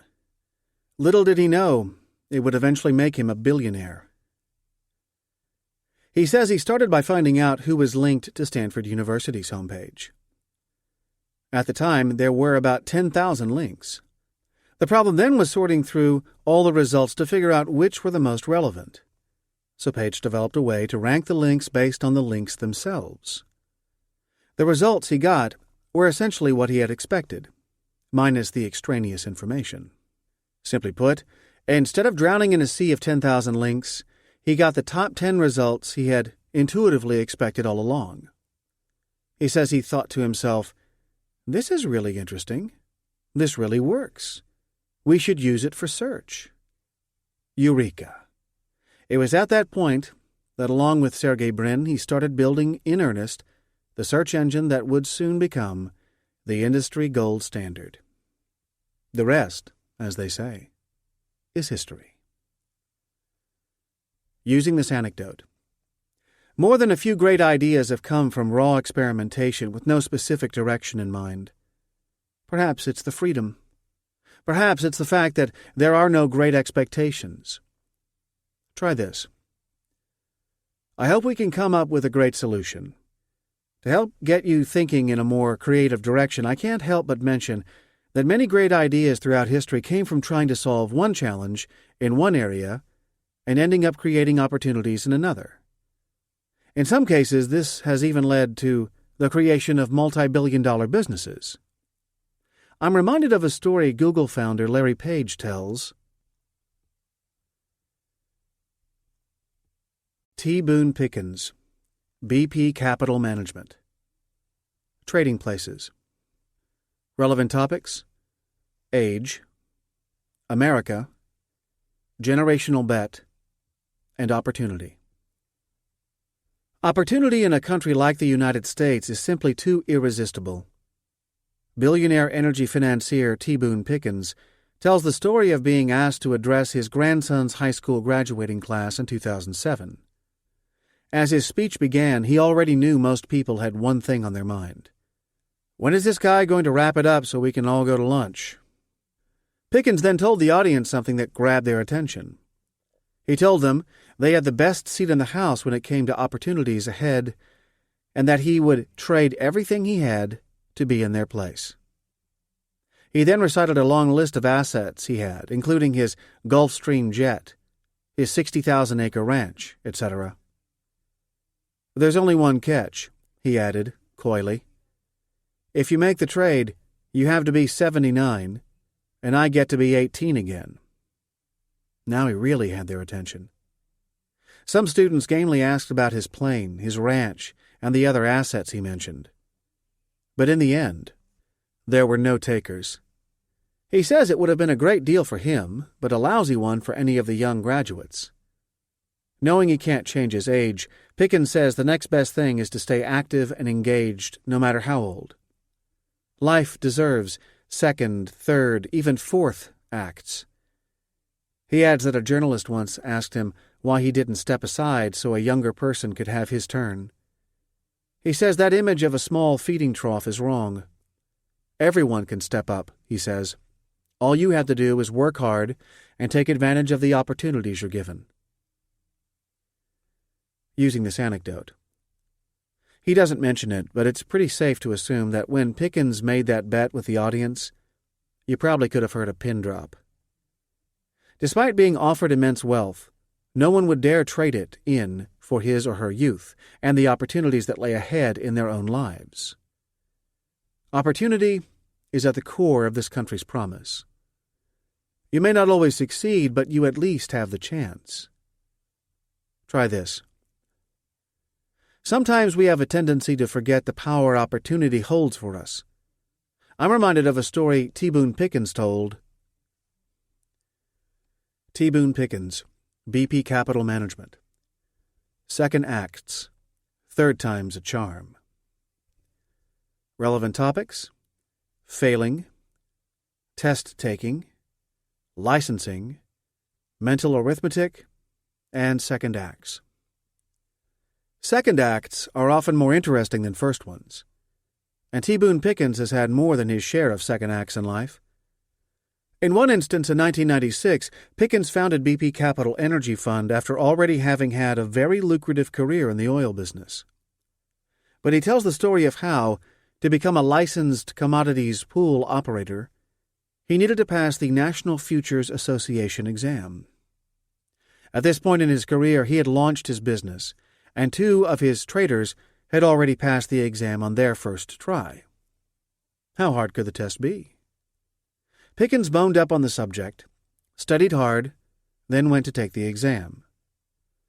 A young man in the testing room recognized him and asked Pickens what he was doing there. He joked that he thought Pickens had written the book on the subject, much less didn't need to take the test. Pickens then took up the entire 6 hours allotted for the exam. He passed the first part, but failed the other two. No license. He then redoubled his efforts. This time he hired a tutor and took the test a second time. But once again he flunked. His apprenticeship was taking far longer than he thought it would. He then went to bat for a third time. This time around, though, he took colleagues' advice and ditched the calculator. He was used to doing mental arithmetic in the office anyhow. Before starting the exam, he asked the instructor, the same one who had seen him flunk 2 times before, whether he could get all day to take the test. The instructor said he would ask his headquarters in Kansas City only if he failed this time. Boone took the exam, handed in his papers, and waited. The instructor then had a broad grin on her face. "We don't have to call Kansas City after all," she announced. "You passed." Using this anecdote. Talk about humbling. By 1996, T. Boone Pickens was already a well-known figure in the oil business, having graced the cover of more than a few business magazines. Now, in a new business for him, he failed to get the credentials he needed. Perhaps it was letting go of the calculator. Perhaps it was just sheer persistence. Whatever the cause, he finally succeeded. Try this. Sometimes second acts, even for those wildly successful in their first act, don't come easily. I'm reminded of a story T. Boone Pickens tells T. Boone Pickens, BP Capital Management. Lucky Shoes. Relevant topics: frugality, cheapness, lucky charm, and acting like an owner. Call it a good luck talisman. T. Boone Pickens says he grew up with frugality in his family and has kept the trait ever since. He remembers his grandmother scolding him for leaving the lights on, then showing him the next electric bill to prove to him how much his mistake cost. He says he has habitually been turning out the lights when leaving rooms ever since. Among some of the possessions he says he still hangs on to today are a Rolex watch bought in 1964 in Vienna, maxing out 2 credit cards with that purchase, a bird-shaped silver pillbox bought in 1959, and a pair of resold penny loafers bought in 1957. The loafers have a special history since he says he almost lost them along a California freeway years ago. At the time, he was on a family vacation and had the luggage strapped to the roof of their station wagon. One problem, though. He forgot to zip the case. All of a sudden, while looking in the rearview mirror, Pickens saw his clothes being strewn wildly across the freeway. He quickly realized what was happening, slowed down, and pulled over to the side of the road. Traffic was whirring by, not exactly an ideal situation to walk out onto the busy road. He told his wife that he thought he could get everything in 2 trips. His son got on the floor, fearful his father would be hit. Pickens ran out, gathered everything he could, including the shoes, packed again, and continued driving. He says he even wears those same shoes occasionally. "I sometimes think they're lucky," he says, "and when things aren't going so well, I wear them." Whatever works. Using this anecdote. It's never a bad habit to watch your money like a hawk, whether it's small personal items or billions of dollars that belong to shareholders. And more than a few business people have personal talismans that bring them luck. At least they believe so. Try this. Frugality is a virtue, in my opinion. Many of the most successful business people and businesses run a very tight ship. I remember a story T. Boone Pickens told. T. Boone Pickens, BP Capital Management. Don't ever forget who owns the place. Relevant topics: dividend, right sizing, responding to market realities, and shareholders. It was music to shareholders' ears. T. Boone Pickens tells a story he heard about a directors' meeting at a rival oil company many years ago. A member of the board, whose family founded the company, had proposed increasing the annual dividend. The CEO was, well, of a different opinion. According to Pickens, he answered the board member by saying, "Have you lost your goddamn mind? Why would we give people we don't know a bunch of money?" According to Pickens, this was typical of the attitude of corporate America toward shareholders during the 1970s and earlier. Although Pickens' own company, Mesa, had been doing well, he said it was getting increasingly hard to replace its oil reserves, despite having done so for 18 years straight. Pickens says he was intent on growing the company, but there were fewer opportunities to find oil. Clearly, he would need to significantly increase his exploration and development budget. The result, though, would be increasingly thinner margins. He then gave a speech saying that if the company failed to replace its reserves for 2 years in a row, he'd either figure out a different approach or exit the business altogether. Then it dawned on him. He could make Mesa smaller and then spin off some of the reserves to shareholders in a royalty trust. The result was the oil and gas properties they owned would be smaller, making it relatively easier to get replacement reserves. In other words, although the company would become smaller, shareholder value would increase. Sure enough, Mesa was at $54 a share when the royalty was announced. By the time the trust was approved a few months later, it was at $86. The move later became a trend with other companies. Pickens never forgot who actually owned the company. Using this anecdote. It sounds counterintuitive, but sometimes you have to shed parts of a company to increase value. It certainly made sense for Pickens' shareholders, who would have seen their stock plummet in the face of depleting reserves. Try this. Our company is actually worth less growing than it could be worth by divesting. T. Boone Pickens tells a similar story from years ago with his oil company, Mesa. T. Boone Pickens, BP Capital Management. You mean you're the team? Relevant topics: hedge fund, human capital, lean management, and organizational size. Just because a company is big does not mean it is well run, or that it has a vision. In fact, according to T. Boone Pickens, more often than not, the exact opposite is true. He makes the point that you can't judge a company by the number of its employees.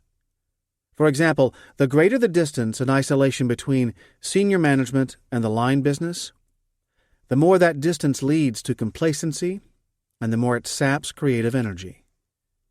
He says he always worked shorthanded at his oil company, Mesa. And the same is true at BP Capital. He tells the story of the youngest member of his BP staff, David Meany. Meany had started trading stocks and bonds in his senior year at college. After getting a finance degree and working 7 years as a sales and portfolio trader, he wanted to switch over to an energy-related hedge fund. Hearing of BP's success, he sent them his resume. At the interview, Meany said he was eager to join the team at BP Capital.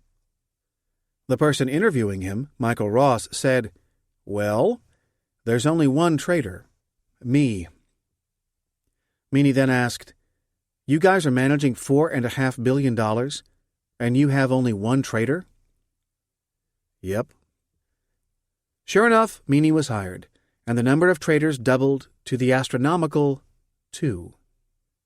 Size, indeed, isn't everything. Using this anecdote. Sometimes smaller is beautiful, but it also needs to be to scale. When the job can be done with a few talented people, instead of a cast of thousands, all the better. Try this. I've heard many arguments that we should start hiring, as if that alone will make us more productive. More bureaucracy and more layers of management are not always the answer. Some companies do just fine as lean organizations. I'm reminded of a story T. Boone Pickens tells of his $4.5 billion energy hedge fund. T. Boone Pickens, BP Capital Management. The wind's blowing this way. Relevant topics: NIMBY, not in my backyard. Reverse psychology, sighting, and wind turbines. T. Boone Pickens always seems to know which way the wind is blowing. The former oil man made headlines when he announced he was entering the wind power business. His home state of Texas not only has huge oil reserves, it's also part of America's so-called wind corridor, stretching from Texas all the way north to the border with Canada. The Texas Panhandle, in particular, is known for especially windy conditions. Pickens says, for example, that a 640-acre area of land can support up to 5 to 10 wind turbines, each of which can generate somewhere between $10,000 and $30,000 annually in royalties to landowners. For a part of the state that has been losing population, that kind of income can be a nice incentive to stay, which helps spur local economic development. Still, people have to be convinced to lease their land, and they have to be convinced in large enough numbers for a large investment to make any sense. Pickens tells the story of meeting with some 200 people, some of whom already knew Pickens from a deal he had made for water rights. Now he was trying to get them to sell him their wind. He doesn't say so explicitly, but it appears he tried a little bit of reverse psychology on the group. Opening the session, he says he wanted everybody in the room to know that he didn't want wind turbines on his own property. "Why?" someone asked. "Because they're ugly," Boone answered. A person in the front row then said, I don't see that well. They may be ugly to Boone, but they look like money to me." That line got a big laugh, and the sale, according to Pickens, was an easy one after that. Using this anecdote. Sometimes the best way to deal with resistance is to use a dose of reverse psychology that gets right to the heart of personal interests. By acknowledging that the turbines aren't exactly beautiful, a NIMBY argument many have made elsewhere, Pickens took the debate away from aesthetics and shifted it toward other interests. Try this. We need to shift the debate on locating this plant. No, it will not likely win a lot of awards for architectural beauty, but it will create jobs. I remember a story T. Boone Pickens once told about getting people to lease their land for wind turbines. Jim Senegal, Costco Wholesale Corporation. Attention customers, CEO in aisle 5. Relevant topics: teaching, leading by example, and attention to details. Actions often speak far louder than words. Costco Wholesale co-founder and CEO Jim Senegal says that some of the best advice he ever got wasn't actually advice in the traditional sense of the word. He tells a story of when he was a young executive at a discount retailer and what he learned from Saul Price, the company's founder. Senegal says Saul was the consummate teacher who preferred to lead by example. He says that even after dinner, Saul would come back to the warehouse and walk up and down the aisles, looking everything over with his eagle eye. If he saw garbage on the floor, he'd pick it up. If something had tipped over, he'd put it right side up. If a display was uneven, he'd fix it. If something wasn't being attended to, he'd make sure it was done. More to the point, he would show people how things should be done, so they would learn by doing, learn by example. That lesson stuck with Senegal, who, as CEO of Costco himself, is also always working the floors and asking employees about their daily tasks. That lesson is with him all these years later. To be a really effective manager, you should also be a good teacher who leads by example, with actions speaking louder than words. Using this anecdote. Good habits picked up early in life can help later in life. This story also shows that the best leaders lead by example, not just words alone. Attention to little details like the shop display may not seem like a big deal, but it becomes infectious as others follow the example. When they do, the whole company benefits. Try this. It's the little things that count in business, just like they do in life. The head of Costco, for example, learned this lesson very early in his career. Donald Trump, the Trump Organization. A chip off the old block. Sort of. Relevant topics: family profession, father-son relations, frugality, and high margins versus low margins. Like father, not exactly like son. Donald Trump entered his father's business, real estate, but didn't follow exactly in his father's footsteps.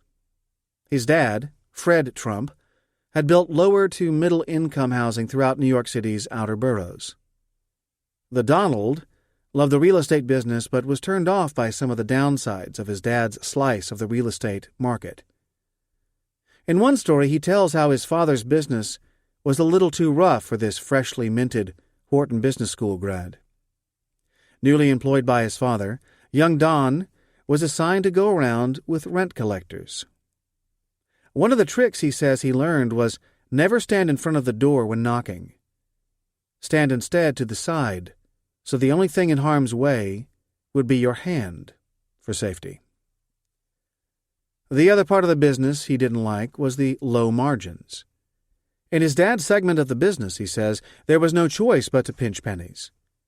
In many of his buildings, for example, they used red brick because it was a penny cheaper than tan bricks.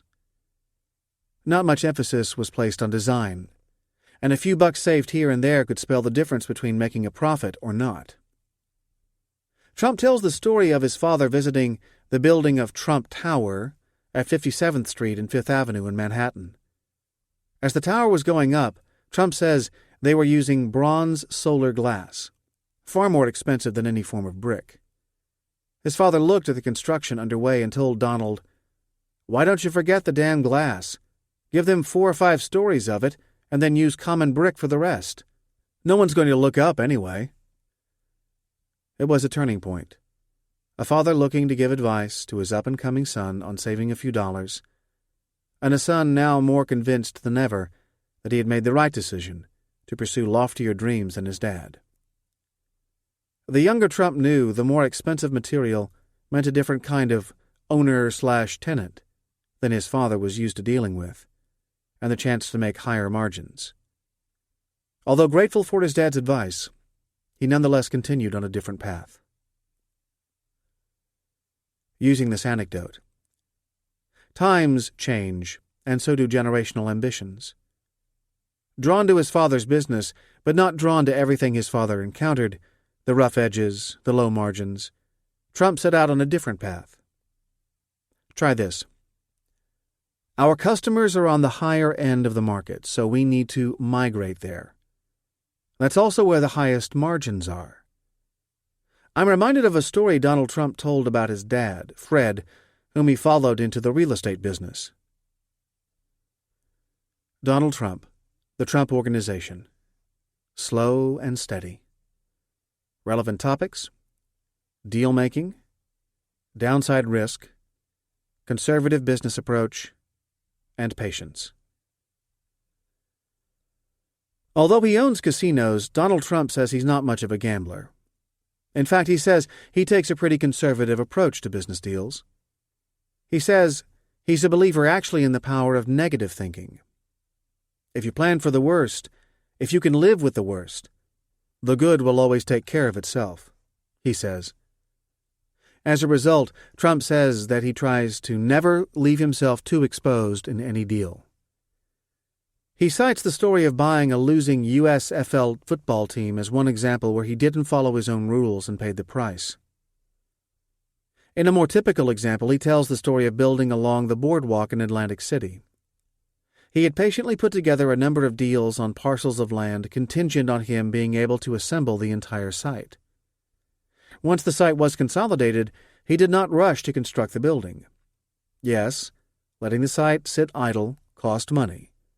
But on the other hand, he wanted to be absolutely certain he had won his gaming license from the state of New Jersey, so his exposure was lower. Along came Holiday Inn, offering a 50% cut in the deal in return for paying for all the construction, plus guaranteeing him against losses for 5 years. Hilton, by contrast, moved much quicker than Trump, simultaneously filing for a gaming license and beginning construction on a separate $400 million site. Just 2 months before the hotel was to open, Hilton was denied its gaming license and was forced to sell to Trump under enormous pressure. Trump then renamed the facility Trump's Castle. Patience can indeed be a virtue. Using this anecdote. The old story about the tortoise beating the hare was not necessarily apocryphal in the world of business. Speed is important, but so is intelligently leveraging against risk. In this case, Trump correctly saw huge downside risk in moving too fast without his gaming license. His competitor took way too much risk and ended up losing badly. Try this. We all know the story of the tortoise and the hare. It actually explains a lot of our own strategy as to why we may seem cautious when, in fact, we're being prudent. Here's an example from Donald Trump. Donald Trump, the Trump Organization. Save the money you spend on consultants. Relevant topics: consulting firms, marketing surveys, saving money, knowing your audience. It costs nothing to ask. Donald Trump says he greatly admires those who have a sense of the market they work in. He counts among those who have an innate sense of their respective markets Steven Spielberg, Lee Iacocca, Woody Allen, and Sylvester Stallone. Each knows what his public wants, and each delivers. Trump says he adds himself to that list and takes pride in the fact that he doesn't hire a lot of number crunchers. Nor does he trust fancy marketing surveys. For example, he says consulting firms will send a group down from Boston, rent expensive hotel rooms, and then charge you a sum well into the six figures for a study that usually has no conclusion and often takes so long to complete that the deal has long since come and gone. Trump says he's instead a great believer in doing his own research. He'll ask his sources what they think of a property he's considering buying. He says he'll go out to the neighborhood and ask around what people think of the area in terms of schools, safety, shopping, etc. If he's buying a property in another city, he makes a point to talk to cabbies, waiters, and others he comes into contact with.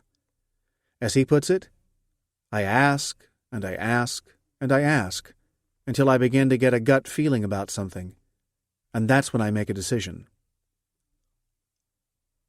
Using this anecdote. Trump may be a little harsh on consultants, but he's dead right on using your instinct and asking.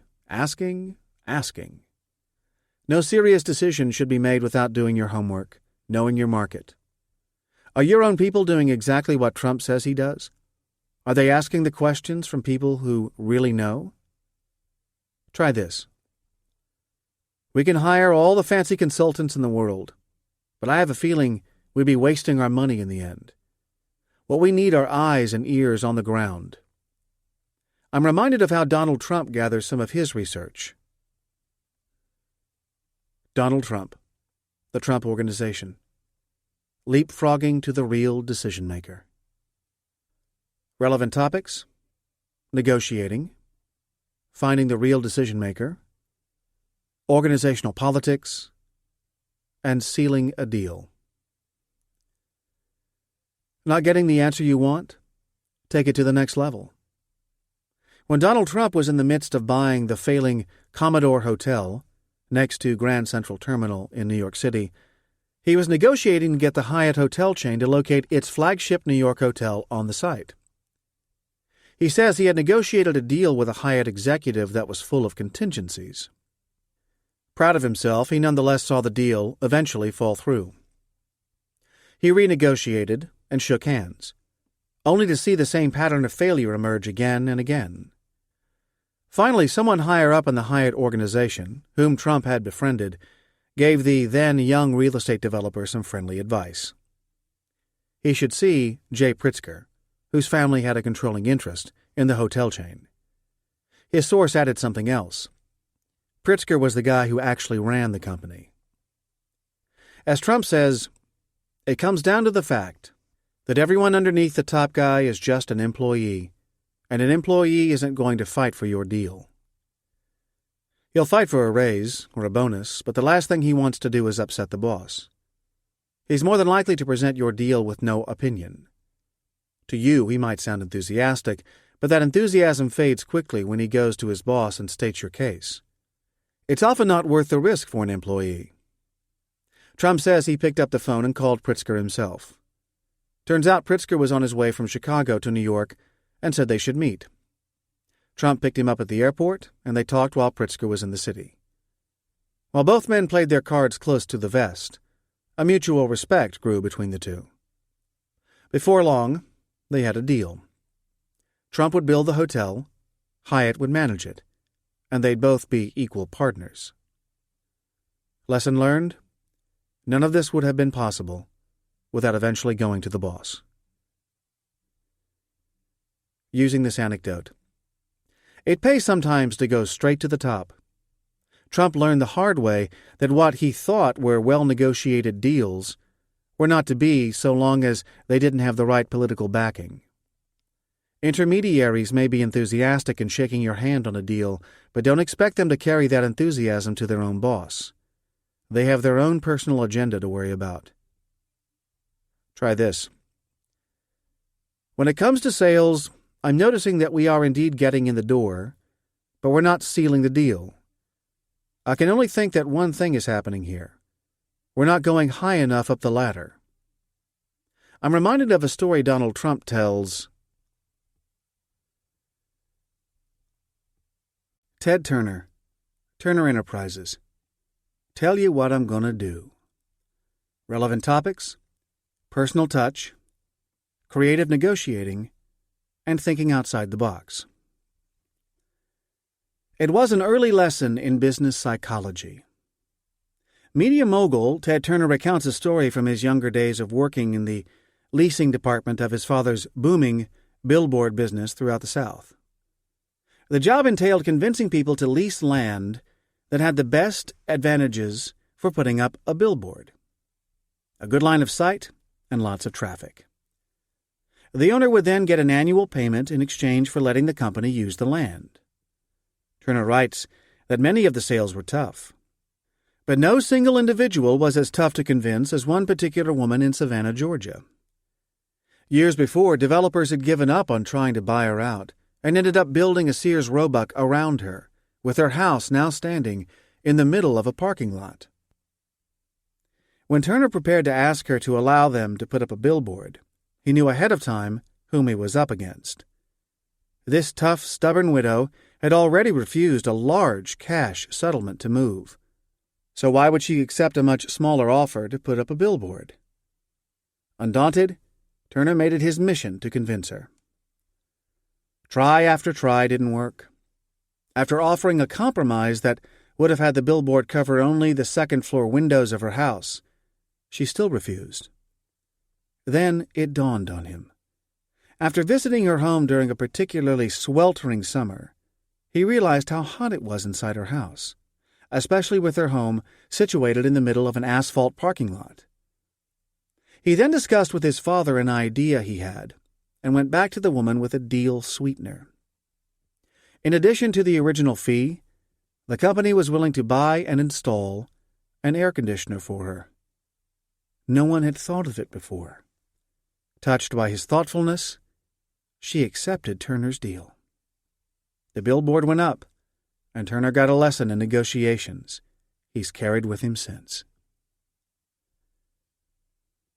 Using this anecdote, great negotiators think creatively.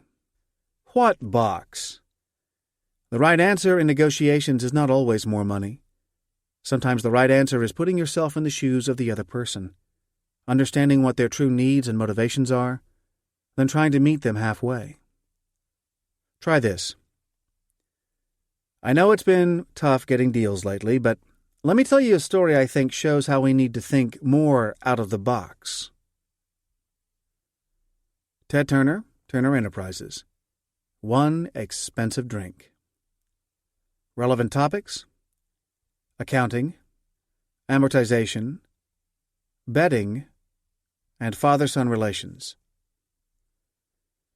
Amortization is not exactly a scintillating topic, but Ted Turner sure enough spins a good yarn on the subject. He says many years ago he made a bet with his father, an alcoholic and 2-pack-a-day smoker, that while a sophomore at Brown University, he could avoid smoking and alcohol before his 21st birthday. If he did this, his father promised to pay him $5,000, a princely sum back in the 1950s. His father also agreed to send him a very small allowance as long as he wrote weekly letters to him, updating him on campus life. At one point, he missed writing to his dad 2 weeks in a row, and his allowance was suspended. Then, just after turning 19, he gave in to temptation and got drunk for the first time, smoking his first cigar to boot. He knew he had broken his promise to his father. An honest kid, he told his dad. His dad was furious at the news and canceled the $5,000 deal.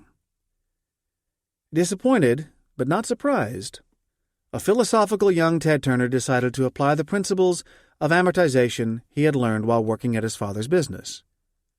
By his calculation, that first drink cost him $5,000. The second drink brought the cost down to $2,500. The next 5 drinks would be $1,000, and so on. By that same stretch of logic, he reckoned that if he had 5,000 drinks over the coming years, it would only cost him $1 a drink. That he could afford. Using this anecdote. This story can be used to bring a little levity to a relatively dry topic. Turner's story is a great way to illustrate just that, while also demonstrating humility on Turner's part. After all, he was honest about breaking his promise when he could have just as easily never told his dad the truth. Try this. We've got to take full advantage of all the accounting rules at our disposal, including things like amortization. That reminds me of a story I read about from Ted Turner's early years. Ted Turner, Turner Enterprises. Hoist the Mainsail. Relevant topics: management philosophy, delegating authority, and entrepreneurs dealing with growth. Maybe it's the salt air.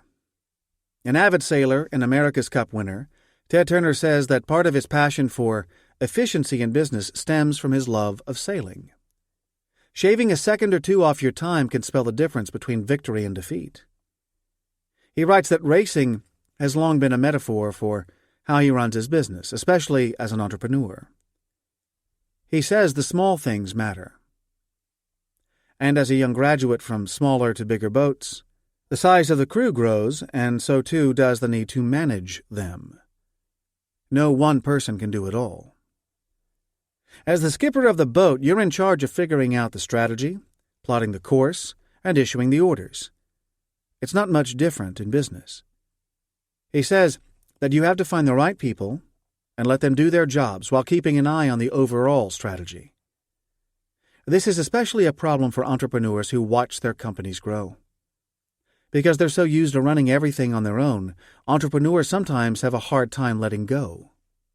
They need to learn how to trust and delegate, just like skippering a winning high-performance sailboat. I stay on top of the key issues related to our individual business, but I let my managers manage, he writes. This gave me time to focus on the big picture. Using this anecdote. One of managers' key functions is to trust and delegate. No one can possibly do everything well. That's why you hire the best people for the job in the first place. But you also have to trust them to execute. Try this. I think we have to stop micromanaging here. Managers in your position should be dealing with the business at a much more strategic level. Ted Turner likens business managers to the captain of a boat, and he knows a thing or two about both. Ted Turner, Turner Enterprises. Rosebud.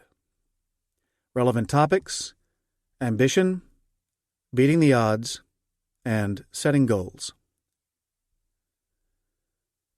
Some generations are luckier than others. Media mogul Ted Turner tells the story of his father's early years. His dad, Robert Edward Ed Turner, was clearly ambitious and driven as a young man, and he had been accepted into Duke University just as the Great Depression hit. Ed's parents nearly lost everything, like a lot of Americans, during that difficult period, and they were devastated at having to tell their son they couldn't afford the tuition.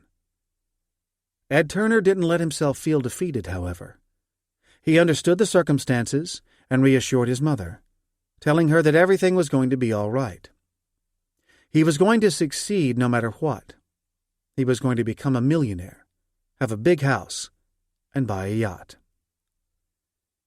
Given the fact that the Great Depression had just begun and the United States economy was in tatters, this sounded more like wishful thinking than a realistic prospect.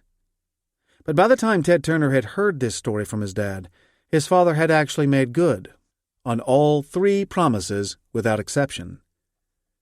His father said, however, that while he had checked off all 3, he was now having a tough time coming up with a plan for the rest of his life. The lesson, he told Ted, was that it is better to set your goals so high that you'll never likely achieve them all. That way there will always be something to shoot for.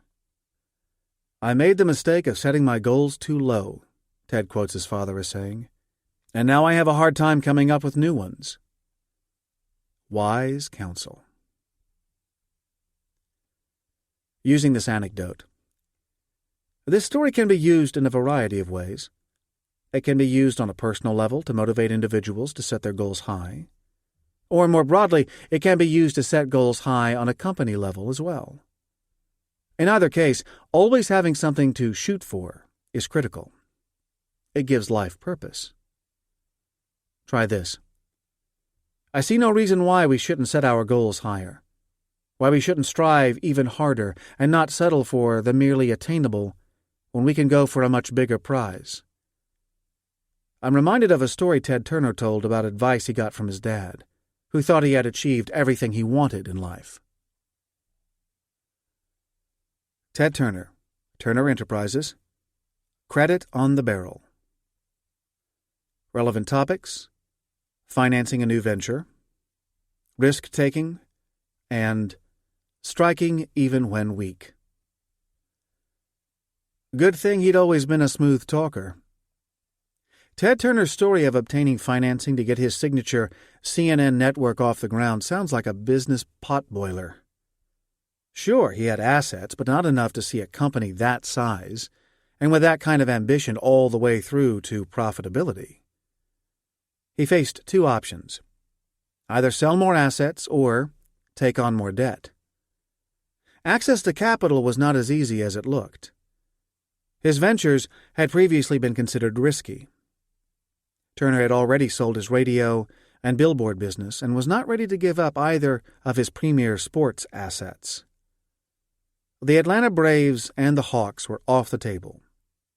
He was, however, ready to sell one of his biggest assets, WRET-TV in Charlotte, North Carolina, which he had bought for $1 million 8 years earlier.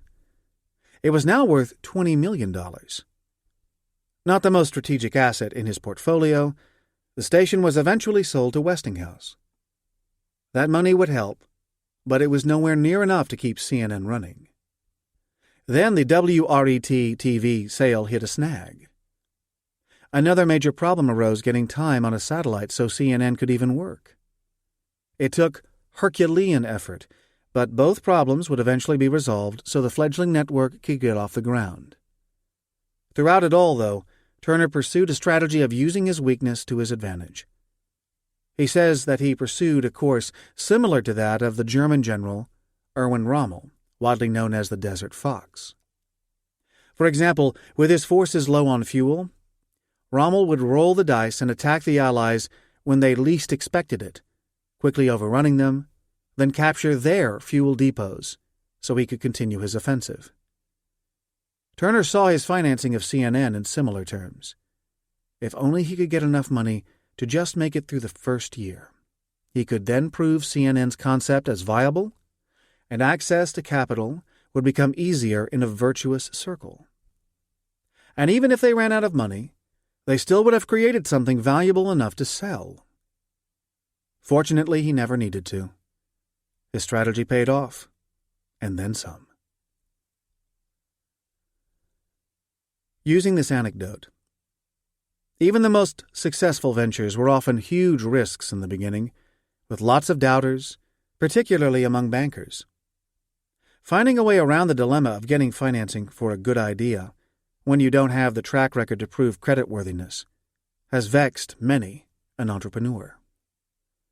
Turner's story illustrates the importance of believing in the soundness of your concept and doing everything you can to get to the starting gate. Once you're there, your success in proving the concept can create a bandwagon effect that gets around the dilemma and gets the credit flowing. Try this. All ventures must take risks. Even some of the biggest names out there started out as little more than a good idea and a mad dash to get capital. Ted Turner, Turner Enterprises. Clean out your desk. Relevant topics: firing people and cleaning house.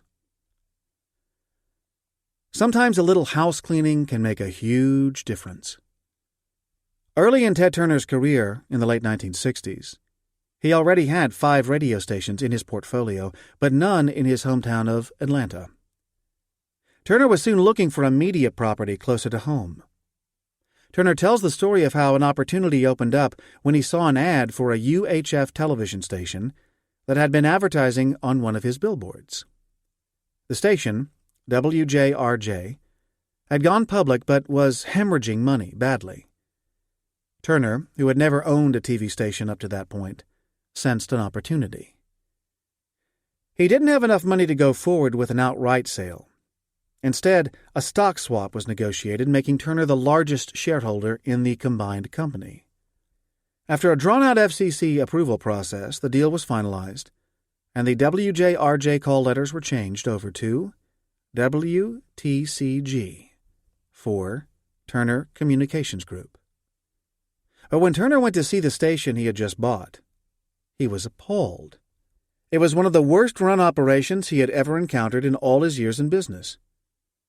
He says that most of the 35 people he had inherited were either lazy, on drugs, or both. The lackadaisical attitude started at the top.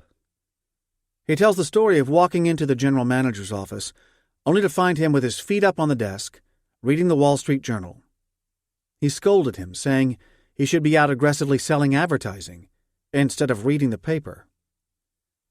Turner soon invested in new people and new equipment to turn the operation around. After 1 year, of the 35 original employees he had inherited, only 2 were left, the receptionist and the janitor. The rest were gone, forever. They had stood in the way of the progress Turner wanted. 2 years later, after much effort, the station broke even. A year after that, it was generating more than $1 million in profits.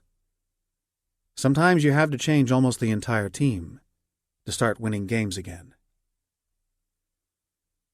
Using this anecdote. Serious underperformers can sometimes stand in the way of ambitious plans ever coming to fruition. In these circumstances, marginal changes won't cut it. Hard as these decisions are, sometimes they have to be made. Try this. No one likes cutbacks, but every business goes through it.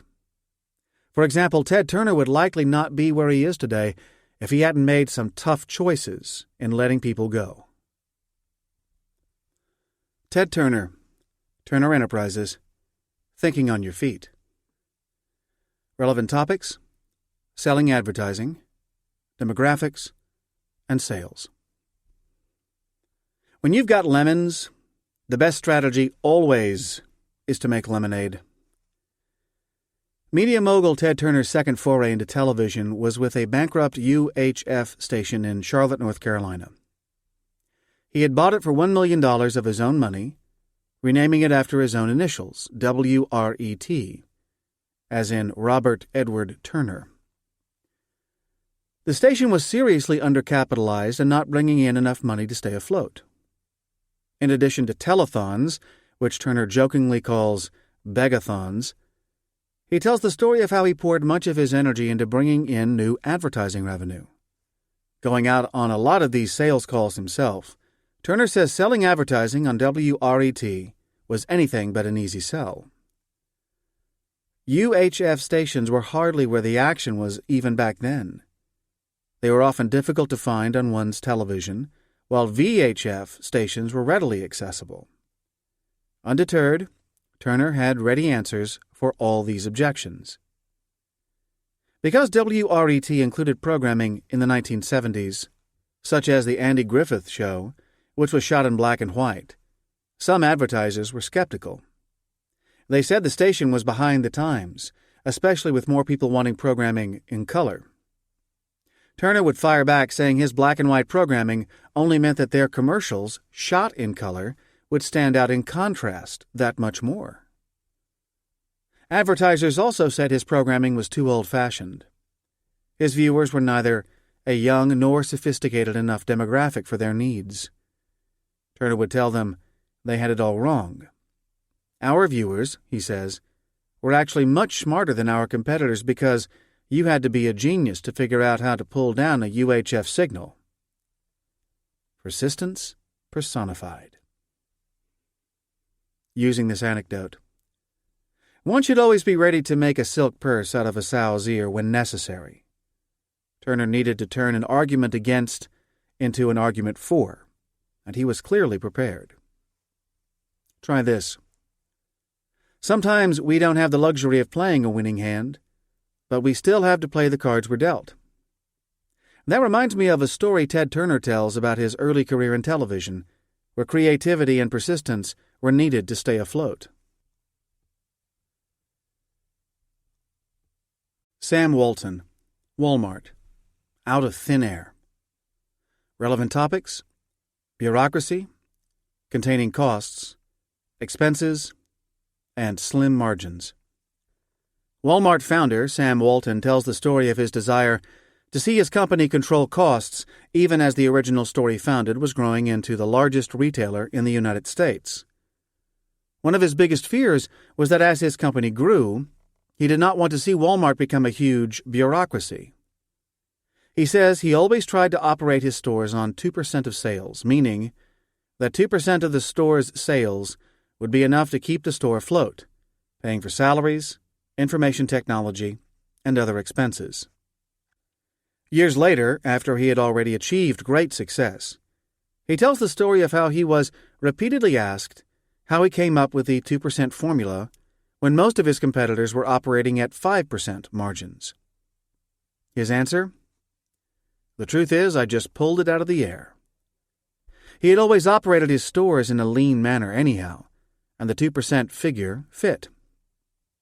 Add that to the fact that they operated with fewer people and did not spend much on fancy executive offices, and the lower figure makes a lot of sense. If anything, that figure reflected a gut instinct already following a winning formula. Although his company's corporate offices would never win any decorating awards, that was just fine with Walton. Just ask our shareholders, he says. Using this anecdote. Containing costs should be a part of everyday business. Try this. Curbing costs should be considered a part of the way we think and work here. Sam Walton, the founder of Walmart, had made this such a part of his thinking that he was already operating 3% below the industry average when it came to running his stores. He pulled that figure out of thin air, and it still proved to be the right way forward. Sam Walton, Walmart. Jelly donut? Relevant topics: distribution, early to bed, early to rise, and gathering info. Sam Walton clearly was an early riser. He was also very clever when it came to getting objective information. One of Walmart's secrets in standing above other retailers was the fact they had their own distribution centers as well as a private trucking fleet.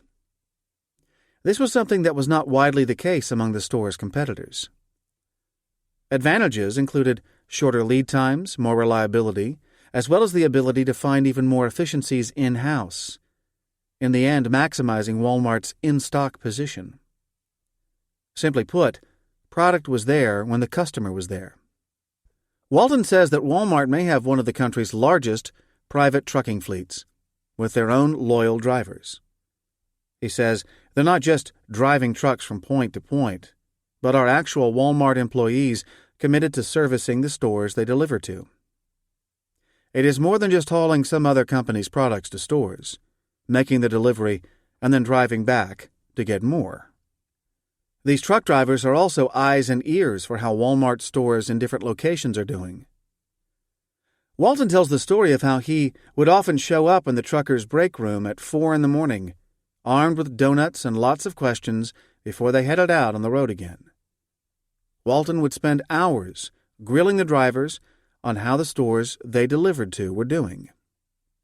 He would ask pointed questions like how many shoppers they saw, what improvements were being made or not being made, how people acted when shopping there, what merchandise was moving, etc. This helped Walton get better and probably more objective information on stores than if he had visited them on his own, something that logistically would not have been in the cards. Using this anecdote. Walmart's decision to go it alone in distribution gave them many benefits, including allowing management to keep an eye on how their stores were doing. A management secret weapon, if you will. Try this. Good intelligence on the business is key to figuring out how we're really doing. Of course, we need the raw numbers, but sometimes the most interesting information comes from what you see with your own eyes. And that reminds me of a story Sam Walton told in his autobiography about leveraging an idea that already helped his company stand out. Sam Walton, Walmart. Know thyself. Relevant topics: delegating, different skill sets, hiring talent, and management team. You can't do everything perfectly, nor should you even try. One of the key functions of management is finding talented individuals and letting them do what they do best.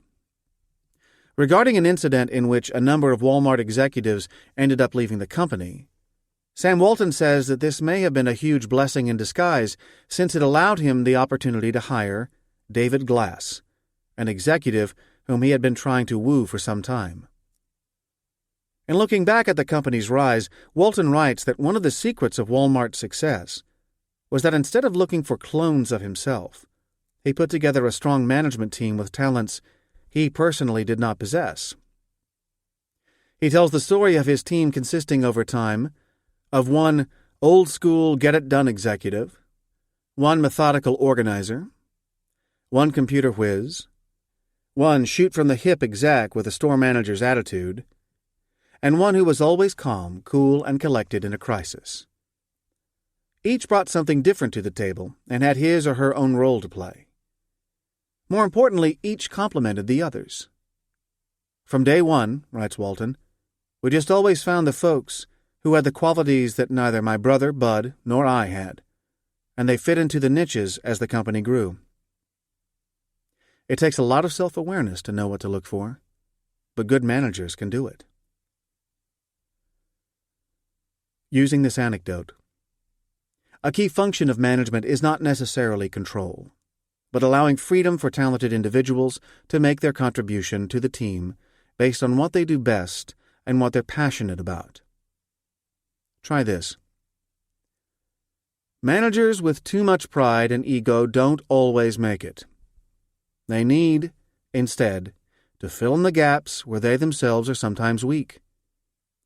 One of the key functions of a good manager is to find people who have skills they don't necessarily have and let them shine at what they're passionate about and do best. Sam Walton, Walmart. Can you spot me $20? Relevant topics: borrowing money, cheapness, frugality, and watching expenses. His prices were cheap, and, well, so was he. Sam Walton was renowned for his frugality, a trait that he instilled throughout Walmart, making it part of the company's DNA. David Glass, a former Walmart CEO, tells the story of a business trip he once took with a boss. He writes that unless he read the company's proxy statement every year, he would have thought Walton was always flat broke. During a trip from New York to Dayton, Ohio, Walton told Glass that he had no money on him and asked if he could borrow some. Glass looked in his wallet and handed him 2 20s. Walton then told Glass, "I won't need both of these. Let me borrow one." Walton himself admitted to being frugal, saying that on such trips he and his executives would often sleep 2 to a room to save money. They ate at a lot of relatively inexpensive family restaurants and stayed at discount chain hotels. One early store manager even mentioned that on a buying trip to Chicago they stayed 8 in a room to save money. The rationale behind all this frugality? Understanding the value of a buck. Walton writes, "A lot of what goes on these days with high-flying companies and these overpaid CEOs who are really just looting from the top and aren't watching out for anybody but themselves really upsets me. It's one of the things wrong with American business these days," he concludes. Using this anecdote. While the Walmart example may seem a bit extreme for most companies, it makes an important point. At the end of the day, if you can honestly say in front of the owners of the company, the shareholders, That your expenses are justified? Then you're fine. If not, then maybe it's time to think about company spending habits. Try this. We need to keep expenses under control. While this may be an extreme example in business history, I think the story of Walmart illustrates an attitude we need more of these days at our own company. Sam Walton, Walmart. Caught red-handed. Relevant topics: competitive research, embarrassing incidents, forgiveness, honesty, and getting caught. Not everyone would admit to a story like this. Sam Walton tells of one time when he was conducting on-site research in San Diego. He was scoping out one of his competitors, walking around the aisles with a small tape recorder. He used the small device to record prices as well as his impressions of the store for later use. As he was walking down one aisle, Walton was approached by an employee who told him point blank that he was violating store policy. He asked Walton to surrender his tape recorder. They would need to erase everything on it. Walton knew he was caught red-handed, especially since he had the same policy at his own stores. He was happy to oblige except for one thing. On that same tape, he also had information he had recorded on different stores, and he wasn't ready to erase that part of the recording just yet. He then told the employee that he'd be happy to turn the tape over to him, but he needed to write a personal note to the owner of the store, whom he knew. In the note, he admitted to taking notes but asked if he could still get the tape back. It was perfectly fine if the owner erased the material dealing with that particular store. But could he leave the parts dealing with the other stores unerased? Walton then handed both the tape and the note over to the employee, probably expecting to get nothing back other than a sternly worded message. About 4 days later, to his surprise, he got a nice letter from his competitor with the tape enclosed. Nothing was erased. He probably treated me better than I deserved, Walton says. Not every example of getting caught doing opposition research ends like this, but it certainly does speak to forgiveness. Using this anecdote. This humorous story can be used when describing doing research on your competitor, although not urging employees to break any rules, however. Of course, this example is from an age well before the Internet, which makes prices more transparent, but it's amusing nonetheless. Try this. We need to find out more about what our competitor is up to, what it is that they're doing that's giving them so much success. But play fair. I'm reminded of a story from Sam Walton when he was doing some research on a competitor himself, but got caught. Sam Walton, Walmart. Give me a W. Give me an A. Relevant topics: brand name, naming a company, saving money, and simplicity. Simplicity helps. Plus, it saves on signage. One of Walmart's first managers, Bob Bogle, tells the story of how the company's name was chosen. It was 1962. He and Walton were flying over the mountains of northern Arkansas in a private plane. Walton pulled out a piece of paper from his pocket and handed it to Bogle. On it, Walton had scribbled a few suggested names for the retail company they were about to launch. All of them were on the long side, many consisting of 3 or 4 words. None would do. Bogle thought it over, turned to Walton, and said that his Scottish roots made it hard for him to accept longer names that would cost too much to illuminate on storefronts. "I just keep the Walton name and make it a place to shop," Bogle says. He then wrote out WALMART. It was short, just 7 letters, and it would save on signage. Not to mention, it neatly abbreviated the company founder's name and said what the business was about. Walton didn't say anything the rest of the plane trip, and the subject was dropped. A few days later, Bogle was at the first store they were setting up when he saw that their sign maker had already put up WAL. The sign man was on a ladder just about to put up an M. You don't have to be a genius to figure out what the name was going to be, he says. Indeed. Nor would it be the last sign they put up either. Using this anecdote. The thinking behind naming a company, or naming a business project or initiative for that matter, is simplicity, simplicity, simplicity. Try this. We need to come up with a good name for this new business or project. I don't know what it is yet, but I'm reminded of a story I read about how they came up with the name for Walmart. Sam Walton, Walmart. The times they are a-changin'. Relevant topics: being ahead of the curve, discounting, riding a wave, risk-taking. Stand still long enough, and the market will pass you by. By the early 1960s, long before he had founded his first Walmart, Sam Walton had started noticing the writing on the wall for the retailing industry at the time. Larger discount stores were beginning to take root, operating with profit margins previously unheard of. Walton tells the story of spending time studying the phenomenon, visiting many of these new stores across the country, including one in a nearby town whose founder's philosophy probably best summed up the new approach. It was, buy it low, stack it high, and sell it cheap. Although it was still a small segment of the market at that time, Walton was convinced that the high margins meant that large discount stores were the wave of the future. He faced a choice.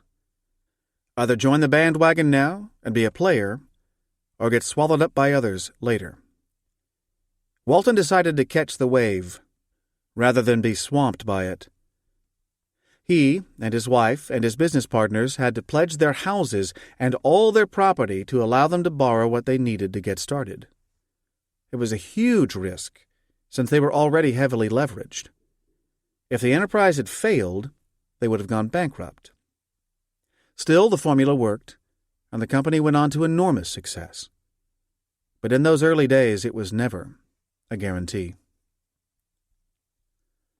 Using this anecdote. Some of the biggest success stories in business follow a similar pattern. Watch trends carefully, decide whether to join them, ignore them, or go your own way. Then place your bet. In Walton's case, that bet paid off handsomely. Try this. You may not believe this, but the biggest retailer in this country started off by putting his own house and property down as collateral. That's how Sam Walton started when he saw which way retailing was headed. As we look to invest in new markets, we don't have to take quite the level of risk Walton took, but if he could do that with his own money, we should have the same vision and commitment. Sam Walton, Walmart. The Saturday Morning Meeting. Relevant topics: building team spirit, celebrities, creative meetings, reviewing results, and turnabout's fair play. Don't forget to set your alarm Friday night.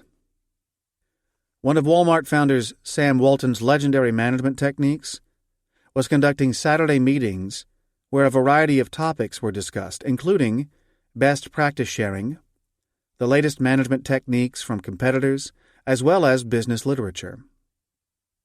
Non-executives would be invited as well. Speakers included outside guests, Walmart associates who came up with money-saving ideas, and others.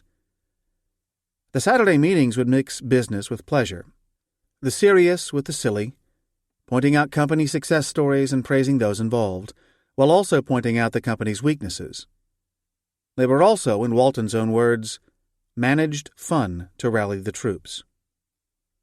Sometimes there would be singing, other times group calisthenics, and so on. Guests would range from the head of a small company with an innovative idea to CEO legends like Jack Welch. One Saturday meeting even featured a mock boxing match between Walton and Olympic boxing gold medal winner Sugar Ray Leonard. One executive tells the story of how Walton had announced at one Saturday meeting that in 3 weeks this particular individual would be singing Red River Valley in front of the entire group, even though Walton knew full well that the guy had a terrible singing voice and could never possibly carry a tune. He had only wanted to serve this individual a helping of humble pie for something he had done. But the exec turned the tables on Walton. He secretly organized a group of others with stronger voices than his. On the appointed Saturday, the chorus ended up drowning out his voice as he gamely sang along. The ruse worked, all in good fun. Using this anecdote. Dedication is important in any company. After all, not everybody was initially thrilled about surrendering their Saturday mornings. But when making sacrifices, poking fun at oneself and lightening the mood can build team spirit. Try this. There's a time to be serious about the business, but there's no reason we can't also learn and grow in a way that's spontaneous and fun. Sam Walton, the founder of Walmart, proved that at his legendary Saturday meetings with company executives. At one of them, Sam Walton, Walmart. Welcome to Walmart. Relevant topics, sticking to your principles, creative ideas, and store greeters. It wasn't originally an idea from headquarters. Walmart didn't always have the store greeters they're widely known for. Walton tells the story of how he and another Walmart executive first encountered a greeter at one of their stores in Crowley, Louisiana, in 1980. As the pair entered the building, they were greeted by an older gentleman who cheerily welcomed them, saying he'd be happy to answer any questions they had about the store. Walton was floored. Once the associate got over the shock of meeting the chairman, they spent a few minutes talking. Walton and the other executive soon learned that this particular store had apparently been having problems with shoplifting, and the manager wanted to make sure his inventory wasn't being stolen. He didn't want to post someone at the entrance solely as a guard against shoplifters. He correctly assumed that might intimidate customers, especially the vast majority who were honest. At the same time, though, with a small number of customers sneaking out the door with stolen merchandise, he needed to send a strong but friendly signal that someone was watching the store. Walton loved this practical approach. It balanced being customer-friendly with watching the bottom line. He brought the idea back to the headquarters in Bentonville, Arkansas, but it met stiff resistance. Many saw it as a waste of money and time, but Walton was, in the words of one executive, relentless on the issue. He thought all Walmart stores should have greeters. Despite the opposition, Sam pushed, and it finally went through. His vindication, he says, came when he entered a Kmart in Illinois in 1989 and found that they had posted greeters at their front door. Imitation can often be the sincerest form of flattery, or at least a sign you're on the right path. Using this anecdote. Sometimes when you believe strongly enough in what you see as a good idea, you have to keep pushing, especially if you have a creative solution to a serious problem such as shoplifting. Try this. Sometimes the best solutions are the simplest and the ones that play to human psychology. You've all probably been in a Walmart and have likely seen those store greeters, right? What you may not know is what the motivation behind that concept was. It was actually a very clever solution to a serious problem. Jack Welch, General Electric. Permission to speak. Relevant topics: empowering employees, process improvement, bottom-up thinking, and permission to talk. The most useful ideas don't always come from the top of the org chart. They can arise from anywhere in the organization. During his tenure as General Electric's CEO, business legend Jack Welch says he was determined to turn GE into a learning organization, breaking down hierarchical boundaries. Based on the great success of his Crotonville Management Training Center, he moved quickly to spread this method throughout the entire company in a program called Workout.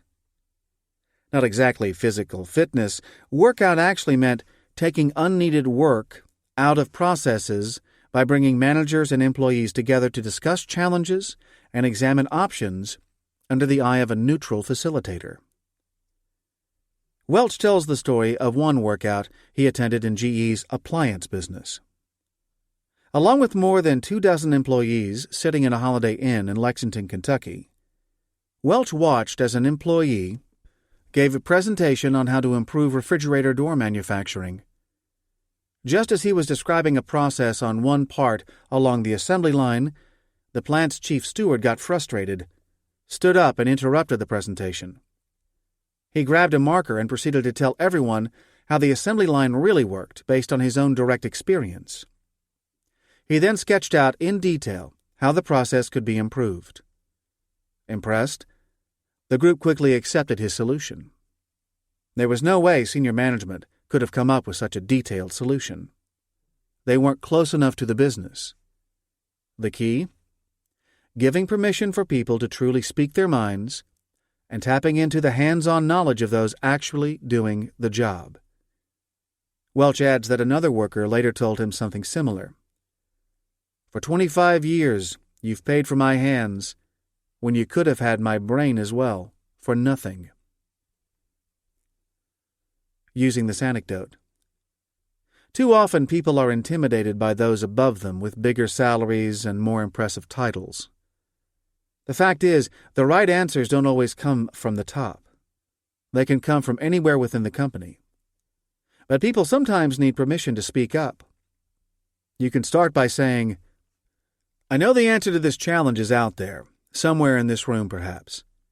Before I go any further, though, I want to share with you a story I heard from GE that I think speaks exactly to what I want you to see here today. Namely, that the answers may not come from where you think. Jack Welch, General Electric. Kaboom! Relevant topics: permission to fail, pushing the envelope, risk-taking, and forgiving mistakes. Early in Jack Welch's career at GE, he blew the roof off of the company. Literally. Only 28 years old and in his third year there, Welch was put in charge of a project that involved experimenting with a chemical process. Sitting at his desk one day, he heard a tremendous explosion coming from the company's pilot plant across the street. Part of the roof had been blown off and debris was flying everywhere. Welch raced as quickly as he could to the scene. He soon arrived to find that, fortunately, no one had been injured.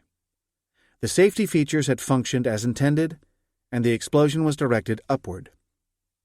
The damage was done, though. Not just to the building, but potentially to Welch's career, since he was the line manager in charge.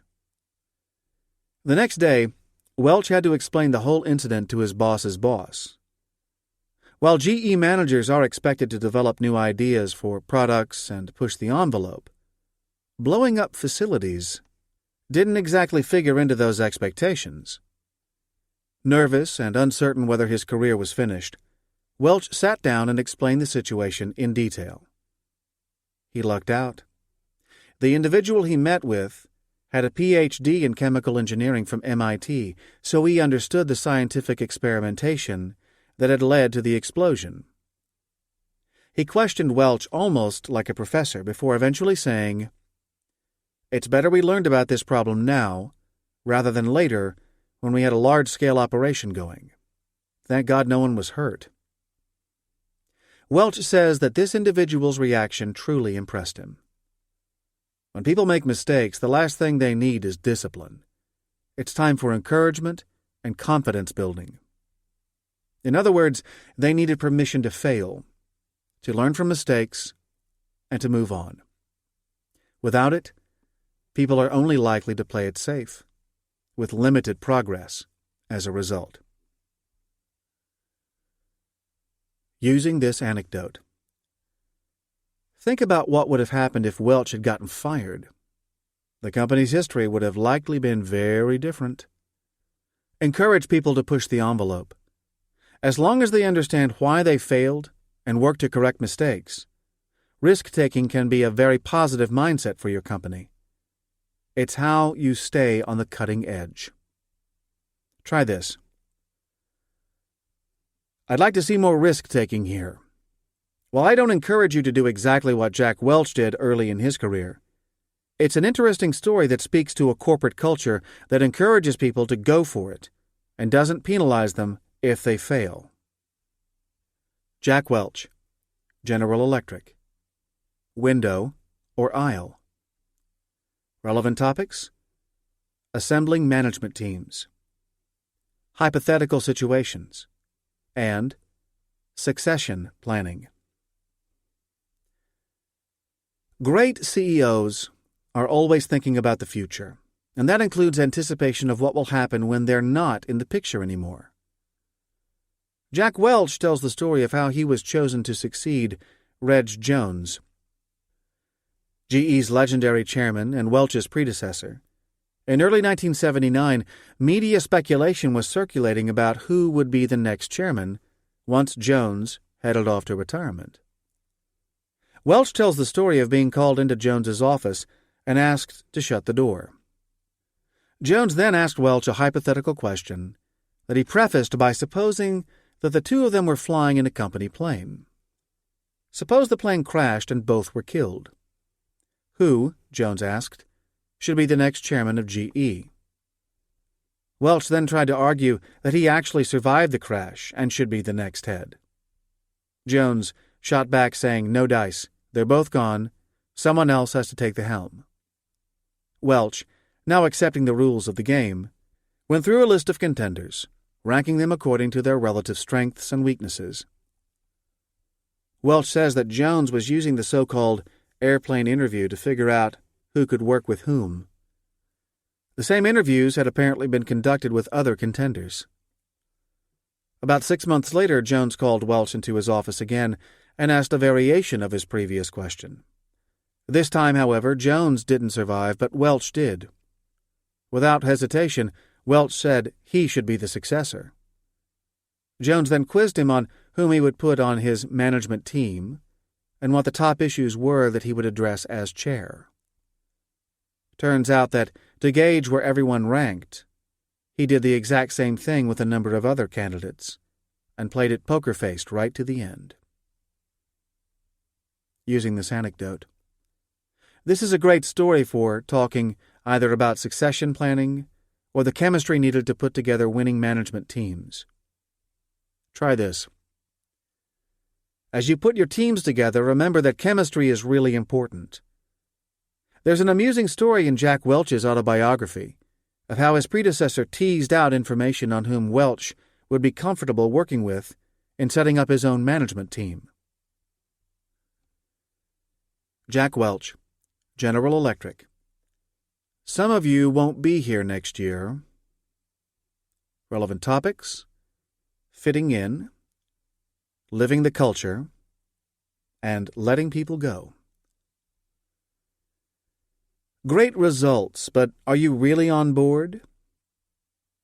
At GE's 1992 annual operating managers meeting in Boca Raton, Florida, Jack Welch spoke of creating a boundary-less culture at GE.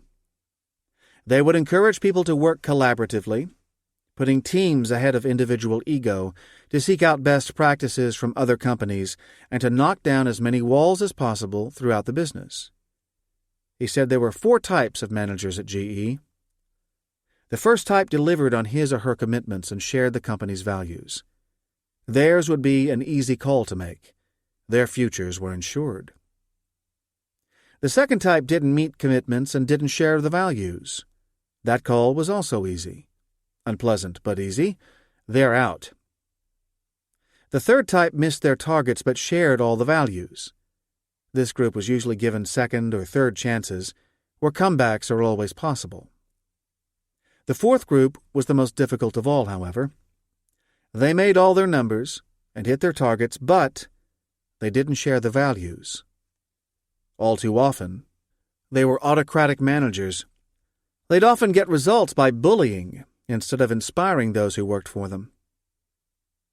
Welch, in describing the boundary-less culture he wanted to see throughout the company, told the group that GE could not afford to keep Type 4 managers. He mentioned that 4 corporate officers, without naming them publicly, had been asked to leave the company after fitting into that category. He described how one manager had never embraced the workout concept, another couldn't build a strong team, and still another never really bought into globalization. The audience sat stunned. They had been accustomed to the usual, "he or she left to pursue other interests," boilerplate. But this was a level of candor they were not used to hearing. "You could hear a pin drop," Welch says. "When I used the lack of boundaryless behavior as one of the principal reasons for a manager leaving, the idea really hit home. You could feel the audience thinking, this is for real. They mean it." Using this anecdote. Strong corporate cultures, with people getting on board and not just talking the talk but also walking the walk, are needed at every company. The fact that GE let go of people because they didn't make their numbers is hardly worthy of a headline. The fact that they let people go who did perform but didn't believe, that's something very different. Try this. "We need each of you to buy into this company's values. Otherwise, we're all going in different directions." I'm reminded of a story Jack Welch told in his autobiography where he talked about what he saw as the 4 types of managers and how even performers have to be let go. Jack Welch, General Electric. The envelope, please. Relevant topics: the fog of war, strategic planning, making adjustments to fit real-world circumstances, and risk. Overplan, and you'll likely underachieve. In a speech he delivered early in his tenure as CEO, Jack Welch told an audience of financial services representatives in New York that he wished he could pull a sealed envelope from his jacket pocket containing GE's grand strategy for the decade ahead, and voila! All their questions would be answered. He said it couldn't be done. He then quoted from a letter to Fortune magazine, originally written by a planning manager from Bendix. Welch said that it was difficult to improve on what this manager said. Citing the book On War by military theorist Karl von Clausewitz, the letter said that despite the best intentions, strategic planning cannot be reduced to a simple formula that must be blindly followed like some kind of paint-by-numbers exercise. In business, just as in the fog of war, there will always be chance events. Plans go awry. You never really know for sure what your opponent will do to counter your moves. In that kind of uncertain environment, what counts more are human factors: leadership, morale, and instincts. The letter mentioned that the Prussian General Staff never expected a plan of operations to survive beyond the first contact with the enemy. Strategy was not a lengthy action plan, the Bendix manager concluded, saying that Clausewitz advocated the evolution of a central idea through continually changing circumstances. While business and war obviously have very different objectives, a cookbook approach to any challenge will never work in the unfolding situations of the real world. The fog of war, like the fog of business, makes it impossible to plan for everything. But having the right people in place with the right skills and the right instincts to adapt to changing circumstances greatly increases the chances of success. Using this anecdote, even the best-laid plans can and often do fall woefully short when they run up against reality. You may have the best plan in the world, but do you really know what your competition will do in response? What if new laws are passed affecting your business? What if there's a product defect no one saw coming? What counts more is having a solid overall strategy and then putting people in place who can adapt nimbly, quickly, and intelligently to circumstances that will inevitably change. Try this. Try as we might, we cannot plan for everything. We cannot control the field completely. No company can. I'm reminded of a speech Jack Welch gave where he said he could not create a grand strategy for GE. Meg Whitman, eBay. Let your conscience be your guide. Relevant topics: doing the right thing, contracts, customer loyalty, and technical failures. Never let a good crisis go to waste. And this was one heck of a crisis. Former eBay CEO Meg Whitman tells the story of how early in the company's history it was faced with one of its worst nightmare situations to date. A 22-hour system outage that nearly sank the fledgling business. The site ground to a halt. Customers could neither buy nor sell, and the media smelled blood in the water. Would the company survive? Or would it follow the path of so many other online companies onto the ash heap of business history? CNN was trying to get gotcha video of the company responding to the crisis. One commentator said the situation was as if all Sears stores around the country had closed simultaneously and they could not say when they were going to open up again. While the technical issues were finally solved and the system eventually went back online, the crisis was far from over. Whitman tells the story of how she entered a conference room where bleary-eyed employees were discussing the company's service agreement with sellers. The fine print said that they owed money only to those sellers whose auctions ended during any outage. The problem was all auctions, including those that ended later, were affected. They calculated that the difference between honoring the agreement to the letter and compensating all losses at about $5 million. No small amount. If paid, it would mean missing quarterly earnings projections. Whitman listened to the conversation and then asked the group, "What's the right thing to do here?" Then she left the room. The conversation ended right there. They would refund everyone. The company's CFO later said, "People always know the right thing to do, but sometimes they need the leadership to remind them." After the company explained the rationale behind the decision, Wall Street did not abandon eBay for not making their numbers, nor did customers abandon them for doing the right thing either. Using this anecdote. Sometimes in business, being penny-wise and pound-foolish is not the way to go. Yes, contracts say such and such obligation must be met, but there's nothing to stop you from going beyond the letter of the agreement and doing the right thing. In fact, by doing so, you may get more benefit over the long term than you could potentially lose over the short term. Try this. I know this is a tough decision, and yes, we should honor our agreements, but we're facing more than just a question of a single contract.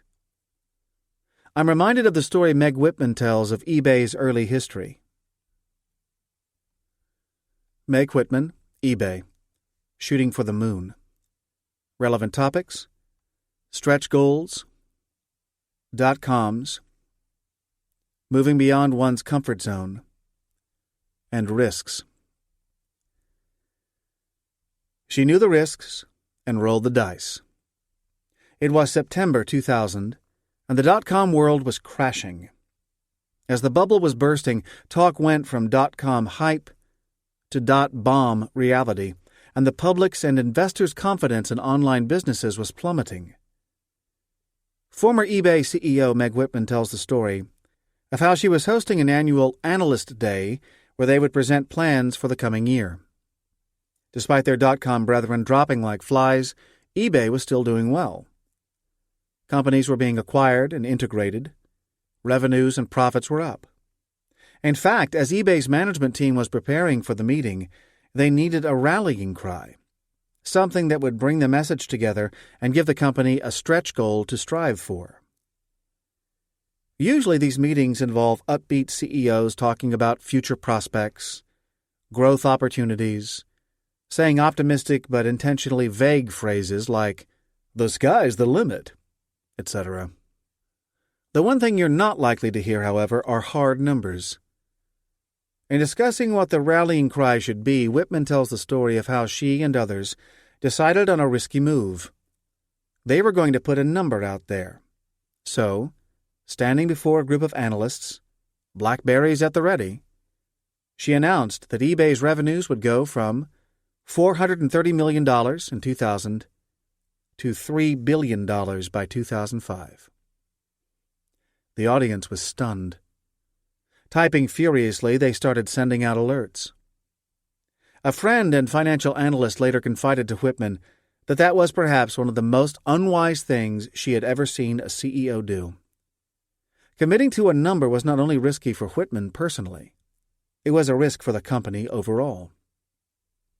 Whitman stuck to her guns, though. The company now had a major goal to rally behind. By 2005, it turns out, eBay indeed did not achieve $3 billion in revenues. It hit $4.5 billion instead. Stretch goals are an important part of leadership, Whitman says. To do significant things that are important and worth doing, sometimes leaders need to take a deep breath and jump. Using this anecdote. Did Whitman take a risk in saying revenues would multiply fivefold in 5 years? Absolutely. But she was confident enough in the business and knew her employees needed a stretch goal to keep their motivation level high. Try this. I know we're going out on a limb here, but it's been done before by others equally confident in their business model. I'm reminded of when Meg Whitman, eBay, online power. Relevant topics: accountability, listening to the customer, and the power of many. If it ain't broke, don't fix it. Former eBay CEO Meg Whitman says the need to listen and be accountable to customers in a transparent organization is critical. She tells the story of a relatively new employee who had been tasked with revamping eBay's rating system. Instead of the single star to indicate who had achieved a satisfaction rating, this person proposed a system involving a variety of color-coded stars showing how many positive reviews an individual had received for transactions. The highest level would be the image of a shooting star, and so on. The new system was then launched online. As Whitman tells the story, it only took a few minutes before feedback flooded in, and it kept coming, and coming. Some challenged why eBay was changing the rating system in the first place. Others had more petty concerns, such as not liking the particular shade of one or another color. Others questioned her right to change anything at all without consulting eBay users first. Pretty soon, the volume of emails increased to the point where the person who made the changes was spending 3 hours each day just answering queries on the new system alone. Finally, this individual met with a top exec, and a solution was found. Apologize for the change, ask for users' ideas, and redo the system. It was a raw lesson for a company that prided itself on the power of many, but in this case had gone with the instinct of the few. Since people using eBay were relying on the company to make money, and the Internet enabled group collaboration anyhow, the need for users to be part of the decision-making process was an important one. Using this anecdote. Not all decisions can be made by fiat. The old command and control model of yore may have worked well years ago, but in the digital age, and especially with online-based companies, you really do have to rely more on the wisdom of the group. Try this. Let's not lose sight of the fact that we can no longer really impose decisions from above and expect customers to accept everything uncritically. It doesn't always work that way. I'm reminded of a story Meg Whitman tells about eBay. Meg Whitman, eBay. Going once? Going twice? Relevant topics: culture clash, mergers and acquisitions, pruning, and portfolio. Sometimes, success can breed overconfidence. Former eBay CEO Meg Whitman tells a story of when the company's stock had topped $200 a share in 1999, and they were looking for acquisitions that would help them build their collectible business and migrate the brand toward higher-priced items. One company in particular caught their attention: Butterfield and Butterfield, a venerable auction company that was in the same league with equally renowned names like Sotheby's and Christie's. This San Francisco-based auction house had impeccable credentials, a highly trained staff of experts, and a white-gloved clientele. By bringing the company into the fold, Whitman hoped to attract higher-end buyers and sellers to eBay while also expanding Butterfield's market reach online. The company paid $260 million for Butterfield, and Wall Street applauded the deal. During the negotiations, however, Whitman had already seen early signs of a potential culture clash. Most Butterfield and Butterfield employees were at least 20 years older than the average eBay employee. The offices were decked out in mahogany furniture and ornate rugs. She even noticed they had galleries with suits of armor. Still, the deal went ahead, but despite their best business efforts to make it work, it soon became obvious that trying to marry a 4-year-old internet-based company with a 100-year-old high-end auction house was just not going to work. 3 years later, eBay pulled the plug and sold Butterfield and Butterfield to a British firm. Sometimes what seems like a good idea doesn't work in the real world, and you have to admit your mistake, prune your portfolio, and move on. Using this anecdote. All too often, what makes sense in strict business terms doesn't make sense when corporate cultures clash. Not every acquisition works. In fact, statistically, more mergers fail than succeed.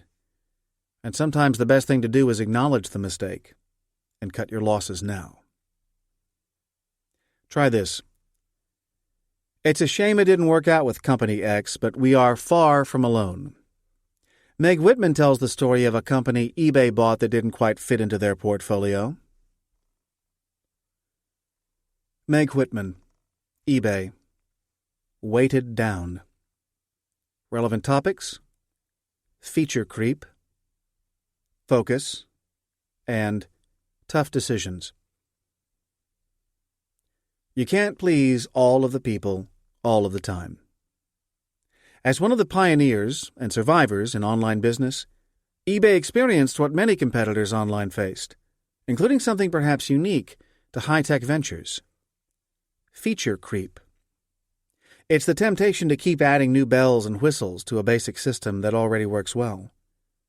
While these changes are usually harmless and often never fully used by all, if they accumulate, they start to make navigation online difficult, defeating the original purpose of making it easier for online users in the first place. Former eBay CEO Meg Whitman tells a story that around 2003, they began to notice their system was beginning to become overloaded. Feature creep had set in. The decision was made to start pruning back some of the unnecessary features, but which ones? Each feature, while perhaps not always used by all users, had its own group of defenders, while the majority didn't care. After careful consideration, the decision was made to drop the escrow feature, which was little understood and little utilized. There had also been a recent rise in escrow fraud, making the decision to discontinue the feature relatively easy. The next day, Whitman says, it seemed like every single fan of the escrow option wrote an email complaining about the move. Return emails were sent politely explaining the reasons behind the decision to eliminate the feature since so few people were using it, and it was taking up space and using valuable resources that could be better deployed in the interest of the entire eBay community. While not everyone was happy with the decision, most were pleased to at least get a reply to their concerns. Still, a decision had to be made for the good of the entire site. However good times may be, writes Whitman, resources and time are always limited, and it is better to do 3 things well than 10 things in a half-hearted way. Using this anecdote. Businesses may be able to build a better mousetrap, but they can also fall victim to over-engineering it. Focus is critical when you have only so many resources and so much time at your disposal. Sometimes you have to go back to basics. And while that may not please some individuals, you have to keep your eye on the bigger picture and make sure the business as a whole is not in jeopardy. Try this. I know this was not an easy decision. I know some people are upset because we dropped X. But we have to keep the bigger picture in mind. Meg Whitman of eBay tells the story of Meg Whitman, eBay. Hello, my name is... Relevant topics: deflecting insults, humor as a weapon, sexism, taking the high road, and women executives. Call it a terminal case of foot-in-mouth disease. Former eBay CEO Meg Whitman says that she often gets asked what it's like being a female executive in the male-dominated world of business and how she handles sexist attitudes. She says that she and other female execs feel they were lucky to have opportunities to prove themselves that previous generations of talented women did not. At the same time, there's a sense of having to prove one's competence, to show that one can be just as good or better than one's male counterparts. But not everyone has given up the old stereotypes.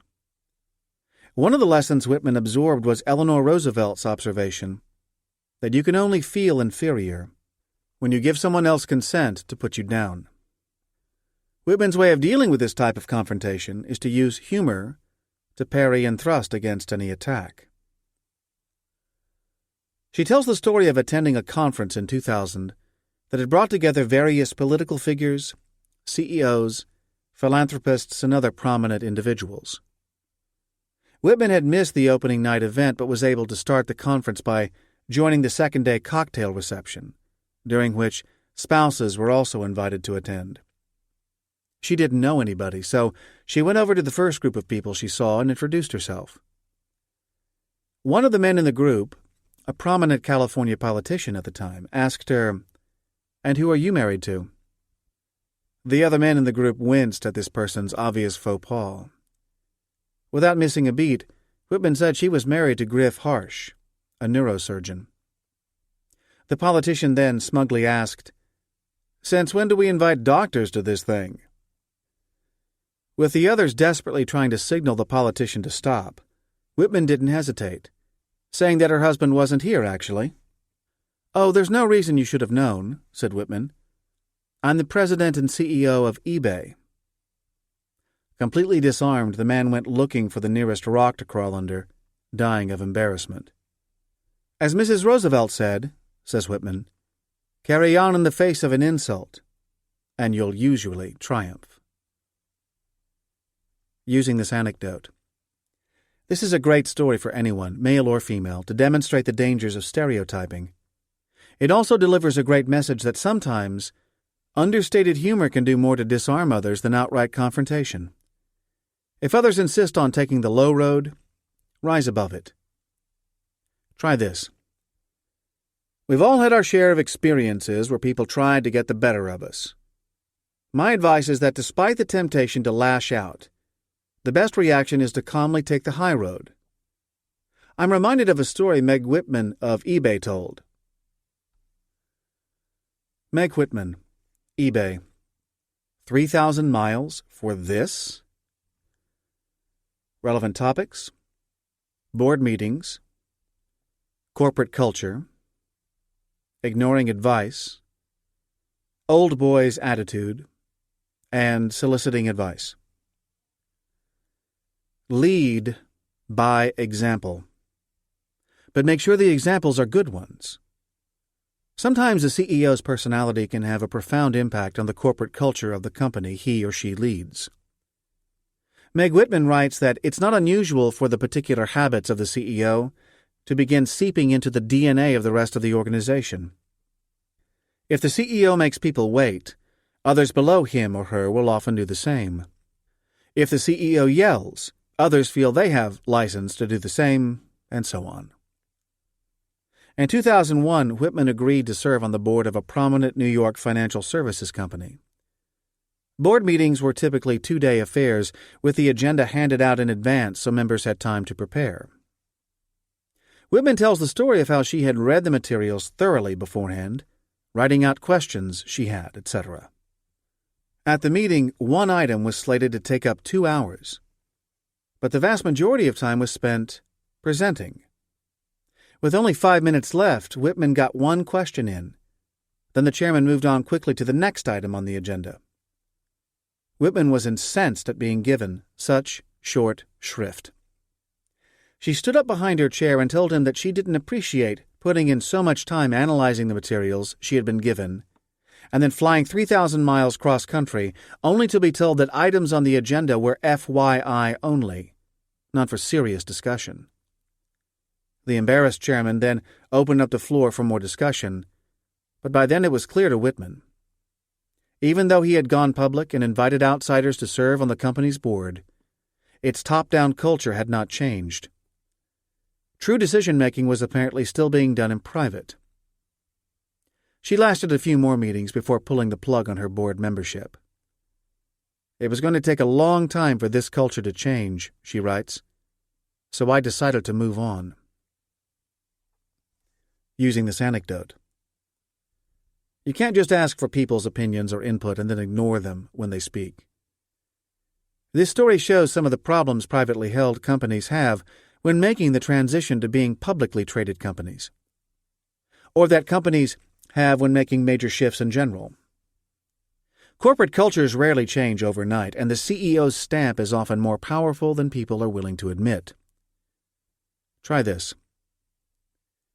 We're committed to an open dialogue here, not just running through a laundry list.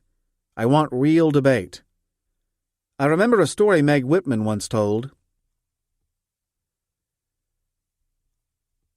Jerry Yang, Yahoo. When the Cat's Away. Relevant topics: immigrant, meeting demand, naming a company, and overcoming odds. He's quite the immigrant success story. Jerry Yang, one of the founders of Yahoo, was born in Taiwan. His father died when he was 2 years old, and his mother moved the family to California when he was only 9. He had to learn a new language, but Jerry did so, and eventually earned himself bachelor's and master's degrees in electrical engineering at Stanford University. By the time he graduated, the economy was in a slowdown, and there weren't many jobs in his field. He decided to enroll in a doctoral program at Stanford instead, in 1990. Yang and another student, David Philo, were assigned to do research on computer-aided circuit design. At the time, however, their advisor was on sabbatical doing his own research. Bored, and with not much to do, Yang started tooling around on a relatively new system called the Internet. At the time, it was like having a telephone, but no phone book. Unless you knew others' addresses, this new technology wasn't particularly useful. Yang created his own page and started putting up links to favorite sites, including personal favorites like sumo wrestling sites. That's how Jerry and David's Guide to the World Wide Web was born. Eventually, the project got so big they decided to forego their PhDs and start a search engine business instead. But they needed a name. Finally, they decided on Yahoo, which originated from 2 ideas. One was an inside joke among programmers. Yet another compiler-complier became yet another hierarchic officious oracle, or the acronym Yahoo. The word Yahoo also came from Jonathan Swift's novel Gulliver's Travels, in which the Yahoos were rude characters, much in the same vein as the tech geeks of the day. Among other obvious qualities, Yang and Philo clearly had the ability to make fun of themselves. Using this anecdote. Yang's is a great success story to tell audiences. Call it fate, call it whatever you want. But it was also probably a good thing that Jerry Yang's doctoral advisor was off on sabbatical and the young entrepreneur had time to burn. Who knows if Yahoo would have been created otherwise? Try this. When it comes to creativity, some of the best ideas may stem from having too much time on one's hands. Consider the story of Jerry Yang. Mark Zuckerberg, Facebook. The finals when? Relevant topics. Early signs of talent. Information sharing. Playing to one's strengths. And quick thinking. Facebook's phenomenal rise has been an incredible story in itself. One of Facebook's founders, Mark Zuckerberg, tells how he was still building the site a few weeks before finals. He was apparently significantly behind in one class in particular, art. Trying to balance the need to do well on his finals with the drive to get Facebook launched was proving too much. Realizing he was about to fail the art class unless he did something, Zuckerberg came up with an elegant solution. A few days before the exam, he took all the images used in the class and created a website where people were encouraged to add their notes to a field beside the works of art discussed in class. The website was essentially a collective study tool. The benefit to Zuckerberg, of course, was the fact that others were filling in the notes he couldn't take because he was too busy setting up Facebook in his dorm room. But Zuckerberg apparently didn't benefit alone. He says the professor later said that the class had received some of the best grades he had ever seen on any final he had given during his tenure at Harvard. Sharing information worked, and then some.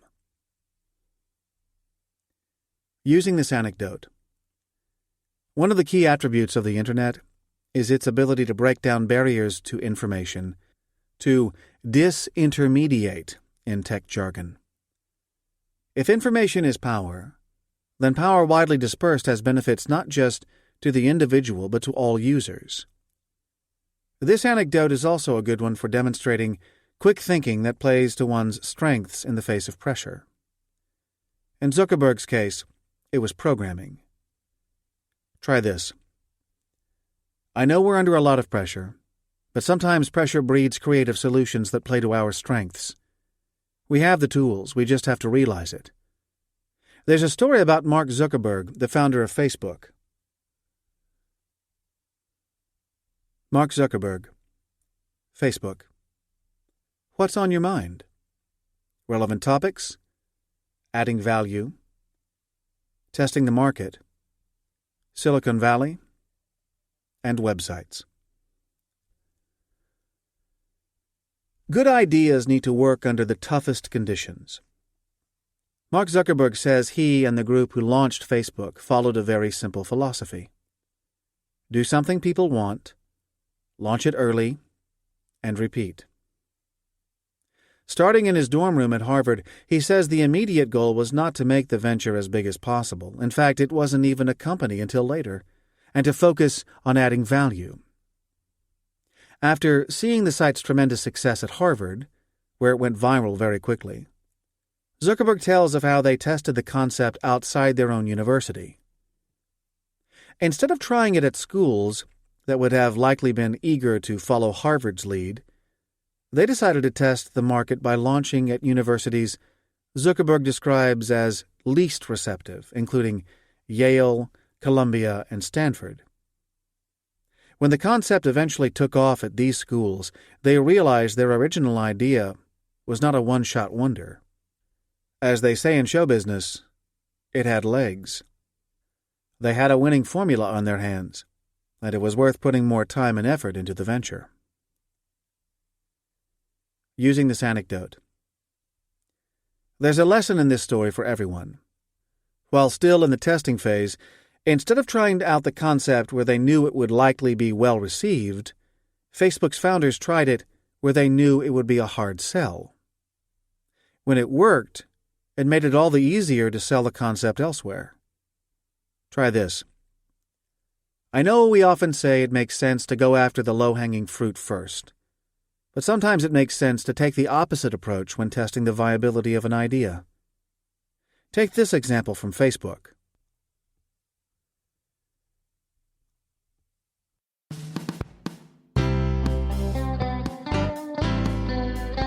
This has been a Gildan audio production. For more affordable life-changing audio programs, visit our website at gildanmedia.com.